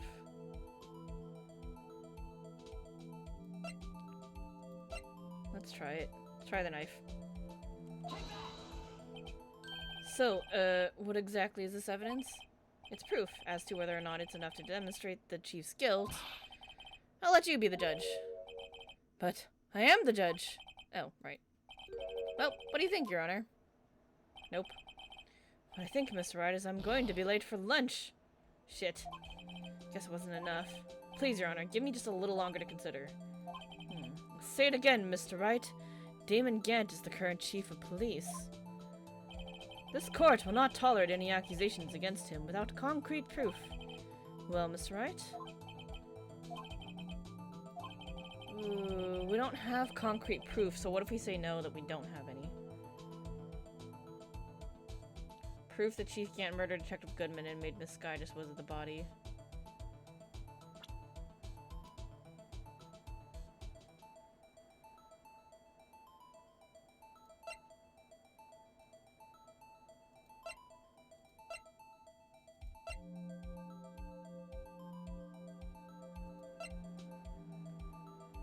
Yeah, there's really nothing like concrete yet.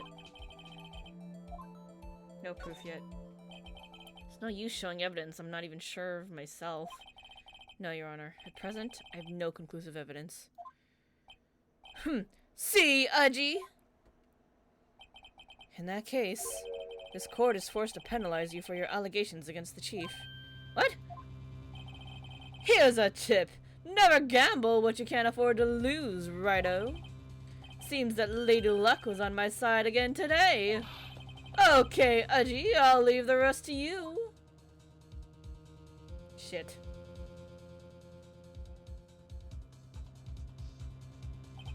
I warned you earlier, Mr. Wright. This is an affront to a senior officer in our nation's law enforcement agency. What? Save me, Edgeworth!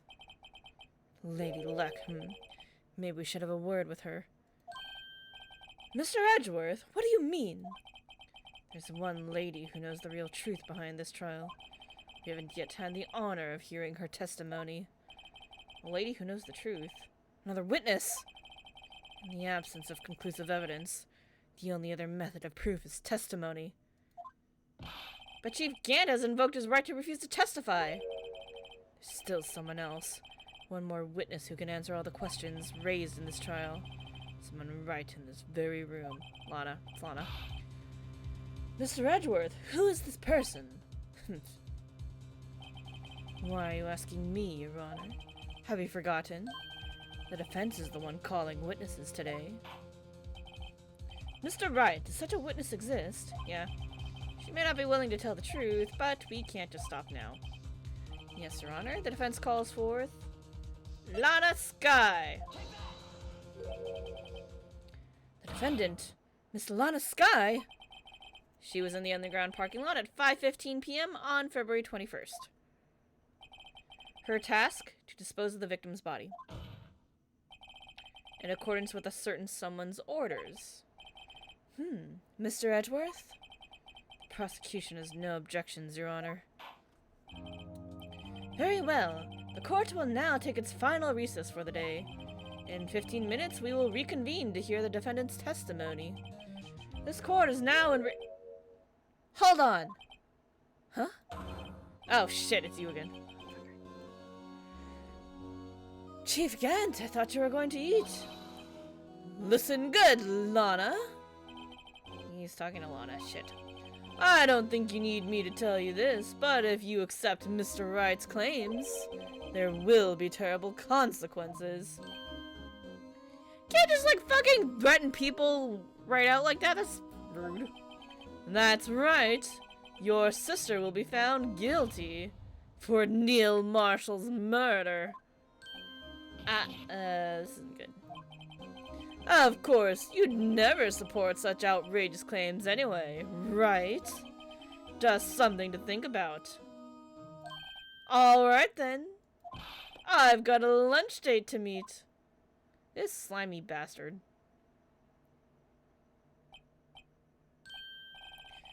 Okay, if there aren't any further objections, this court is now in recess. Shit! I like how Edgeworth is already here.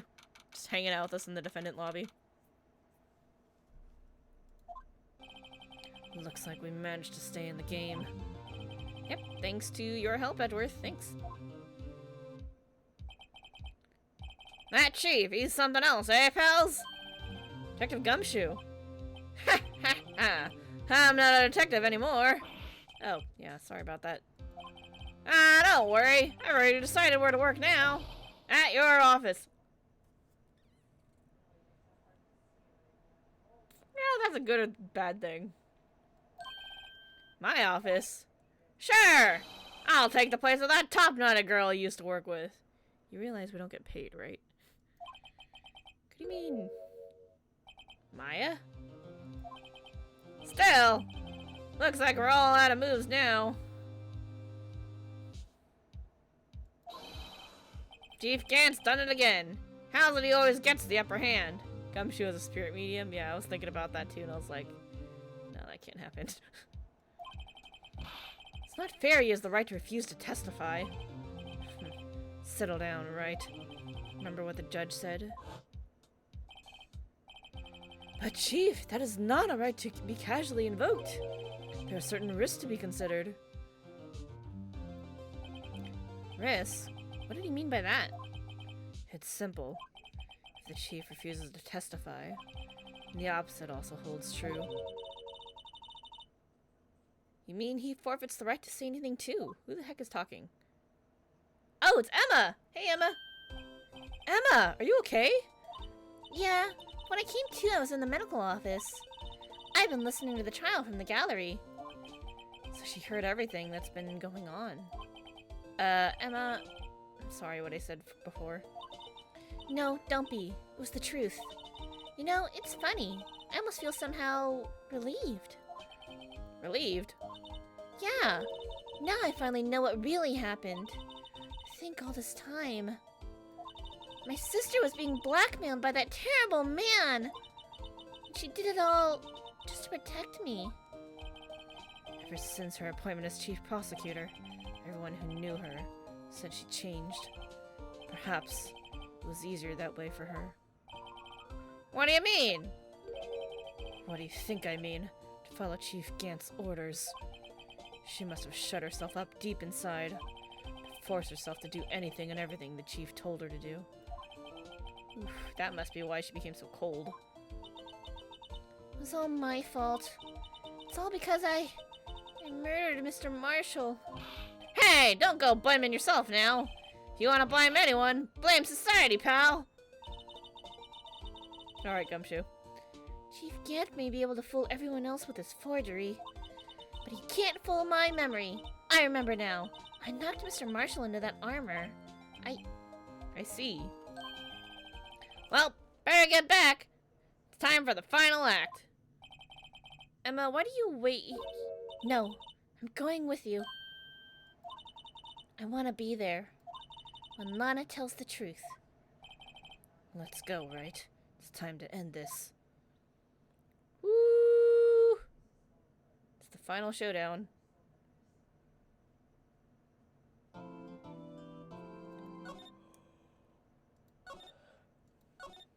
Here we go! Trial letter 2! February 25th, 2:21 p.m. District Court. Courtroom number 9.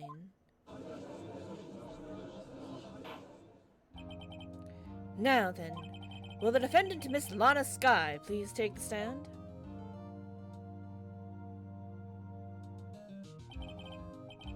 Miss Lana Skye, you are the chief prosecutor. I'm sure you're aware of what is required of you. But Mr. Edgeworth, you already know everything. You know all that I've done these past 2 years. Please provide the court with your testimony, Miss Skye. And remember, you are under oath. We want to hear the truth. Of course, the truth. Lana, no matter what happens, I'll always be your sister. Now then, your testimony, if you will. First, tell us about your relationship with the Chief Gant. Woo, everything hinges on your testimony. You're the only chance we have to get Gant.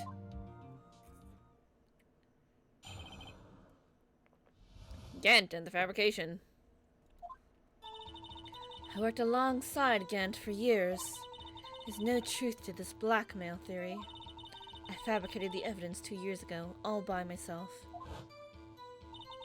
When I found Prosecutor Marshall's body, I rearranged the crime scene. My only motivation was to get Dark convicted. It had nothing to do with Emma. Are you sure about this testimony?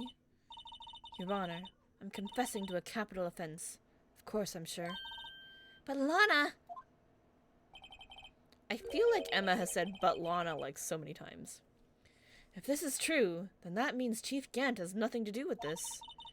That's what I've been telling you from the beginning. Please, Mr. Wright, you've got to help her. She's sacrificing herself because of me. But what if she's telling the truth? She's not. I know my own sister.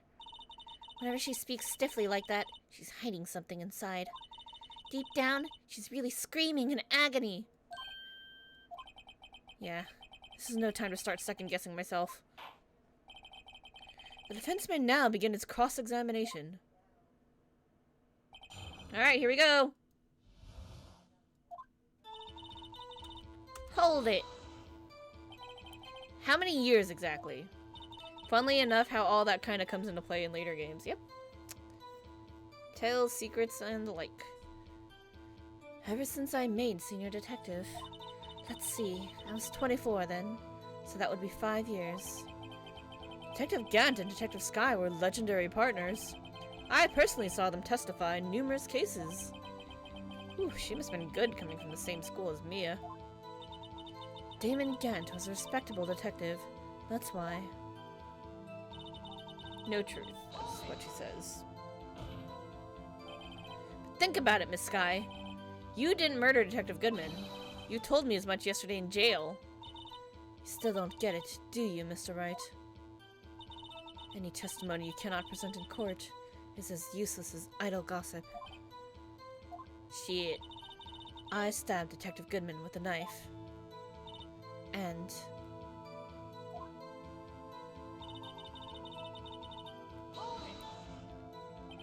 did you do so to help your sister? Joe Dark was a serial killer. My sister almost became his last victim that day. I didn't want that incident to ruin her life. But what she did was justifiable self-defense. She wouldn't have been charged with anything. That's not the point. She was traumatized that day, all because of that creep. That's why I couldn't forgive him. Lana. So that's why you fabricated the evidence 2 years ago. And the prosecutor should rearrange the crime scene. You say you did all this by yourself? There's a lot of strength you need for that. Yes. Would you mind telling us what you found when you arrived at the crime scene? It seems I was the first person to discover the crime scene. The broken prosecutor award knife was stuck in the victim's body.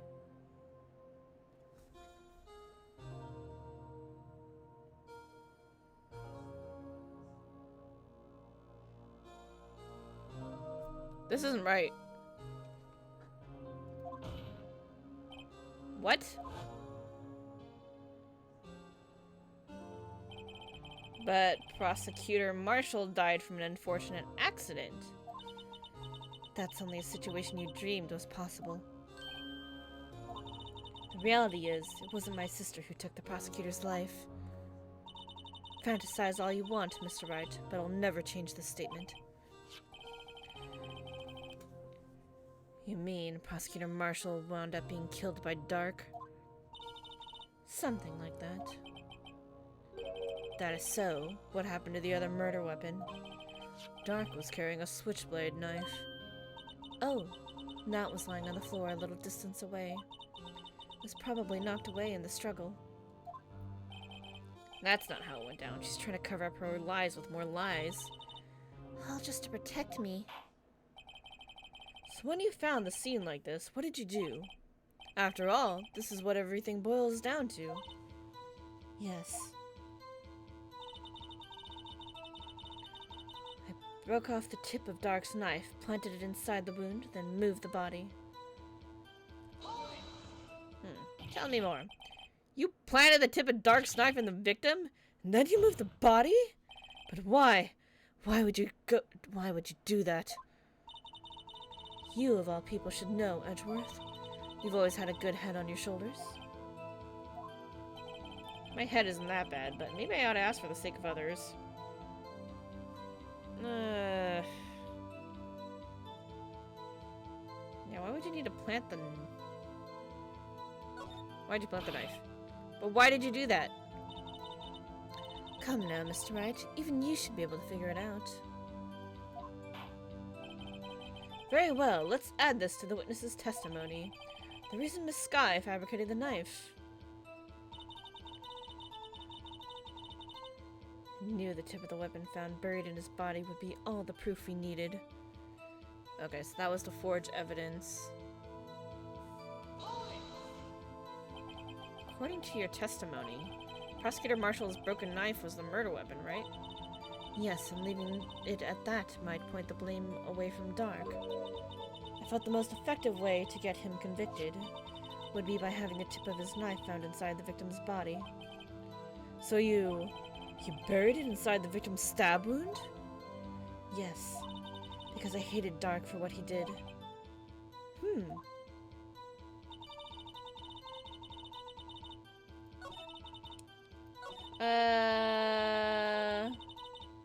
What if you question... Can we change this to move the body? Because I want to know about why she moved the body with this explanation.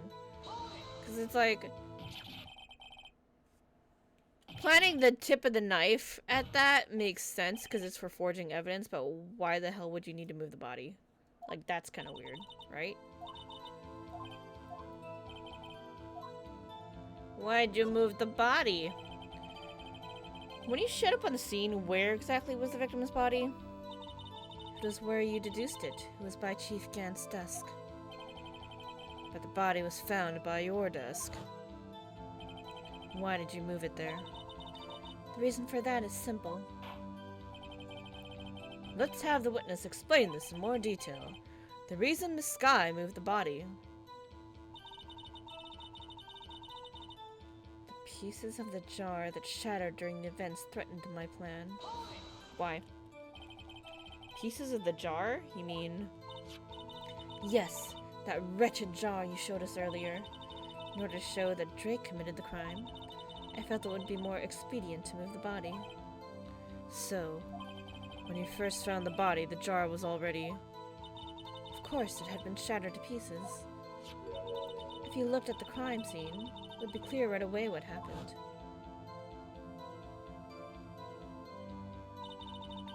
Neil Marshall was dead and Drake was lying unconscious.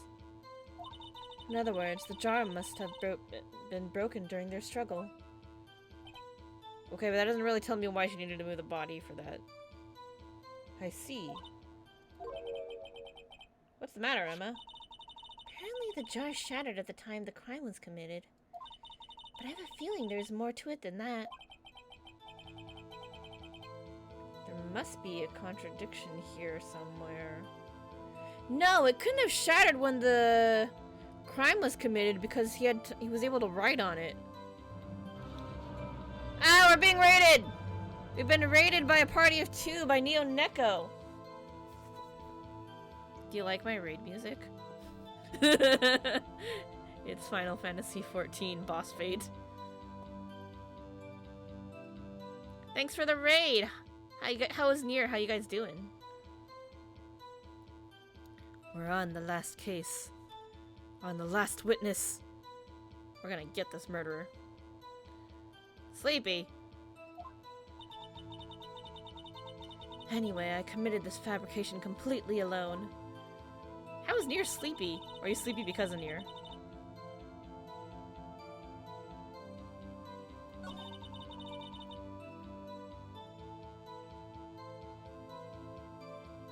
Threatened her plan. She's not making the right statement there, though. Only motivation was to get Drake convicted, nothing to do with Emma. Got that. So you rearranged the crime scene. Are you sure you didn't do this to keep Emma from looking like the murderer? How many times do I have to tell you, Mr. Wright? Emma didn't do it. Period.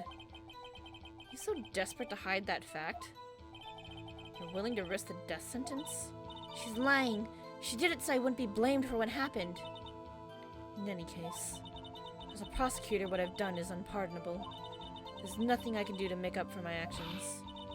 Mr. Wright, my sister's lying. Looks like she's determined to protect you to the end. She insists she fabricated the evidence by herself. There's no way she could have done it alone. Gotta get Lana to talk more. She's lying that she's bound to slip up and make a contradiction.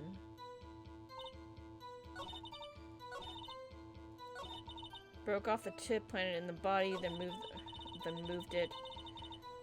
The jar shattered during the events. Pieces of the jar that shattered during the events. It didn't shatter during the events because he was able to write on it. Alright, that's what we're going with. Alright, ready guys? Objection! Miss Sky, I understand how you feel. You committed that crime 2 years ago to protect your sister. You mean the forgery at the scene where Neil Marshall was murdered? If that truth were to be exposed now, the past 2 years of your life will have been in vain. Even so, I am compelled to bring everyone's attention to a significant contradiction within your testimony.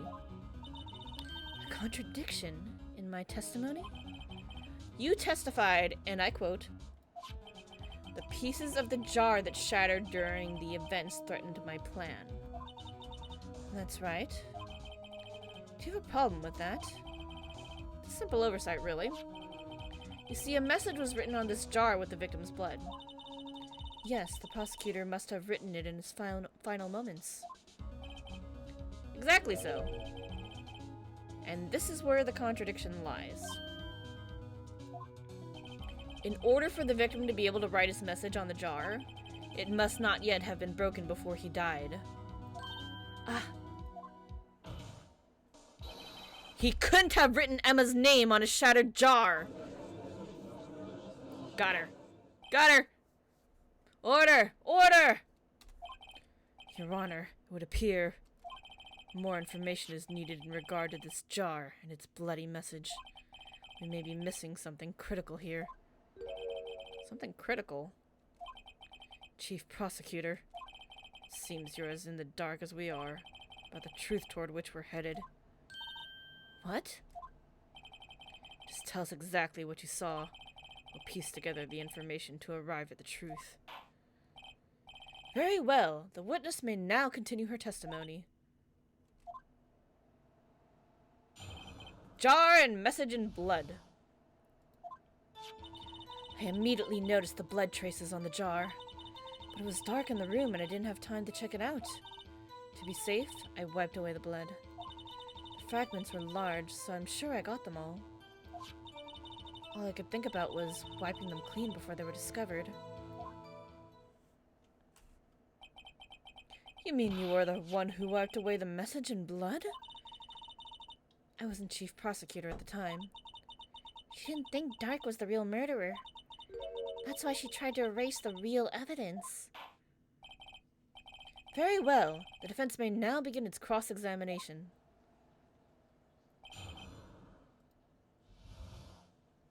Alright, testimony number 2 from her. Press everything! Hold it! So the jar was already broken? It's a miracle that thing hadn't broken earlier. Certainly looks as feeble as the defense's case. Hey! That's rude! Not as feeble as the judge's judgment. You were an ace detective who never missed a detail. Do you really expect us to believe you didn't investigate what was written on the jar pieces? Normally I would have. Dark in the room, she didn't have time to check it out. So you didn't know your sister's name was written on the jar? No. If I had known, I would have gathered all the pieces and ground them to the dust. Okay, well that helps my case. Lana, you'd do that for me? Seems you two might make up yet. Anyway, I just barely had enough time to move the body as it was. If someone happened upon the scene, you'd lose your chance to erase the evidence. You must have been in a hurry. I was. I knew I had to destroy the evidence before anyone came. This is rather shocking. And she wiped away the blood. I'm afraid this action of yours reveals what really happened. What do you mean? If you really thought Dark killed Prosecutor Marshall, you wouldn't have wiped away the blood. What else could I have done in that situation? Lana. I only had a few moments. There wasn't enough time for me to do anything else but gather up the pieces. She was sure she got them all. But how could you see with the power out? It should have been pitch black in that office. The detective is always prepared, Mr. Wright. Even now, I always carry a pocket light and a camera with me. Even I carry a bottle of emergency luminol wherever I go. Why is that necessary? I never miss anything. I got every last piece. No, you didn't.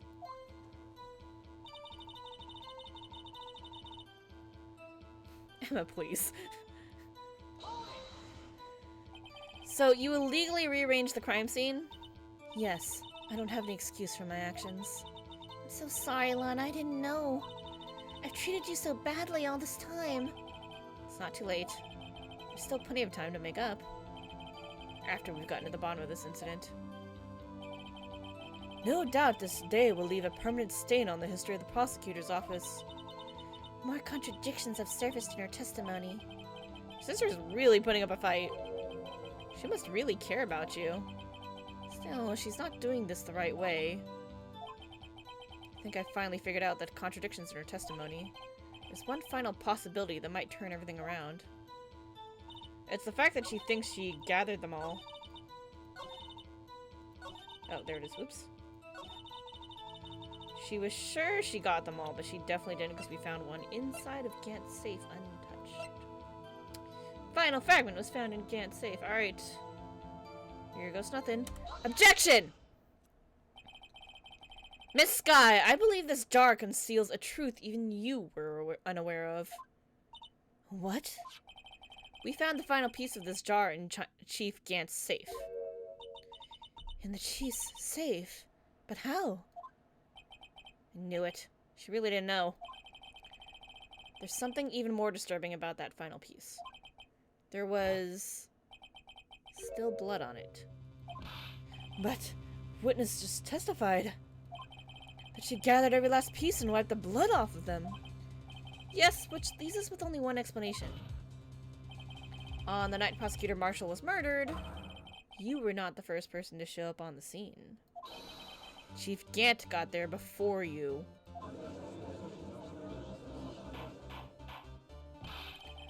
But couldn't the defendant have simply missed a piece? Nope, that's not what she said. I'm afraid that's unlikely. The pieces are too big for anyone to miss, let alone an ace detective. That may well be, but everyone makes mistakes. Even I once wasted an entire day looking for my dentures. They were in my mouth all along! Ha! Can you believe that? They're both sharp detectives, no way she'd miss, yeah. The judge, however... Have you forgotten, Your Honor? When this witness arrived at the scene, the jar was already broken. Oh, that! There's no way a name could have been written on a shattered jar. Another person discovered the scene prior to the witness. I hope you're not implying this person was Chief Gant at the time he was looking for Dark downstairs. Besides, even if he was there first, why would he break the jar? Question is, if he did arrive there first, why did he hide that fact for 2 years? Got no words. Well, Your Honor, can you answer us that? Yeah! No! I like how we made the judge scream this time. That's funny. Wait. I'm not the one on trial here. Dude. Damon Gant arrived at the crime scene prior to the witness. He proceeded to break the jar. And purposely hid one of the broken pieces. Question. What is this action called? Fabrication of evidence. Why would Chief Gant do that? In light of what happened afterwards, isn't it clear? What happened afterwards? Discovering the scene, Lana Skye believed her sister Emma killed the victim. Determined to help her sister, she sought Gant's aid. Lending her his aid, Gant helped her create evidence that incriminated Dark, sparing Emma. And therein lies the reason. The reason why Miss Skye became the chief's puppet. Ooh, she bit her thumb! That fucking hurts! You see that blood come out? Holy shit! How hard do you have to bite your thumb to do that? Oh my god! No, I did it on my own! Girl, your hand already bandaged, yep. Please, sis, stop trying to protect the chief. I can't watch you suffer anymore for my sake. No, you didn't. It wasn't you, Emma. You didn't kill anyone. Don't believe anything Mr. Wright says. Defense attorneys make up the most foul lies to defend their clients. Hey! I take offense to that. I didn't make up shit. Given the stress she's under, that bite must have been severe. Yep. Foul lies! Imagine that coming from my own client. I guess you do seem the type who likes to twist the truth. Wait a minute. What if... we're still smack dab in the middle of Gant's trap? Something wrong, Mr. Wright. Lana, maybe right after all. Yep, this is a big one. Uh-oh. Do we got a big brain something here? What do you mean, Wright? So you do tell foul lies then, Mr. Wright? Hey! Miss Skye, please testify once more. But if evidence was fabricated behind your back, then Emma's accidental killing of Prosecutor Marshall might also be a lie. But I do remember knocking over Mr. Marshall. Miss Skye, if you will. I can't. There's nothing to be afraid of anymore. This cross-examination may not change a thing. However, there is a possibility that it will, if you tell the truth. Very well. I'll testify about what I really saw. Oh my god, finally. She's finally gonna tell the damn truth. All right, the witness may testify once more, for the final time.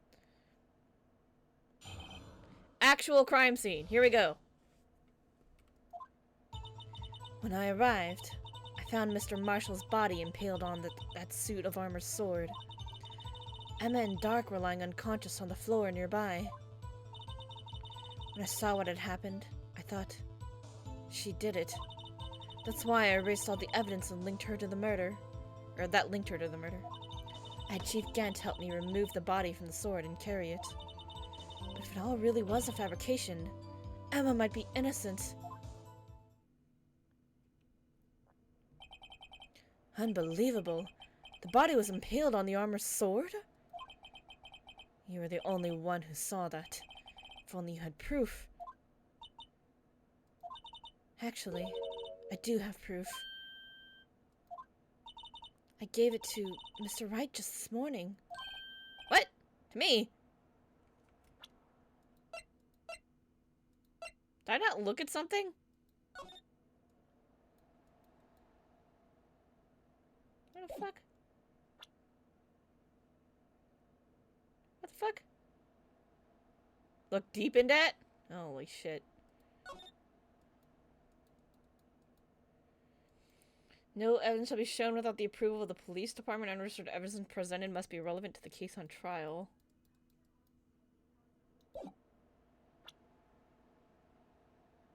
It's got a cute little chickadoo on it.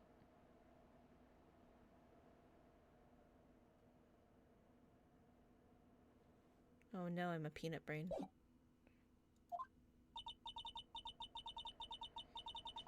And adorable chickadee, yep. It's a picture I took of the crime scene as I encountered it. I thought it might be needed. I don't remember receiving a picture like that. Lana must have known. See, Mr. Wright, she really does have faith in you. Very well, Mr. Wright. Please present this picture. I don't remember receiving any pictures from Lana. Lana said she gave it to you this morning, right? Seemed to remember getting something from her then. Let's check that evidence again. There must be a picture in there somewhere.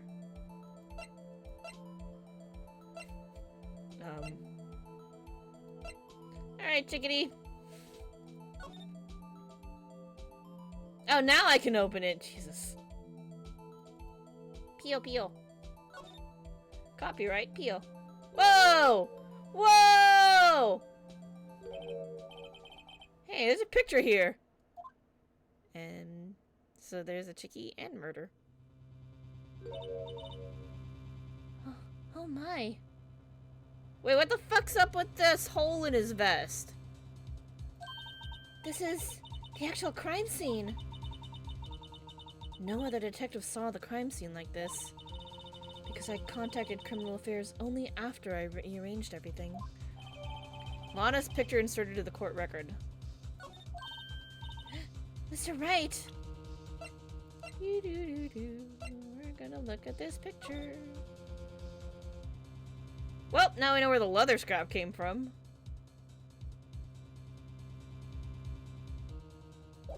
Why would he cut it out, though? That's weird. That piece cut out from his vest, could that be... The cloth we found inside Chief Gant's safe. What's this? And that's got Emma's handprint on it, so did that... She pushed him from the front. This is a handprint, isn't it? That cloth, it had fingerprints on it. Whose ever fingerprints those are must be the real murder. Emma? What? But those fingerprints are... They're yours, Emma. Why are your lips turning all purple, Mr. Wright? Anyway, let's get on with the cross-examination. So long as you tell the truth, we should be able to flesh out the real murderer. Fishier and fishier. Yeah, because if you wanted to make it look like Emma killed him, then, like, why would you cut out that piece, you know? Like, that's kind of weird. Hold on, maybe I need to look at it some more. I don't know if I examined this closely. This is a handprint, right? Yep, someone left behind an oil stain on the fabric. Whoever it was, they must have a really oily hand. That's kind of weird. Mr. Wright, think about it scientifically. Huh?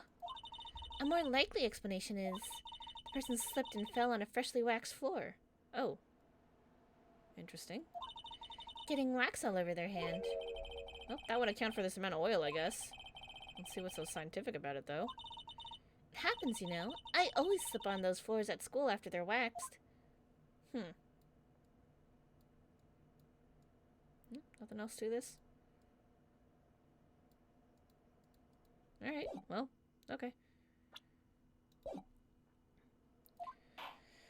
Whew. Very well, the defense may now begin its cross-examination. Actual crime scene. Okay, let's press everything. Found his body impaled on the suit of armor. Wait, what? Come now, Udgy. I don't know if I hit that. I think it was him. This is the poorest excuse for a trial I've ever seen. Chief Kent. What now, you want to make me out as the bad guy too? If so, I'd like to put in a word or two in my defense. I'm afraid it's too late for that. What? You already declined to testify. And that means you forfeited a right to make statements of any sort. Ooh, is this gonna backfire on him? That'd be great. This must be that risk we were talking about earlier. Nice. Just sit back, relax, and enjoy the sound of the noose tightening around your own neck. Nice. Grah! Got lasers coming out of his eyes. Ha! So what? You think I'm worried? Sorry to disappoint you, but I don't need to make any statements. What do you mean? The evidence will do all that talking for me. Even if I can't testify, I can still present evidence. What the fuck? Yes, that's true. Wait, you mean you still have some conclusive evidence? No, I don't, but someone does. Oh, shit. Someone? So, what's your excuse, Righto? Why have you been keeping quiet about it? You do have something to show us, right? Something that proves who knocked over Neil Marshall, causing his death. Conclusive evidence that leaves no room for doubt. Is this true, Mr. Wright? Maybe. If I show that piece of evidence now, Emma's sure to be made out as the murderer. Oh boy, we're gonna get in trouble.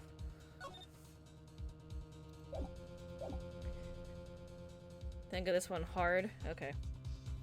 Mr. Wright, if you have any more evidence, present it now. Oh, hey, cat. Jericho, you want to be on the stream? Ow!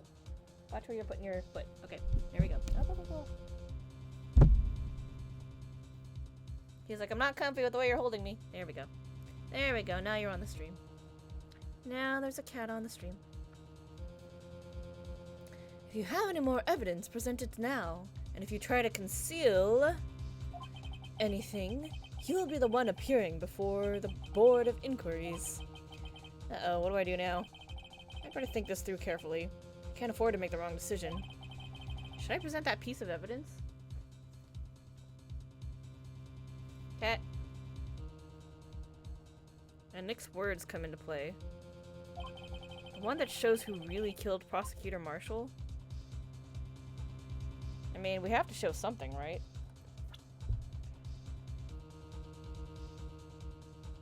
Alright, which thing shows who really killed Prosecutor Marshall?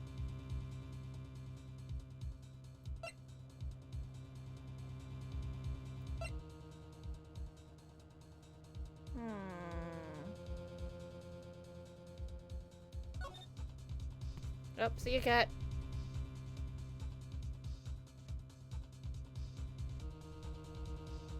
He was just like, I want nothing to do with your court case.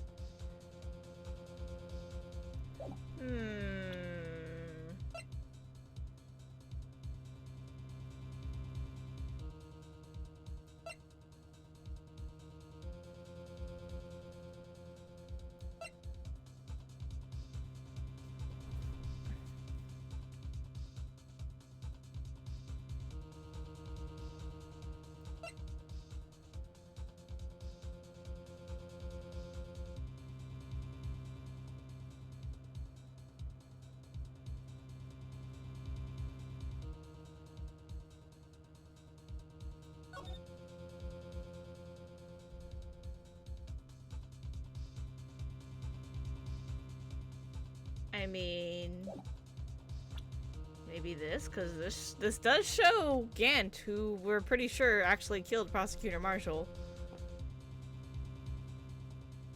He's a dick, so, you know. Alright. Let's go for it. Yes, Your Honor. I do have further evidence. Alright, the time's finally come to show it to them.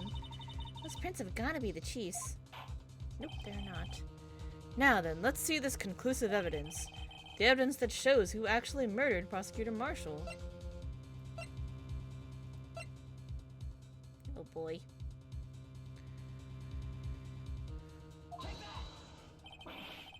No, I can't. I can't show them that yet. Why not? You know which item to show. Mr. Wright, if you're not sure, then think it through again. How can you use that evidence to your advantage? What do I do now? Uh-oh.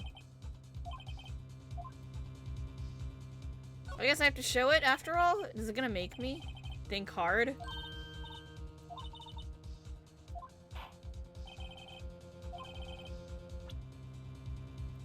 Prince.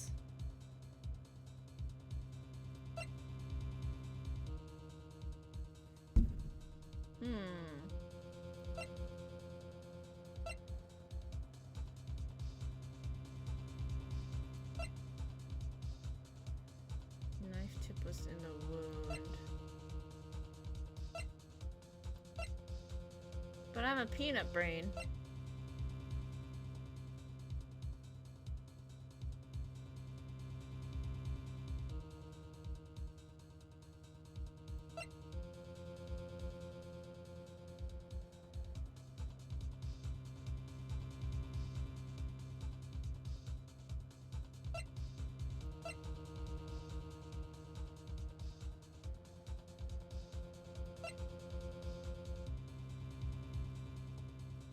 Alright, to avoid wasting too much time, is it gonna force me to show the stupid handprint and then I have to think of something from there?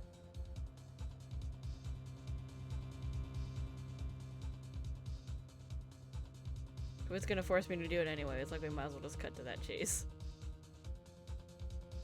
Yeah, I want an answer to that one. I'm actually asking that one so we can, like, not waste time. Otherwise, I'm gonna spend a lot of time dicking around here trying to figure out something that's not the handprint.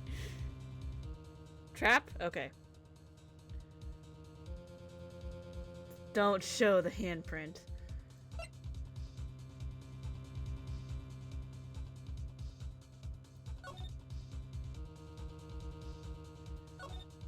Try showing something again.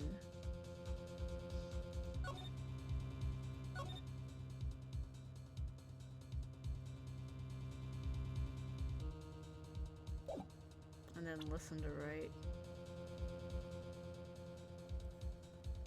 Something that shows the murderer.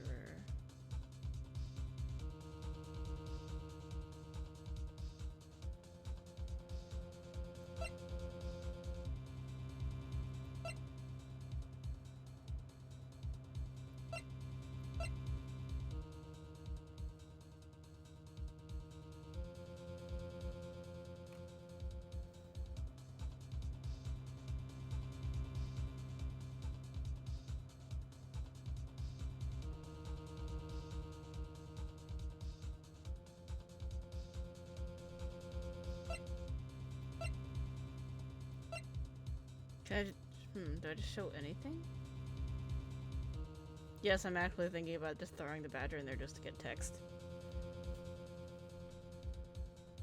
'Cause I didn't get in trouble for it, so alright, let me just see what he says.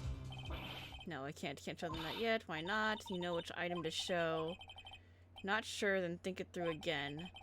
How can you use that evidence to your advantage? Think this through, can't make the wrong decision. Should present that piece of evidence. No, we shouldn't.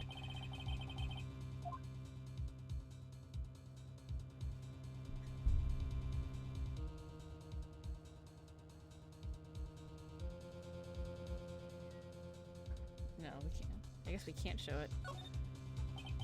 Your Honor? I don't have any evidence I can present at this point in time.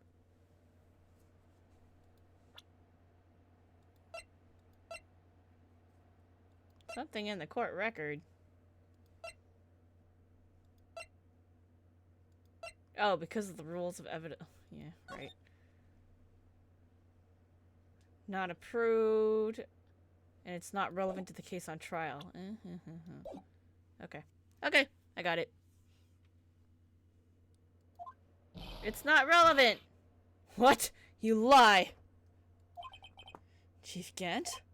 You opened my safe! I know what you took inside! The conclusive evidence! I don't know what you're talking about. Mr. Wright, why don't you show them? We found it together. Oh, I see. It's because you know the truth, don't you? You know whose fingerprints are on it. That's why you won't present it. What are you talking about, Chief Gant? Can't you figure it out? Take a good look at this picture.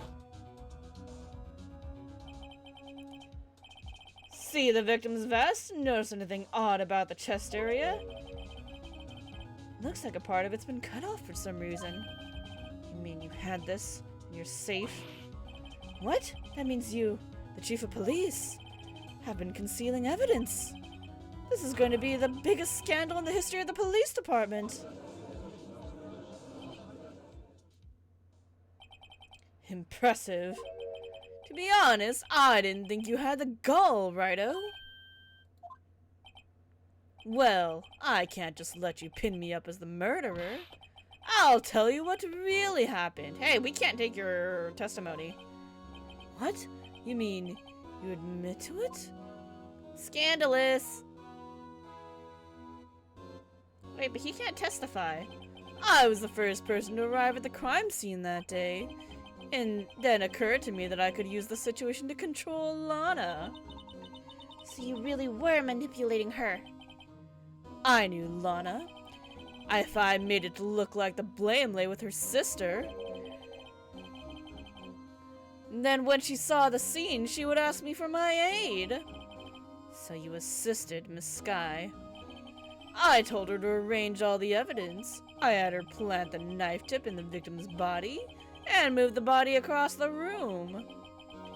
And I ended up using that evidence to get Joe Dark convicted. When I tampered with the crime scene, I hid two pieces of evidence. This was before Lana arrived at the scene, mind you. 2 pieces of evidence? You mean those items in your safe? But why? For insurance, of course. Insurance? That's called insurance fraud? I was sure my plan would work, but it's always best to be prepared for the worst. I wasn't about to let anyone blame me for a murder that girl committed. You mean you were calculating that far ahead while forging the evidence? What do you take me for, a fool? I didn't make police chief by dumb luck. See this jar fragment? I had the most legible part of Emma's name. I didn't expect Lana to go and wipe the blood of all the pieces. But if you fabricated all the evidence, what's to say you didn't fabricate the message on this jar, too? Ha! Ha! Ha! Some people just don't know when to quit, do they? And that's why I kept one more item for insurance. You mean that piece of cloth?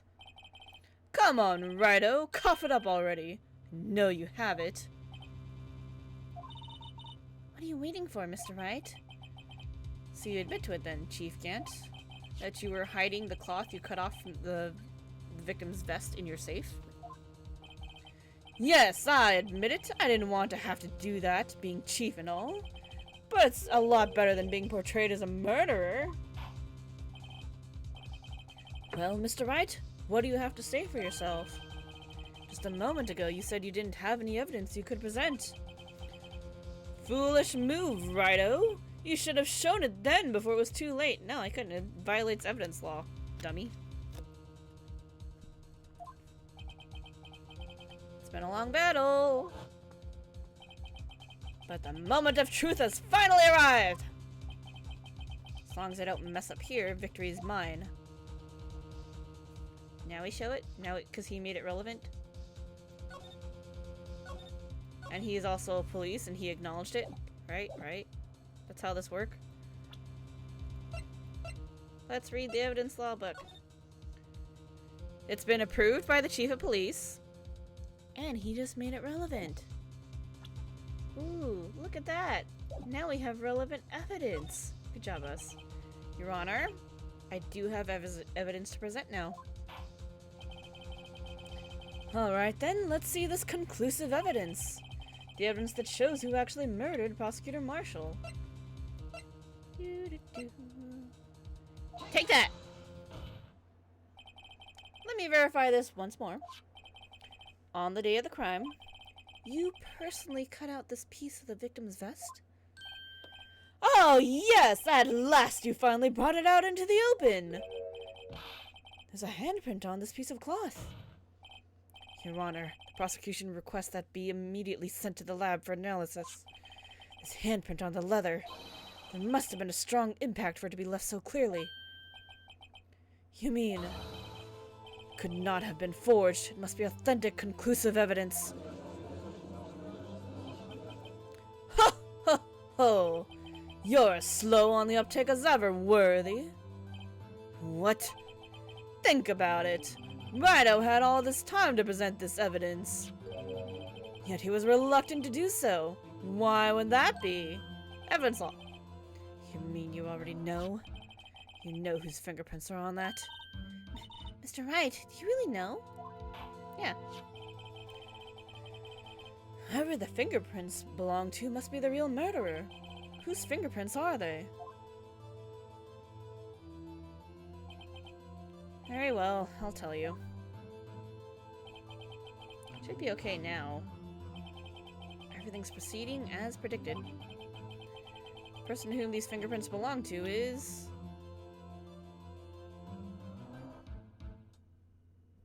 I guess we're telling the truth, I assume. It's Emma. Emma Sky? What? They're mine? Sorry, Emma. But why? Why didn't you tell me? Oh, ho, ho, ho. You're really something, Righto. You knew this girl did it all along, and you still tried to pin the murder on me. So it's true. Tragic, but true. This girl really did shove Prosecutor Marshall to his death. How could you? You monster! Miss Sky. You knew whose fingerprints those were all along, yet you acted like she really didn't. Miss Sky, it's not over yet. What? I said this trial isn't over yet. Ha! But I'm afraid it is over, boy. Not only this trial, but your career, too. You purposely concealed this conclusive evidence. And that, my friend, is a serious offense. I'm looking forward to pressing charges after the defendant is convicted. I'll have your badge, boy. What's the matter? Cat got your tongue? Aren't you going to tell us how it feels? How it feels to be the one who single-handedly turned a poor little girl into a murderer? I didn't say shit. Before I do that, it's just one little thing I have to clear up. Oh, and what's that? Who really killed Prosecutor Neil Marshall? What? Chief Gant, you are absolutely right. This piece of cloth proves who the real murderer is and who killed Neil Marshall, you ask? It was Emma Sky, wasn't it? I'm afraid that's not possible. You see, this piece of cloth contains a critical contradiction. What? A contradiction? What is this fool babbling about? I'm talking about a contradiction, one that proves who the real killer is.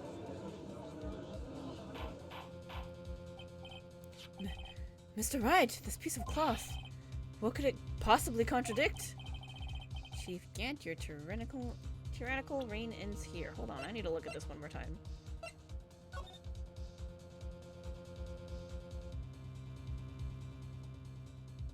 Nope, I don't know.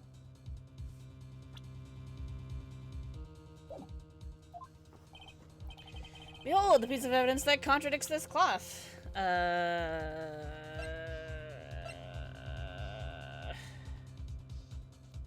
a good question.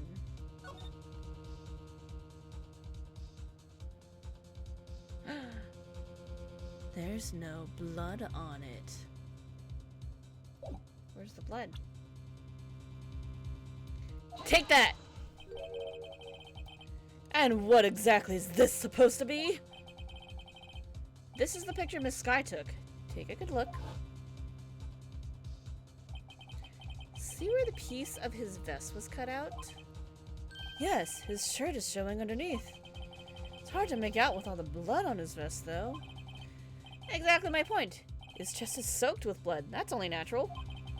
His lungs no doubt were punctured, blood poured out of his mouth. Oh, but that piece of cloth. Wait, there's no blood on it. He can't testify, though. Since Emma Sky's fingerprints are on this cloth, there's no doubt that she shoved the prosecutor aside. However, Mr. Marshall was not impaled on the sword at that time. No, this is nonsense! Now then, Chief Gant, let me ask you something. Prosecutor Marshall was not impaled when he was shoved aside. He most likely hit his head on the ground and was knocked out. If so, then tell me, who could it have been? Who could have arrived at the scene before Miss Lana Sky, picked up the unconscious prosecutor, and impaled him on the armor's sword? Ugh. Then, to make it look like Emma was responsible for the prosecutor's death, said person proceeded to write her name on the jar with the victim's blood. A jar that they then broke on purpose to leave behind a clue. And make Lana believe her sister did it. Remember what you admitted to only moments ago? That you personally cut out this bloodless piece of the victim's vest? Ironic, isn't it? Through the very act of creating insurance, you proved that you were the actual murderer. No! Look at him. Damn, that's funny. It's finally over. You were shocked. Oh, look at him sweat. Oh, that was a close, Righto. You almost had me. What do you mean? Sorry, but you'll have to do better than that. I refute your allegations. All bravado gone. What do you mean you refute his allegations? You see, that piece of cloth is illegal evidence. Order! Order! What nonsense is this? Illegal evidence cannot be used to convict a suspect. Remember, Udgy? Earlier, old Rido here concealed that piece of cloth. So then, what's your excuse, Rido? You do have some conclusive evidence, don't you?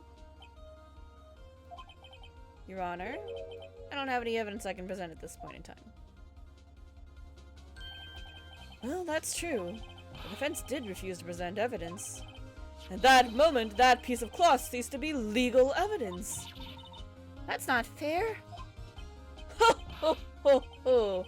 Did you actually think you could best me in court? It looks like the last laugh's on you, son. You got it backwards, buddy.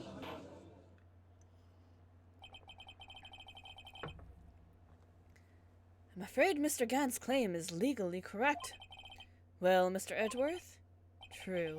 Legal evidence cannot be used to convict a person.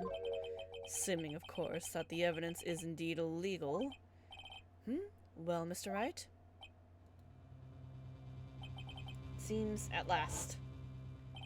Time for me to reveal my plan has finally arrived. Mr. Wright, do you admit to it? Did you purposefully and illegally conceal this piece of cloth? No! I admit I refused to present it at one point. Aha! So the evidence is illegal! I'm still at it, yep. Hey, we're almost done! Almost got this murderer.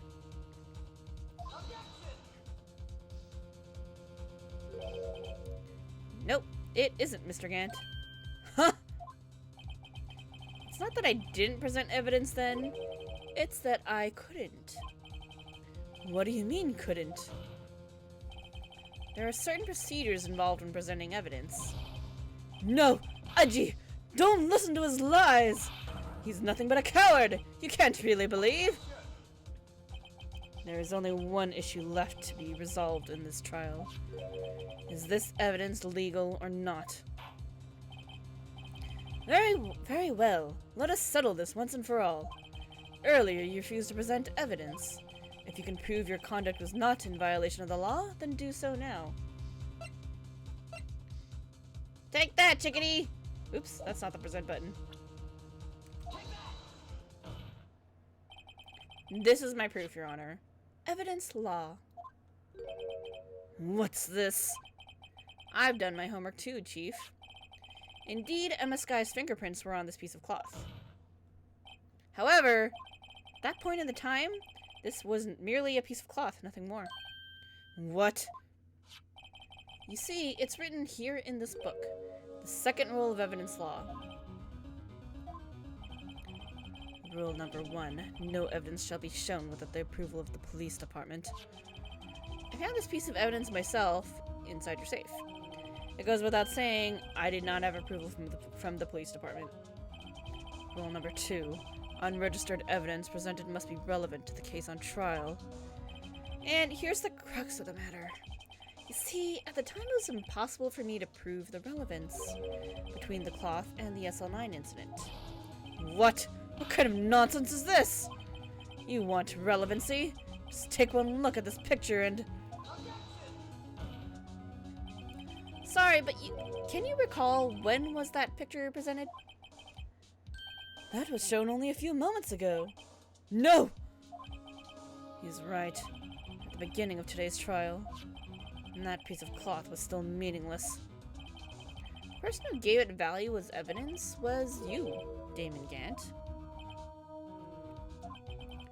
You yourself confessed to a certain truth. Let me verify this once more. Good job, Gant. Haha, sucker. Gotcha. On the day of the crime, you personally cut out this piece of the victim's vest? Oh, yes! No! It was then that you approved this cloth as conclusive evidence. Yes, you, the chief of police, personally approved this cloth. The only person who could have cut this from the victim's vest is the one who stood before Prosecutor Marshall in his final moments. He is the chief of police after all. Yes, you're correct. In other words, the murderer, real murderer. And there's only one person who that could be. Damon Gant! The killer was you! No. Oh, he's about to lose his shit. Oh shit. Holy crap, he's losing it. Oh my god. That's a lot of clapping. Oh, now he's hee-hawing. Alright. I knew I should have gotten rid of him. That good-for-nothing scum. For 2 years, he's been snooping around the department, trying to get something on me. Crimes are being committed every day, yet he insisted on hounding me. Well, your crime wasn't exactly petty. He wanted to reinvestigate the case. He recruited Angel Starr, then convinced Bruce Goodman. Detective Goodman? Yeah, that's right. When the evidence is transferred, I'll lose my only chance to find out the truth. Please, you gotta help me. I didn't think I was gonna be doing that again. That voice. Goodman turned him down, as he ought to. Still, Jake Marshall didn't know when to quit. He stole Goodman's ID card and tried to take the evidence. Goodman came to me that day. He wanted to file a lost item report. I went with him to the evidence room. Then all of a sudden he decided to speak out.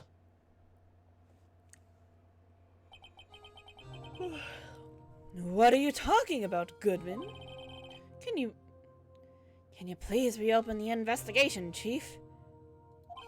Can't transfer the evidence out. There are too many questions left unanswered.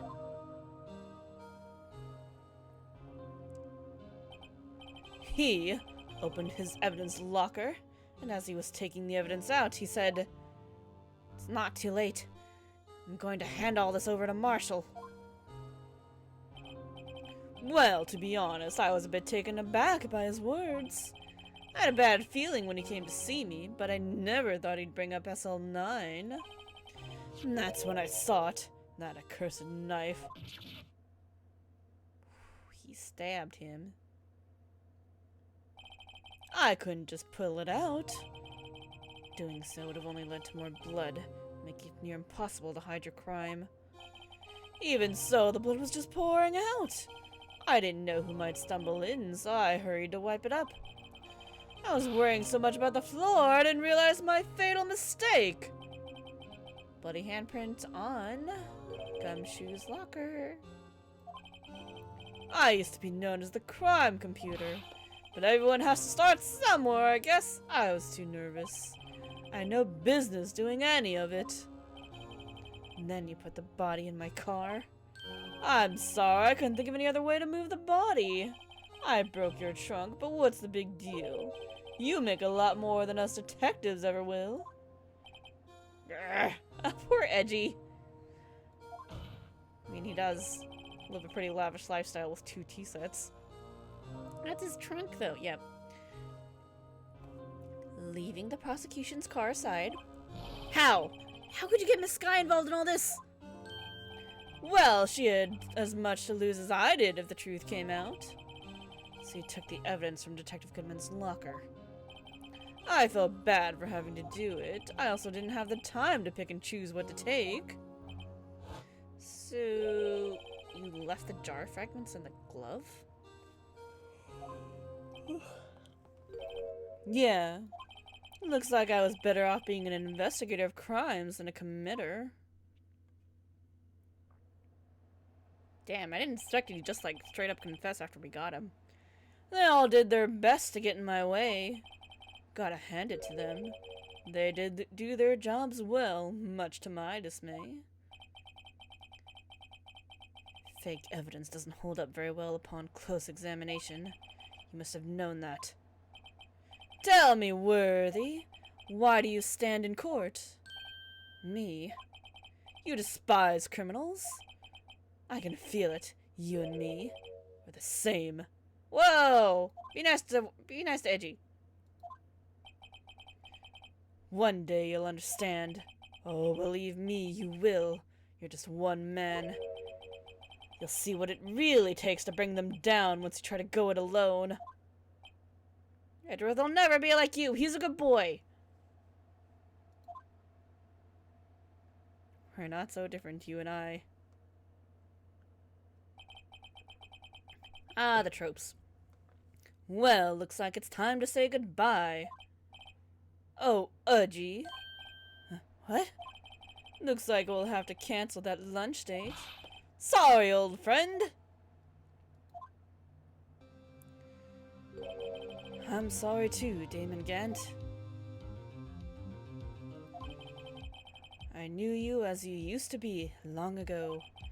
You were once a fine investigator and an example to others on the force. I'm sorry to learn that you are no longer that person. Those days are gone now, Udgy. Thanks for all the memories, though.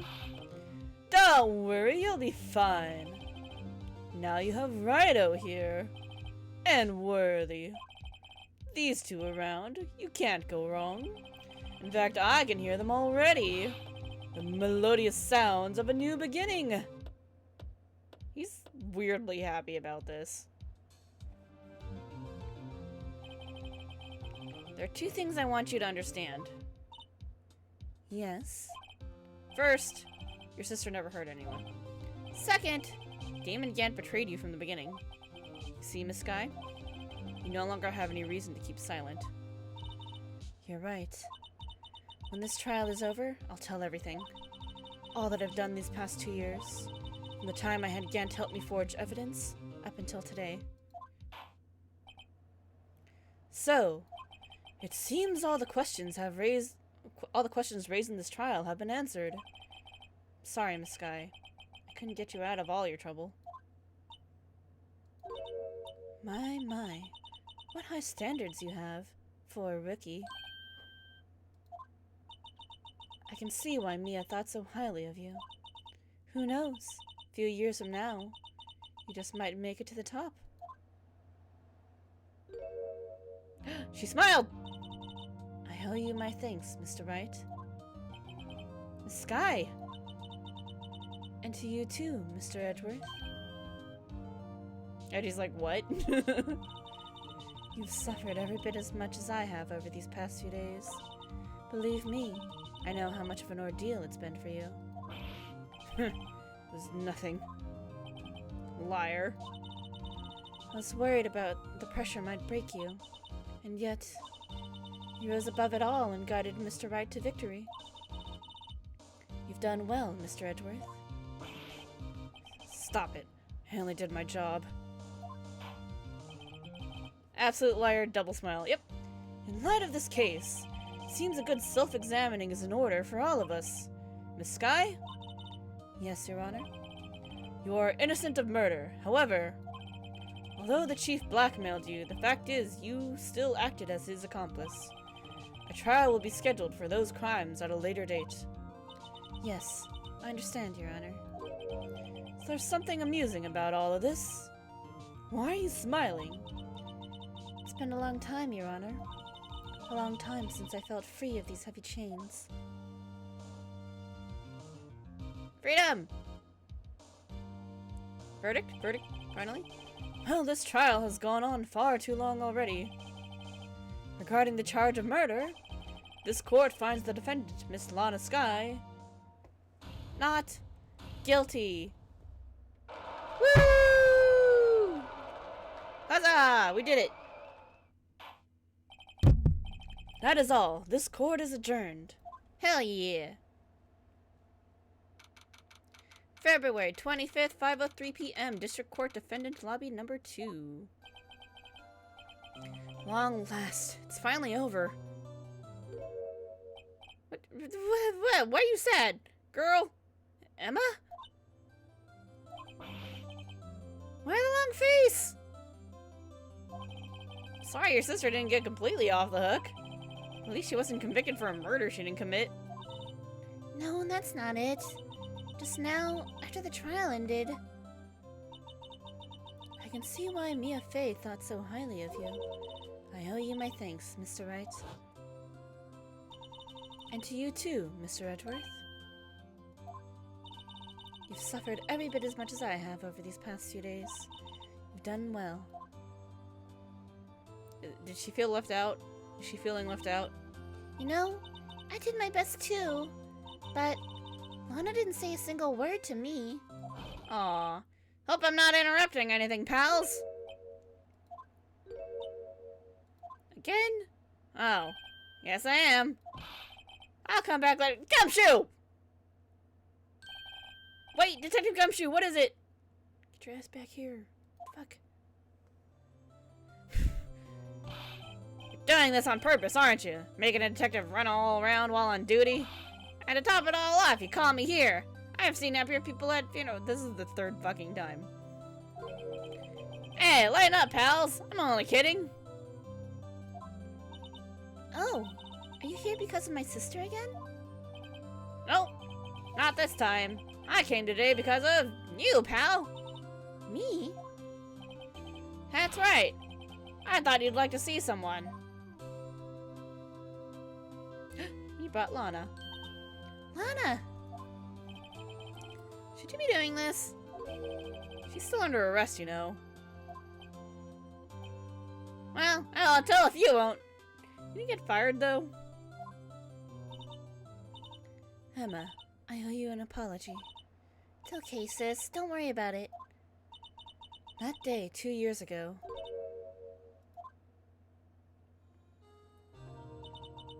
was the first time in my life I ever panicked. It was all I could do to keep myself from screaming. All I could think about was keeping you from getting wrapped up in that mess. He may have gotten fired, yeah. Sis. I asked Gant to help me cover up the truth. I thought I was doing it for your sake. But now, I realize I was wrong.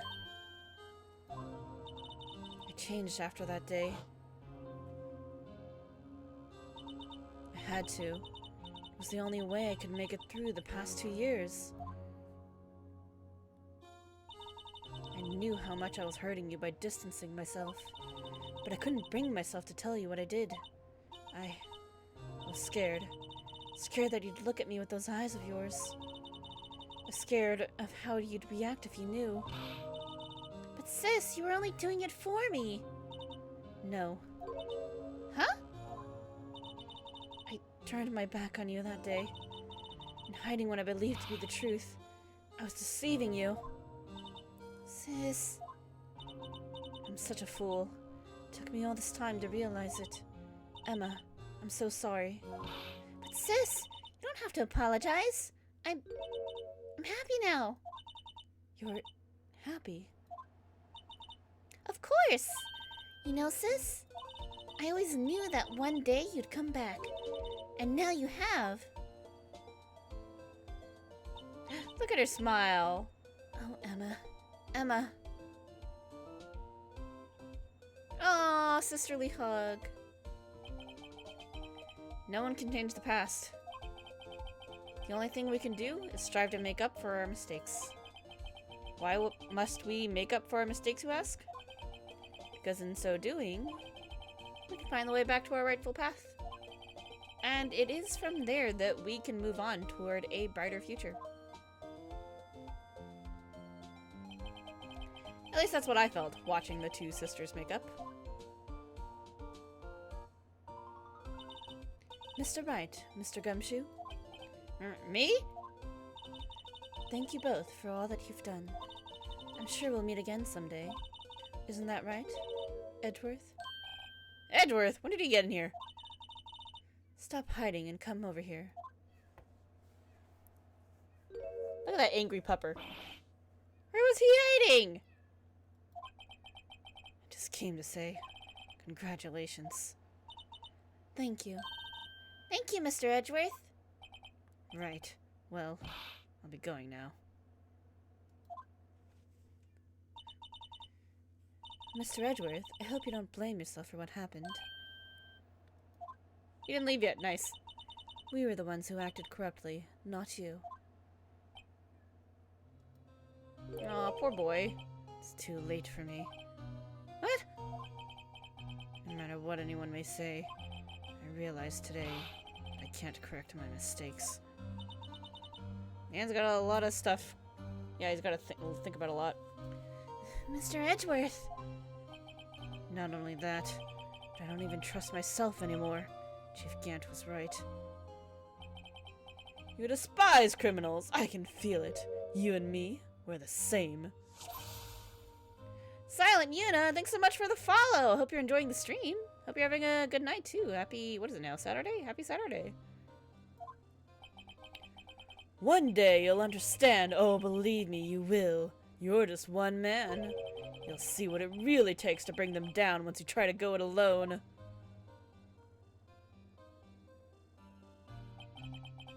Do despise criminals. I plan to dedicate my entire life to fighting them. But in order to fight crime on my own, I'd need a weapon. It's scary, but I've known that to be true for quite some time now. But Edgeworth... Who knows? Given enough time, I might have tried to pull something like Chief Gant did. That thought terrifies me. That's why I can't continue on as a prosecutor. Hey! Edgeworth, don't you understand? Damon Gant and your mentor, Manfred von Karma. Ooh, that's a wound. That's a wound right there. We're both the best of the best when it came to fighting crime. But they both made the same mistake. You said in order to fight crime on my own, I'd need a weapon. That may be true, but think back to today's trial. You weren't alone. Yeah, you had me. We're buddies. You were working together with Mr. Wright. Yeah. And because of that partnership, you were able to present evidence that otherwise would have gone undiscovered. Isn't that right, Mr. Wright? Huh? What? Oh, yeah. What is this, a pop quiz? Come on, Mr. Wright, show him what Luna's talking about. Evidence, huh? Something that neither Edgeworth nor I would have been able to find on our own. What?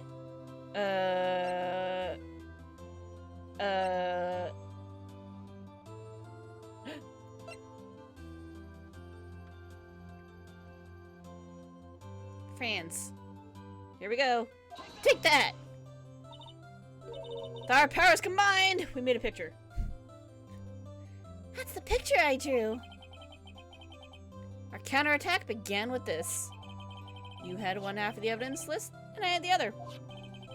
Part we wouldn't have been able to completely restore him as picture. Oh, it's like a best friend charm. That's so cute. That didn't just happen by chance, Mr. Edgeworth. It's time for me to go. Mr. Edgeworth? If you'll excuse me, there are still some loose ends that need wrapping up. Take care, Chief Prosecutor. Edgeworth, what will you do now? Well, whatever you do, just remember. You can let what happened kill the prosecutor in you, or you can let it help you grow. In the end, it's up to you. You know, it seems I owe you my thanks too, right? But what I face now is my problem. Edgeworth, I'll be waiting for you in court. We're friendsies. Farewell.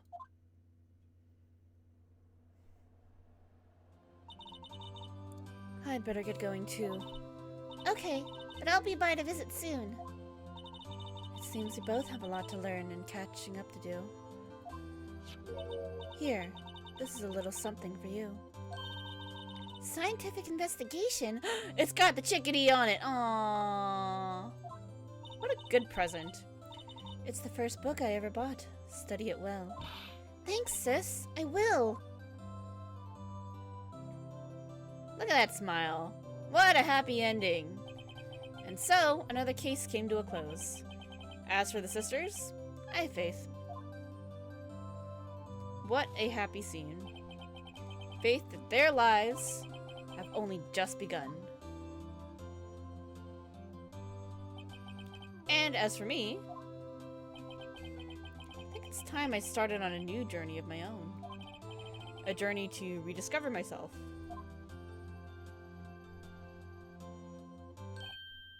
Well, don't go trekking off just yet, pal. Huh? What is it, detective? There's just a little matter to be resolved about the chief prosecutor. See, she isn't supposed to be out of jail like this.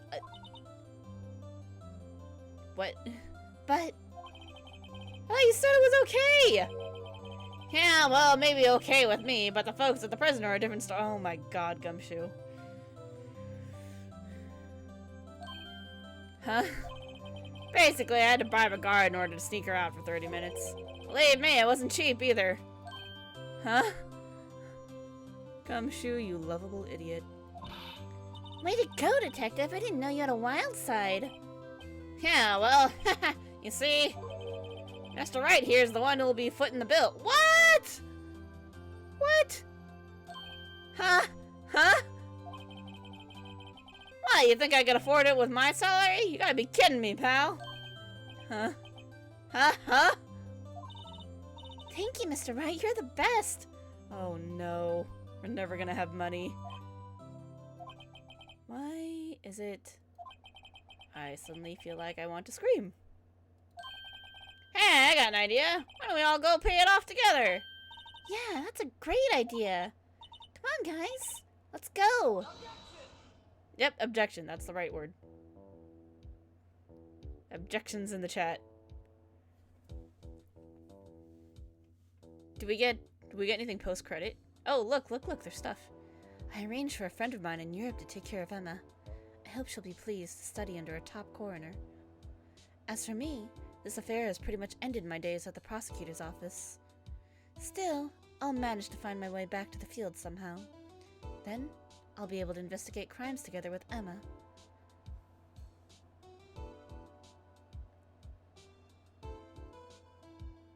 Fingerprinting dust. What do we get next? This was really good. This was long, but this was really good. Yikes, I thought I was gone for a moment there. In the end, though, they overlooked my unauthorized investigation of the chief's office. If we penalized you anymore, it'd be worse than firing you. Yep, that's what they said. Just goes to show. Can't shake me off that easily. He's like gum on your shoe. That's why he's Gumshoe. Oh. Yeah, we made that bad joke. Yep, I went there. You're welcome.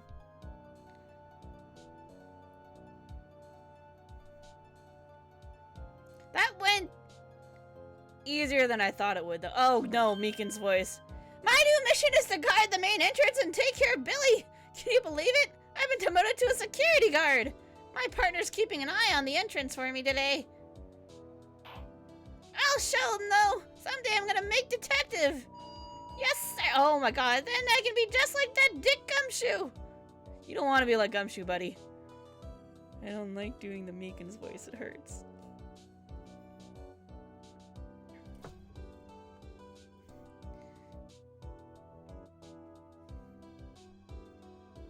Please, no more Meekin's type characters.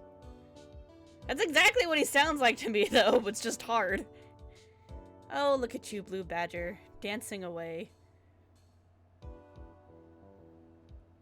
That vase, though, was stupid. Jar, whatever. It's pretty accurate. Yeah. It fell over! Oh no, somebody fix him!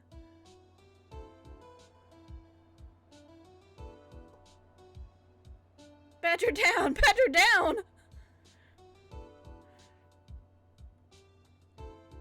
Oh, it's our favorite cowboy. What is it? Can't you see him having me a showdown with my partner? Miss Star managed to sneak this into me. She's seen one of them guards, it seems. Well, cowboy, looks like you did it. You even gave Bambina back her smile. Can you make sure Billy and the gang get their water? Billy's the cactus. That's what we learned. He named his cactus. They are friends. His only friend is a cactus. So sad, so sad. Looks like we won't be seeing each other for a while. As a farewell gift, I put a new meal on the menu. The Wright lunch something. The top layer tastes as bitter as defeat, but the bottom layer is as sweet as victory. Kids seem to dig the turnabout theme. It's a hot seller. Just make sure not to eat it backwards. Ooh, yeah, that would be like going like sweet to bitters. Not great.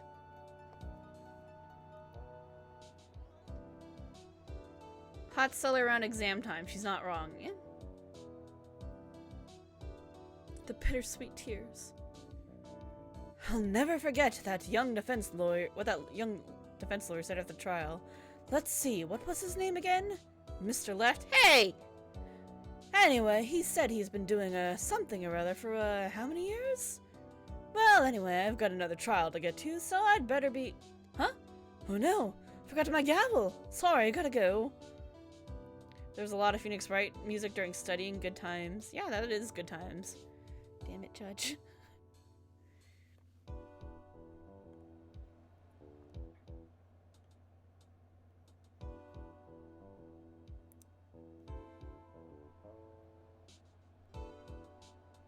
This music is very chill. I like it. Maya! Nothing soothes the soul like a fresh country air. Still, sometimes I do miss hearing you and your objection. Still, I can't go back until I'm a full-fledged spirit medium. Mystic Maya, afternoon training's about to begin. Coming! Well, see you around, Nick. Very chill, Maya. Good preview for the next game. Ooh. It's exciting.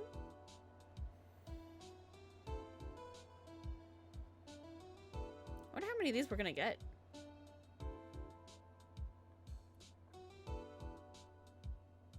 What voice?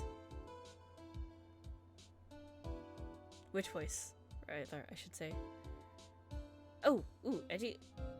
Edgy? Mr. Edgeworth? Oh, the bellboy. Mr. Edgeworth, I brought you your tea. What's going on? Oh yeah, he freaking has tea delivered specifically from the hotel every day. Because apparently he makes a boatload of money. One who dressed Maya as Mystic Maya? Oh. Thanks for coming to see me off. I can't believe I'm going to Europe. Thank you, Mr. Wright. Thank you so much for everything. I'm a little sad, but I'll be alright. Whenever I want to see Lana, all I have to do is open this book. Scientific investigate. Ooh, do we get a look at it? This us? A letter! What's in it? There's a photo of them. Aww. Oh, that's cute.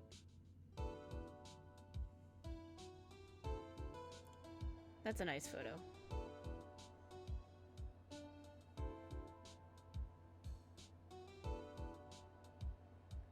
Oh, is that it? We did it, guys. We finished the first game. That's exciting. Alright. So that leaves the second game coming up. Not right now, because damn, it is late. It is 1:41 a.m. over here. Yeah, so that's it for tonight. I hope everyone had a good time. If you enjoyed it and you want to see more, give us a follow. So that you can see when we go live next time. You can also follow me not only on Twitch, but on Twitter. I am trying to now be better, that when I'm thinking about streaming, I will try to give you guys a heads up on Twitter so that you'll know and can look out on that. Hey, thanks so much for the congrats. Yeah, so follow the stream, follow the Twitter. Those things are absolutely free. We rolled out sub badges for the people who wanted to sub and contribute. I appreciate that. But yeah, so we're gonna be doing a stream sometime this weekend. I don't know when. We're probably gonna I like to do one on like either Saturday or Sunday, but I also want to see if I can get into NoPixel, so I don't know. We'll kind of see. And then I think we're gonna try to do a 14 stream, whichever day that we're gonna be doing shenanigans. So we want to see if we can get enough people to do some Savage raiding, or something. I don't know. So we'll see. There'll be Phoenix Wright and Final Fantasy 14 coming up in the next few days, probably, assuming everything lines up well. You're gonna try to stream on the 14 shenanigans? Oh, cool. Multiple perspectives. Yeah, it'll be really cool. So that way we can go back and look at the stuff that we did and see how that will go. Anyway, for now, thanks everybody for watching. Hope you had fun. And I hope to see you all next time. I hope you all have a great rest of the night for now, and happy Saturday if you still got more time, and see you all very soon. Thanks again, and have a good night. Actually, wait, hold on. Let me see if I know anybody streaming right now. Oh, I gotta get out of mod mode. How do I get out of mod mode? Burp. Maps? No, that's not it. How do I get out of this? I need to go back to see if I know anybody streaming so that we can go raid them. But I don't think I do, because I'm pretty sure everybody I know went to sleep. Yep, alright, everyone I know is in bed. So, thanks everyone, have a good night, and I will see you all next time. Bye!